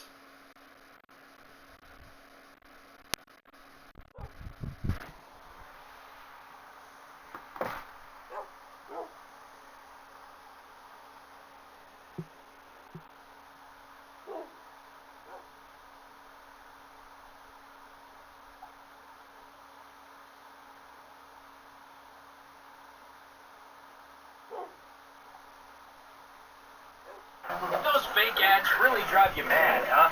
The game looks so fun in the ads, but when you download it, it's a totally different game. That's I don't know if I can actually post this on Reddit.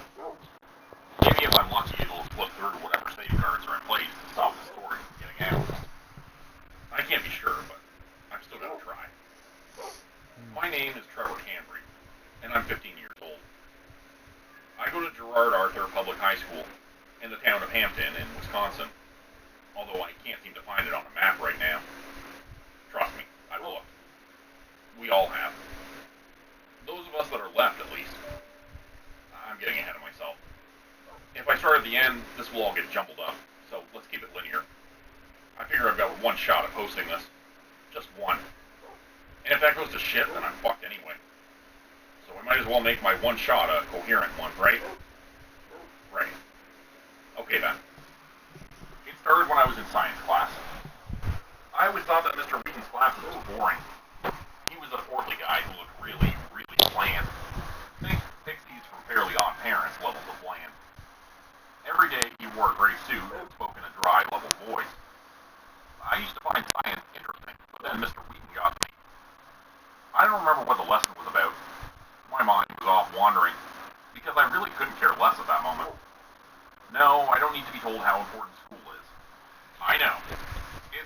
hard to focus sometimes.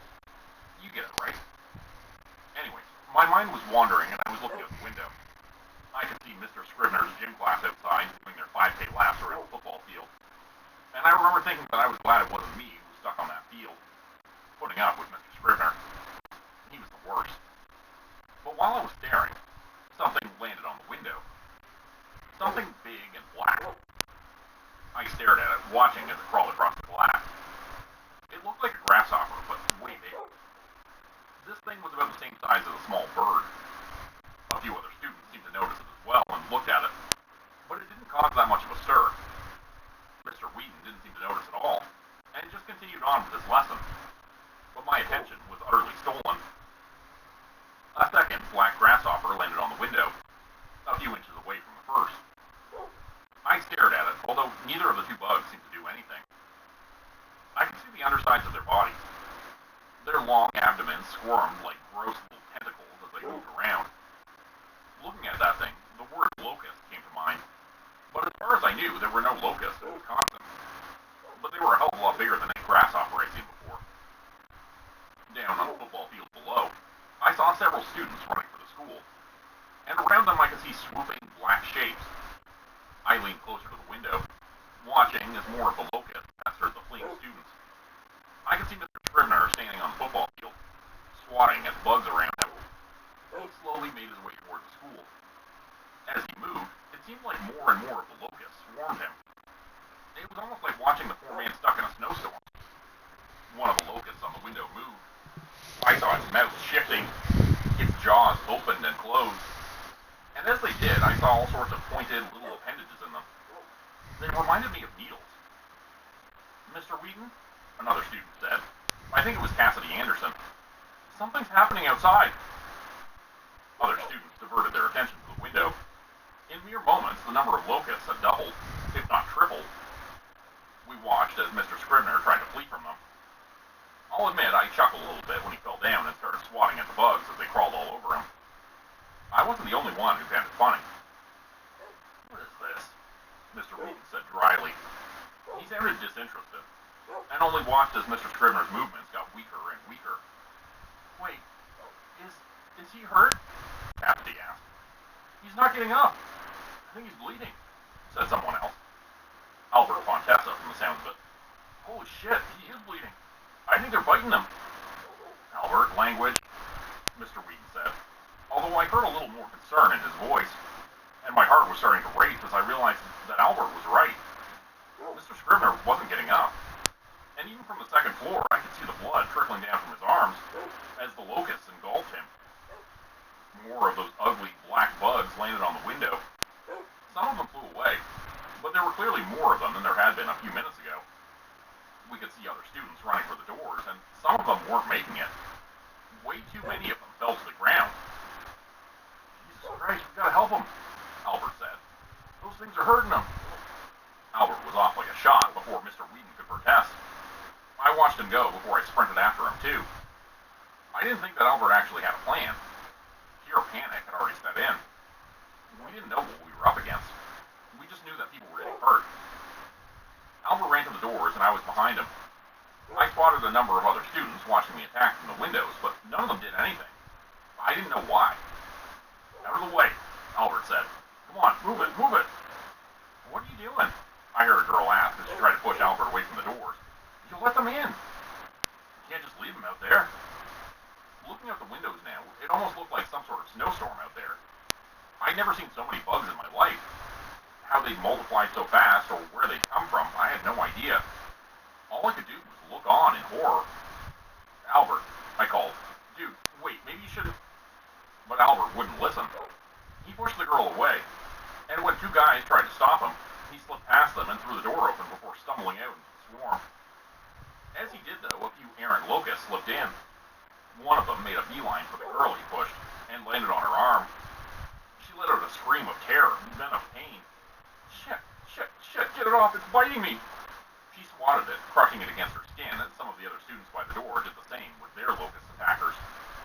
I stayed back and stumbled back into the hall. I looked out through the window and watched as Albert collapsed in the middle of a desperate attempt to swat the locusts away from him. I saw him curling into a ball and covering his head as they swarmed him.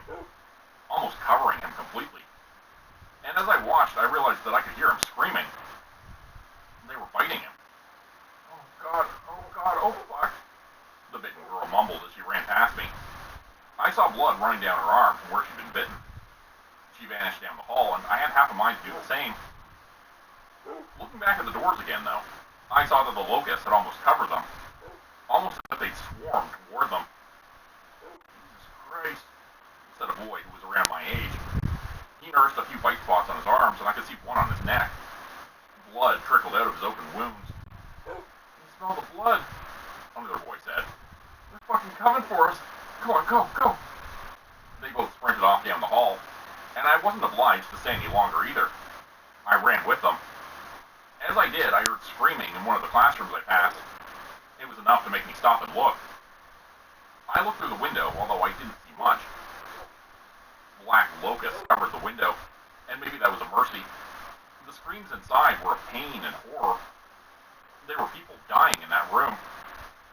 I took a step back and started to run again. I heard other screams from down the hall, and looked back to see the classroom door open. Someone had stumbled out and collapsed a few steps away from the door. I couldn't see a single feature on them. All I saw was the black locusts covering their body, sucking the blood out of them. And I wasn't crazy enough to try to help them. I didn't know where I was trying to go. Instead, I saw a bunch of other students fleeing into a classroom, and I followed them. It was one of the central rooms. No windows. I could hear screams of pain and terror, and before the doors closed behind me, I saw black locusts beginning to fill the halls. The classroom that I ended up in wasn't one I'd been in before. I could see one of the VPs, Mrs. Anderson, standing with Mr. Wheaton and a few other teachers I didn't recognize. In the back of my mind, I was a little happy to see that the people in my class seemed to have made it to safety. The gravity of the situation hadn't fully impacted me yet. I knew that other students were dead, but the truth of it didn't hit me. Not all at once. Trevor, Mr. Wheaton said the moment he saw me. He came closer and quickly began looking me over for bites. You had no cause to run off like that. That was completely unacceptable. He scolded, and I wasn't in any position to argue. Where's Albert? Didn't you run off with him? Albert ran outside, I stammered.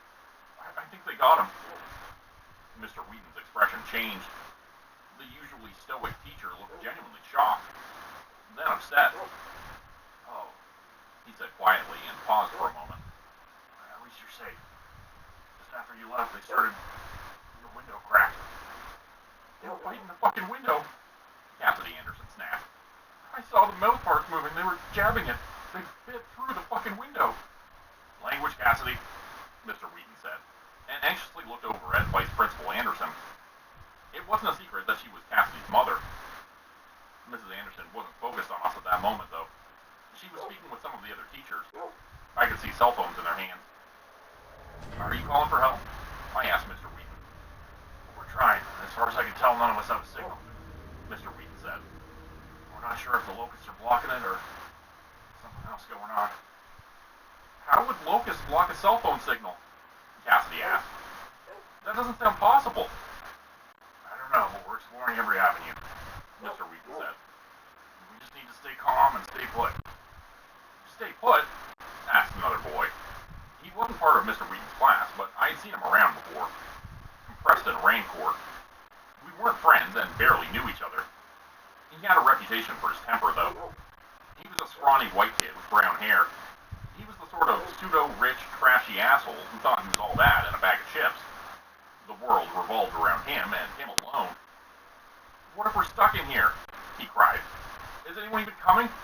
What if the bugs get them? We're trying to figure that out, Mr. Wheaton said. Please, just stay calm. We should make a run for it, Preston said. I saw my friend Jeremy get into his car. He drove off as soon as the bugs showed up. Did you see the things out there? Cassidy asked. Did you see what they were? Did you see how many of them there were? We're not letting you run out there, Mr. Wheaton said. Well, we can't stay in here either, Preston argued. The ruckus he caused had drawn Mrs. Anderson's attention. She pushed through the throng of scared teenagers toward Preston and Mr. Wheaton. We're not staying here, she said. The gym is down the hall, and we think it's secure. We're going to try and make a run for it. There's more room there, so we can hold up better. Isn't there a skylight in there? I asked, wouldn't the locusts be able to get in? The skylight is a lot thicker, Mrs. Anderson said. We'll be safer in there. I'm not going if there's a window, I heard another student, George Wiley, say. They'll fucking break through. They did it in my class. Language, Mr. Wheaton snapped. Oh, just shut the fuck up, you boring old fuck, Preston replied. Who gives a fuck about language? There's huge fucking bugs killing people. And we all need to stay the hell away from them, Wiley said. Exactly, Preston snapped. We need to focus on getting out of here. Getting out of here? No, I'm staying here, Wiley replied. I'm not gonna fuck around with those things. We're waiting it out in here. There's no fucking room for us in here, Preston snapped. Boys, enough, Mrs. Anderson said. Enough. We can't stay in here. We'll be safer in the gym. The glass is thicker and the bugs won't be able to get in. We'll wait and see if they thin out. If we move fast, if we run, then we can make it.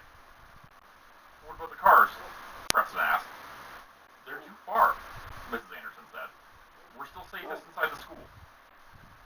Preston grimaced like an angry, pouting child. I could see the gears in his mind working as he glared at Mrs. Anderson. Are you fucking stupid? You're gonna leave us stuck here, he said. They're gonna get us. We're gonna fucking die. You do not speak to me in that tone, Mrs. Anderson said sternly. She sounded like a parent. I am still the adult in this situation. Just because we're in an emergency doesn't mean you can start calling the shots, Preston. Preston just continued to glare, before suddenly he lashed out. He threw a punch and was about to go in for a second one when I saw a bunch of other students grabbing him and pulling him away from Mrs. Anderson. Mom? I heard Cassidy yell as she rushed over to her mother's side. Mrs. Anderson had a look of utter shock on her face. Sarah, are you alright? Mr. Wheaton asked. I'm fine, Jonah, she murmured before glaring at Preston. She shook her head before storming off with Cassidy in tow behind her. I'm not fucking dealing with this, Preston snapped before pushing the other students off of him. I'm not gonna fucking die in the gym. Fuck this and fuck you. He went for the door. Preston, don't! I heard Wiley shout as he opened the door. Mr. Wheaton was reaching out to grab him and stop him, but he was too late. Preston threw open the door and slid out into the hall. A few of the black locusts took his place, and the closest students immediately set on killing them. I saw Mr. Wheaton smacking at one on his arm, and I saw another flying towards me. I swatted it out of the air and watched it hit the ground. I crushed it under my foot before it could fly away. Stupid fucking kid, Mr. Wheaton said under his breath as he crushed the locust on his arm. I'd never heard him swear before. Let him go, Mrs. Armstrong said. That's his choice. Did we get all the locusts? They're dead, I called. Good. Thank God, Mrs. Anderson sighed before finding a place to sit. She rubbed at her jaw where Preston had hit her, and things quieted down for a bit after that. We sat in that room for hours, listening to the sounds of locusts outside. Most of the other students in the room tried desperately to send some sort of message asking for help, but no one had gotten anything through. A lot of phones had already died trying. The screams in the hallway subsided, and a few people had donated sweaters or pieces of clothing to cover the bottom of the door and keep any of the bugs from pushing into the room. There was a small wire-reinforced window on the door that the locusts couldn't get through, and through it we could see the fading daylight in the halls and the buzzing insects. By the time the sun started to go down, there were less of them than there had been before. It seemed as if they lost interest in the school and were finally taking their leave. I heard a few whispers about making a run for the gym, but honestly, we had no idea if the gym was even safe. By the time the hall started to get dark, though, I heard Mrs. Anderson and Mr. Wheaton discussing leaving with the other teachers. This might be the best window we get, Mr. Wheaton said. There's less of them. We can make a go of it. What if they come back the second we're out in the open? Another teacher asked. I didn't recognize her.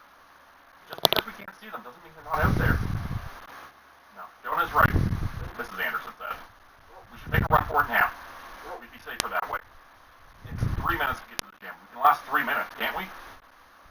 Assuming the gym is as safe as we think, the other teacher said. My glass is thick, Claire. They'll be fine, Mr. Wheaton said. Trust me on this. Well, all I'm saying is I saw those things bite through the windows in my class. Bite through it.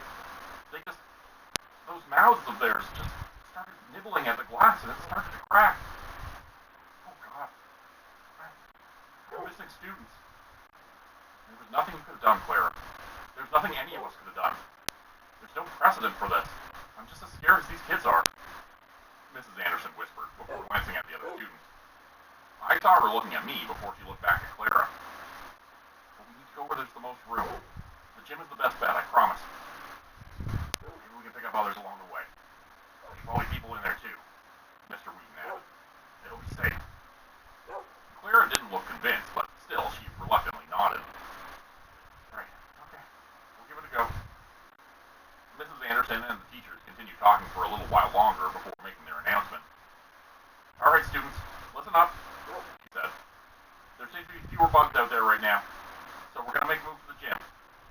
I'm not, Wiley said. I'm staying in here where it's safe. A few other students murmured in agreement with him. Mrs. Anderson paused before sighing.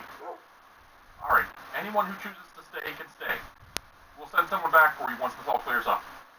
But if you're staying, you cannot open the door until this is all over. That's fine by me, Wiley said. You guys have fun out there. Mrs. Anderson moved to the front of the classroom, while Wiley and his supporters stayed near the back. Most of the people in the room wanted to make a run with Mrs. Anderson. I was with her, of course. That room was cramped, and I figured that staying with an adult might be the safest bet. Even if she was scared, I still believed that Mrs. Anderson would know what to do. I was sure of it. She looked through the window, watching the bugs in the halls. They looked mostly clear, save for a number of stragglers. When I open this door, you run, she said, looking back at us. Everyone needs to run. Go straight for the gym. Don't stop for anything. If they bite you, just keep going. I saw a few students hesitate. I saw at least one back away from Mrs. Anderson's group to join Wiley's. Make sure to close the door on your way out, Mr. Wheaton said. Okay, is everybody ready? Mrs. Anderson grimaced before gripping the doorknob. She took a deep breath and let us all prepare ourselves for what was to come. Then she opened the door and let the first students out. In mere moments, I was back in the hall, running amongst the crowd. I saw the locusts scatter away from us, probably out of surprise. They bought us some time at least. The hall seemed empty, save for the dark shapes of a few unfortunate corpses. I tried not to look at those or think about what they were. Cassidy Anderson was just ahead of me, and I saw Mr. Wheaton beside her. I could hear the flapping of the locust wings as they scattered, then the scream of pain as someone was bitten. The realization that there was blood to be drank seemed to draw the locusts toward us. I saw them coming in the pale orange light through the windows, black shapes that flew into our fleeing crowd. I felt a pain in my arm, like I'd just been stabbed, and saw one of the locusts on me. I crushed it, and as I did, another student shoved me out of the way. I hit the ground and felt more of those agonizing bites all over my skin. Dear God, did they hurt. Every single one of them burned white hot, and I heard someone screaming. It took a few moments before I realized that it was coming from me. Trevor, I heard Mrs. Anderson say. I felt her hand slapping at me, forcing the locusts off of me before she hoisted me to my feet. She'd abandoned her high heels in the classroom and ran in just her nylon stockings. I could barely react as she pulled me toward the group of running students. The first of them were just down the hall, just at the first door to the gym. I saw Mr. Wheaton reaching out to pull the gym door open. He started to run in before freezing up. Even from down the hall, I could see his eyes go wide with horror before the black shapes of countless locusts swarmed onto him. He swatted at them and stumbled backwards, but they were already biting at him. One errant swipe knocked the glasses from his face, and he started to scream with a deep terror that I had never expected to exist in someone like him. They broke the skylight, I heard Clara yelling. Oh God, they broke the skylight. Everyone quickly dissolved into utter chaos. Most of the students turned to run, but I could see more and more of the locusts billowing out of the gym door like a thick black cloud. Cassidy, Mrs. Anderson cried as she left me to run into the crowd. I understood. She needed to find her daughter first. I couldn't see her from where I stood, but I wasn't really looking. No, I was looking at Mr. Wheaton, who was quickly engulfed in the swarm. I watched him barrel forward, letting out choked screams as he tried to escape. I looked at him in horror as he clutched at his bleeding throat. I could see blood trickling down from where one of his eyes had been.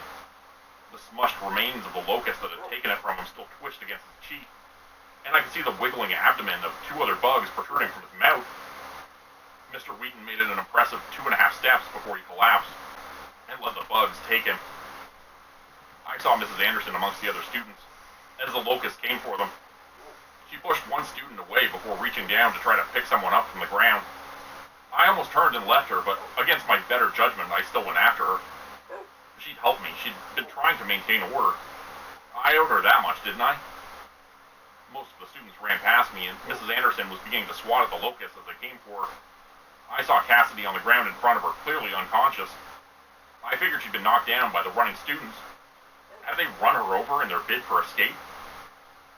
Mrs. Anderson was trying to drag her to safety and swat the bugs off of her. I reached her side and grabbed Cassidy's arm, helping Mrs. Anderson drag her away. No, Mrs. Anderson said softly. No. I spotted a girl's bathroom to her left and dragged Cassidy toward it. I felt a familiar white-hot pain as several of the locusts bit into me, but Mrs. Anderson and I made it to the bathroom and stumbled inside, dragging Cassidy behind us. I slammed the door shut and began to swat the locusts that clung to me. A few of them buzzed around the bathroom, clearly confused. The fuck? I heard someone else yell, and from the corner of my eye, I noticed Preston striking down one of the locusts before crushing it. This is my bathroom, he yelled. Get the fuck out. Shut up, Mrs. Anderson growled. As Preston and I dealt with the last of the locusts, she focused on her daughter. Come on, baby. Wake up, please. Blood trickled from numerous bites on Cassidy's arms and neck. Looking at her, I was beginning to fear for the worst. I watched as Mrs. Armstrong checked her daughter's pulse, then checked to see if she was breathing. No, Cass, no. Come back to me, sweetheart. No, God, no. I could see the tears streaming down her cheeks. Preston watched in silence from the far side of the bathroom before looking at me. He didn't look upset, but he didn't look as frustrated anymore. Truth be told, I wasn't sure what he was thinking. No. Mrs. Anderson's words dissolved into pained sobs as she rested her head on Cassidy's chest. Cassidy didn't move. She didn't wake up, and she didn't breathe. Sorry, Mrs. Anderson, I said softly. She didn't acknowledge me. Preston just shook his head and sat on the counter. So, tried to make it to the gym, huh? He asked. Yeah, I replied. They broke the glass, he said. When I couldn't make it to the doors, I tried the gym instead. Too fucking many of them. I had to get to the gym to hide. They got in about an hour ago. As far as I can tell, I'm the only one who got out. There were people in there? I asked. He nodded. Yep, a lot. I told him we needed to go for the cars. We'd probably have made it if we all went together. Safety in numbers, right? They're just a bunch of shitty bugs. If we were all together, we would have made it. As soon as everything went to shit, though, I got out of there and hid in here. Not the first, either. He nodded towards one of the stalls, and my eyes followed where he went. My stomach turned as I saw a shoe and a bloody leg sticking out of the stall. She was here when I got here, Preston said. I guess she bled out. Those bites take a while to stop bleeding. I looked at my arm, and sure enough, I could see it was still bleeding. Preston ripped up a paper towel and tore it into smaller shreds. It's something in the bite, I think. Stops you from scabbing like a leech. I hadn't realized just how many bites I'd sustained. I was bleeding all over, and I let Preston help me clean myself up. He glanced at Mrs. Anderson behind me, but didn't make a move toward her yet. I was thinking of making a run for the kitchen or the cafeteria, he said. But I don't know. I think they're everywhere. I'm not so sure I want to fuck with them again. Me neither, I said. I looked back at Mrs. Anderson, who was sitting against the door now, Cassidy's head cradled in her lap. She looked up at us, tears in her eyes. The gym was supposed to be safe, she murmured. For a while it was, Preston said. I was watching them on the skylight. There were so many of them. They were like one thing moving together. Like they were all thinking the same thing. Hive mind, Mrs. Anderson said quietly. It's a hive mind. They know we're in here, so they all work together to get at us. She wiped the tears from her eyes before looking down at the corpse of her daughter. Food. They'll do whatever they have to get at us. I picked up the paper towels and went over to Mrs. Anderson before crouching down beside her. She'd gotten bitten just as badly as I had, and she didn't resist when I started cleaning her wounds. She just stroked Cassidy's hair, out of here? Preston murmured. We're fucked, man. We're stuck here until somebody fucking comes for us. Because those things kill. Mrs. Anderson flinched as if she'd just been struck. Preston paused before shaking his head and retreating to the far side of the bathroom again. We spent the night in that bathroom. Preston slept under the sinks. I slept in a stall, trying to keep myself out of the stall with the dead girl. Mrs. Anderson didn't leave her daughter's side. She stayed there, cradling her and quietly crying as she sat up against the door. When I woke up, I could smell the dead girl in the next stall over starting to rot. Preston was laying under the sinks, playing something on his phone, and Mrs. Anderson looked like she was still asleep. Cassidy's body was still in her lap. I sat up. My body was stiff, and I retched at the smell. Nasty, right? Preston asked. I glanced at him, and he just shook his head. Putrefaction, he said. The whole school probably fucking stinks now. It's 10, by the way. I haven't heard anything outside, just the buzzing. Putrefaction doesn't take place until days later, Mrs. Anderson said softly. There was a slight groan of exhaustion in her voice. About a week. My husband, he worked in forensics. You ever see anything like this? Preston asked. Mrs. Anderson scoffed. No. I don't think there's ever been anything like this before. I don't even know what the fuck this shit is. I don't even know if anyone's coming. I had a bit of a phone signal earlier, Preston said, getting out from under the sink. I tried to send a message, but nothing made it out as far as I can tell. It can't be the bugs, Mrs. Anderson said. I think there's something else. I don't know what, but something else is blocking our outgoing signals. Like what? I asked. I don't know. I was thinking about that last night. Those locusts, they're not native to here. I've never heard of blood-sucking locusts before in my life. And I can't imagine an invasive species would hit us this hard. There's too many of them. And they're more aggressive than anything else I've ever seen. I don't think they're natural. Well, then what the hell are they? Preston asked. Aliens? An escaped government experiment or something? I don't know, Mrs. Anderson snapped. I just don't fucking know. Preston scoffed before looking down at Cassidy's body. He turned away before sitting down on the sinks again. He took out his phone and began tinkering with it. Mrs. Anderson was still holding the body close, and I could tell from her face that she'd been crying. I didn't blame her. We should get the bodies out of here, Preston said, looking at the dead girl in the stall. They're stinking up the place. Trevor, you gonna help? Huh? The bodies, Preston said. He set his phone down. We're gonna be here for a while. And it sounds quieter up there. You'll probably suffer a few bites, enough to get that girl out of here at least. I saw Mrs. Anderson tense up and hold Cassidy closer. Yeah, I murmured. Yeah. I slowly made my way toward the stall with the dead girl. I didn't want to look at her, but I had a feeling that I didn't really have a choice. The dead girl lay slumped between the wall and the toilet. Her eyes were half closed and her mouth hung partially open. I didn't want to touch her, but Preston pushed past me. You grab one end, I'll grab the other, he said, reaching down to grab the girl by the legs. She seemed stiff as he began to drag her across the floor. He needed to force her out of her corner, and she didn't seem to shift from the position she died in. Rigor mortis, I think it was called. Help me out, Preston said, and I finally moved. Together, we half dragged, half carried the dead girl to the door. Mrs. Armstrong scooted out of the way, carrying Cassidy's body as she went, and watched us warily as we headed for the door. Preston opened it just a crack and peeked out before quickly closing it. Coast is clear. Kinda, I guess.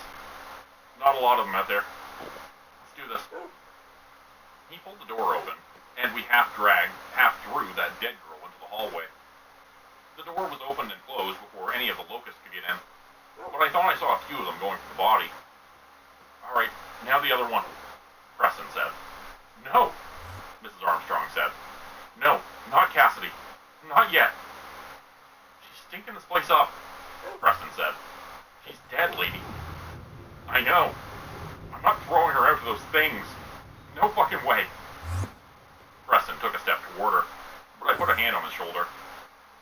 Dude, she just lost her daughter. Preston pulled away from me. So, do you know how much longer we're gonna spend in here? Maybe days. Do you want to spend days in here with a corpse? She has a name, Mrs. Anderson snarled. She's fucking rotting, Preston said. Do you smell that? That's your daughter. Shut the fuck up. Mrs. Anderson clutched Cassidy's body closer. Just shut up. Just let me bury her.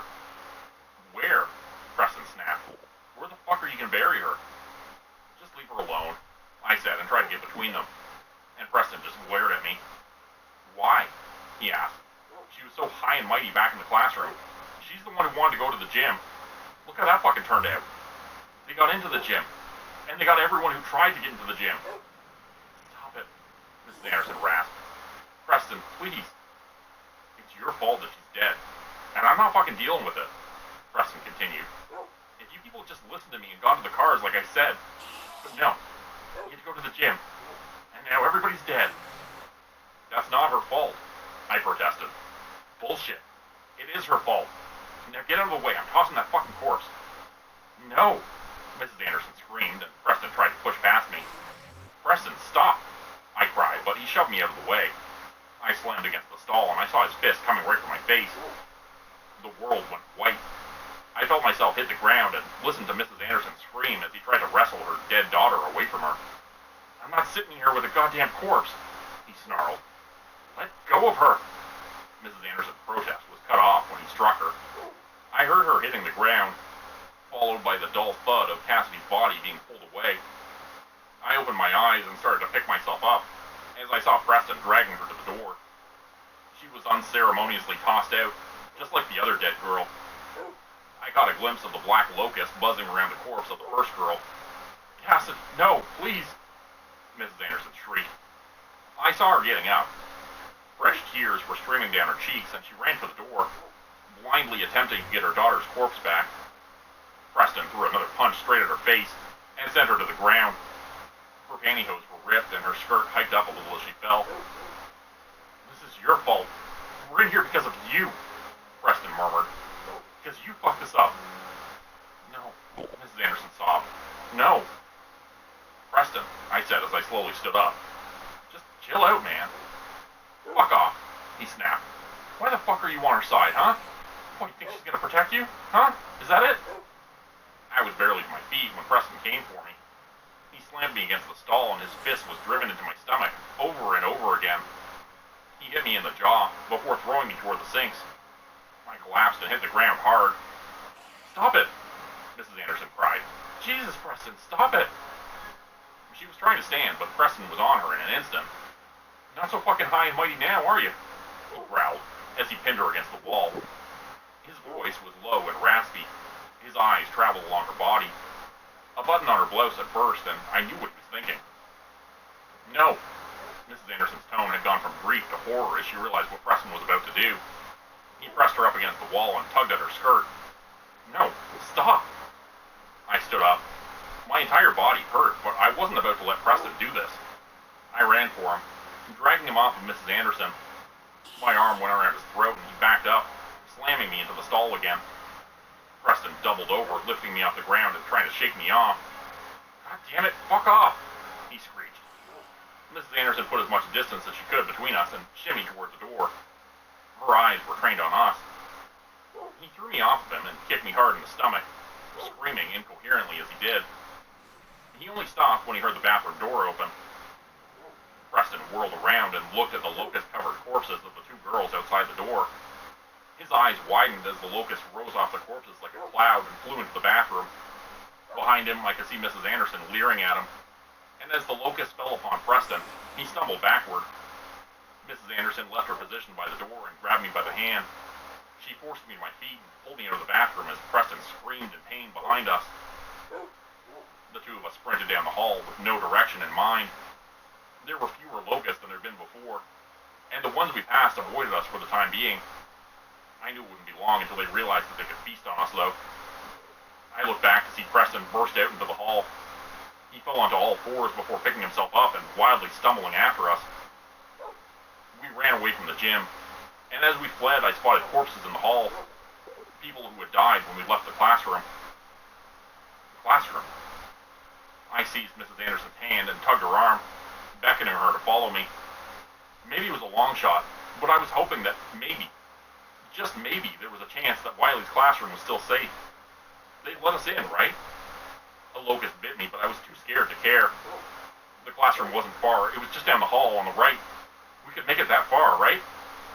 Get back here, Preston cried behind us. His voice was garbled. The door was just ahead, and as we reached it, I started pounding on the door. Please, please, let us in. I saw movement behind the window. I saw a human face and heard the door opening. Mrs. Anderson and I stumbled into the classroom and slammed the door behind us. Moments later, Preston crashed against the door. Don't open it, I cried and pressed myself against it. Don't let him in. Let me in, Preston snarled.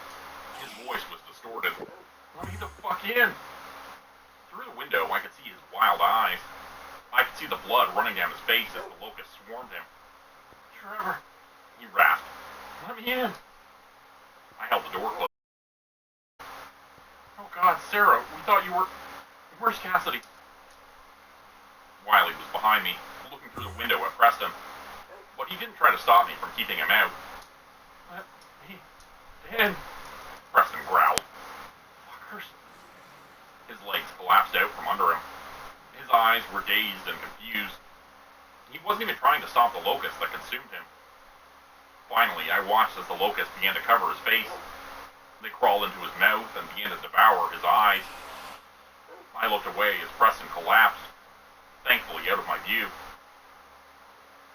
A lot of the survivors from the gym and the failed attempt to get to the gym had ended up with Wiley. Wiley later told me that they'd gotten a few spots of internet during the night. From what he'd been able to figure out, there was nothing in the news about locusts in Hampton, Wisconsin. Nobody had called for help. I don't think anyone was able to. We got the internet going a little bit earlier, and we couldn't even fucking find Hampton on a map. Whatever's happening here, it's being covered up. And I don't think anyone is coming for us.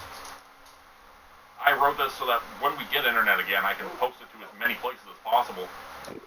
I'm one of the few people who still has battery on his phone, although not much. Maybe this will get through to someone. Maybe someone will be able to help. I don't want to die here. But we are alone. We are hungry. And I don't think help is coming. Become a channel member today for early access, bonus videos, and special emojis only available to members. Check out the description below or click the join button for more info. If you'd like another way to help support the channel, please consider joining my Patreon page at patreon.com/JordanGroupForward. As a patron, you'll get access to bonus videos and content. You'll be credited at the end of every video going forward. And if you decide to stay for 3 months, I'll name a character after you, which will be featured in a Hollow's End story. Links to join the Patreon are in the description. Thanks everyone for listening. Please like, subscribe, and comment to help the channel continue to grow. And see you again next time at 4 p.m. Eastern Standard Time. Hope you have a great night.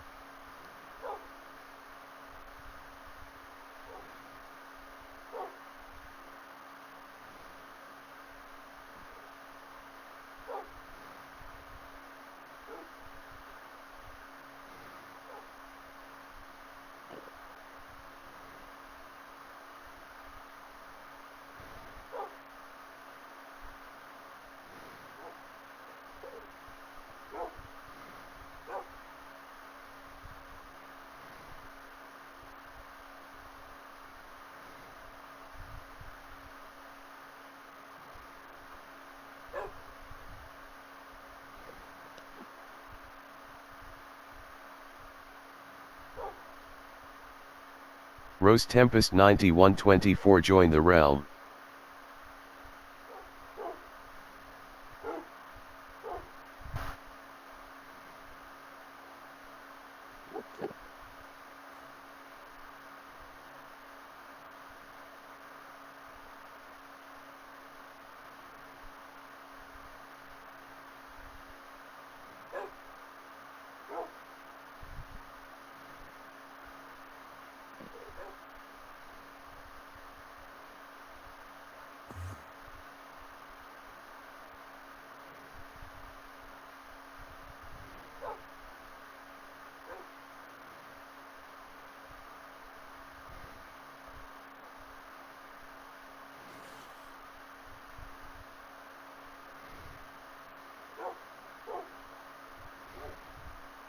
Rose Tempest 9124 left the realm.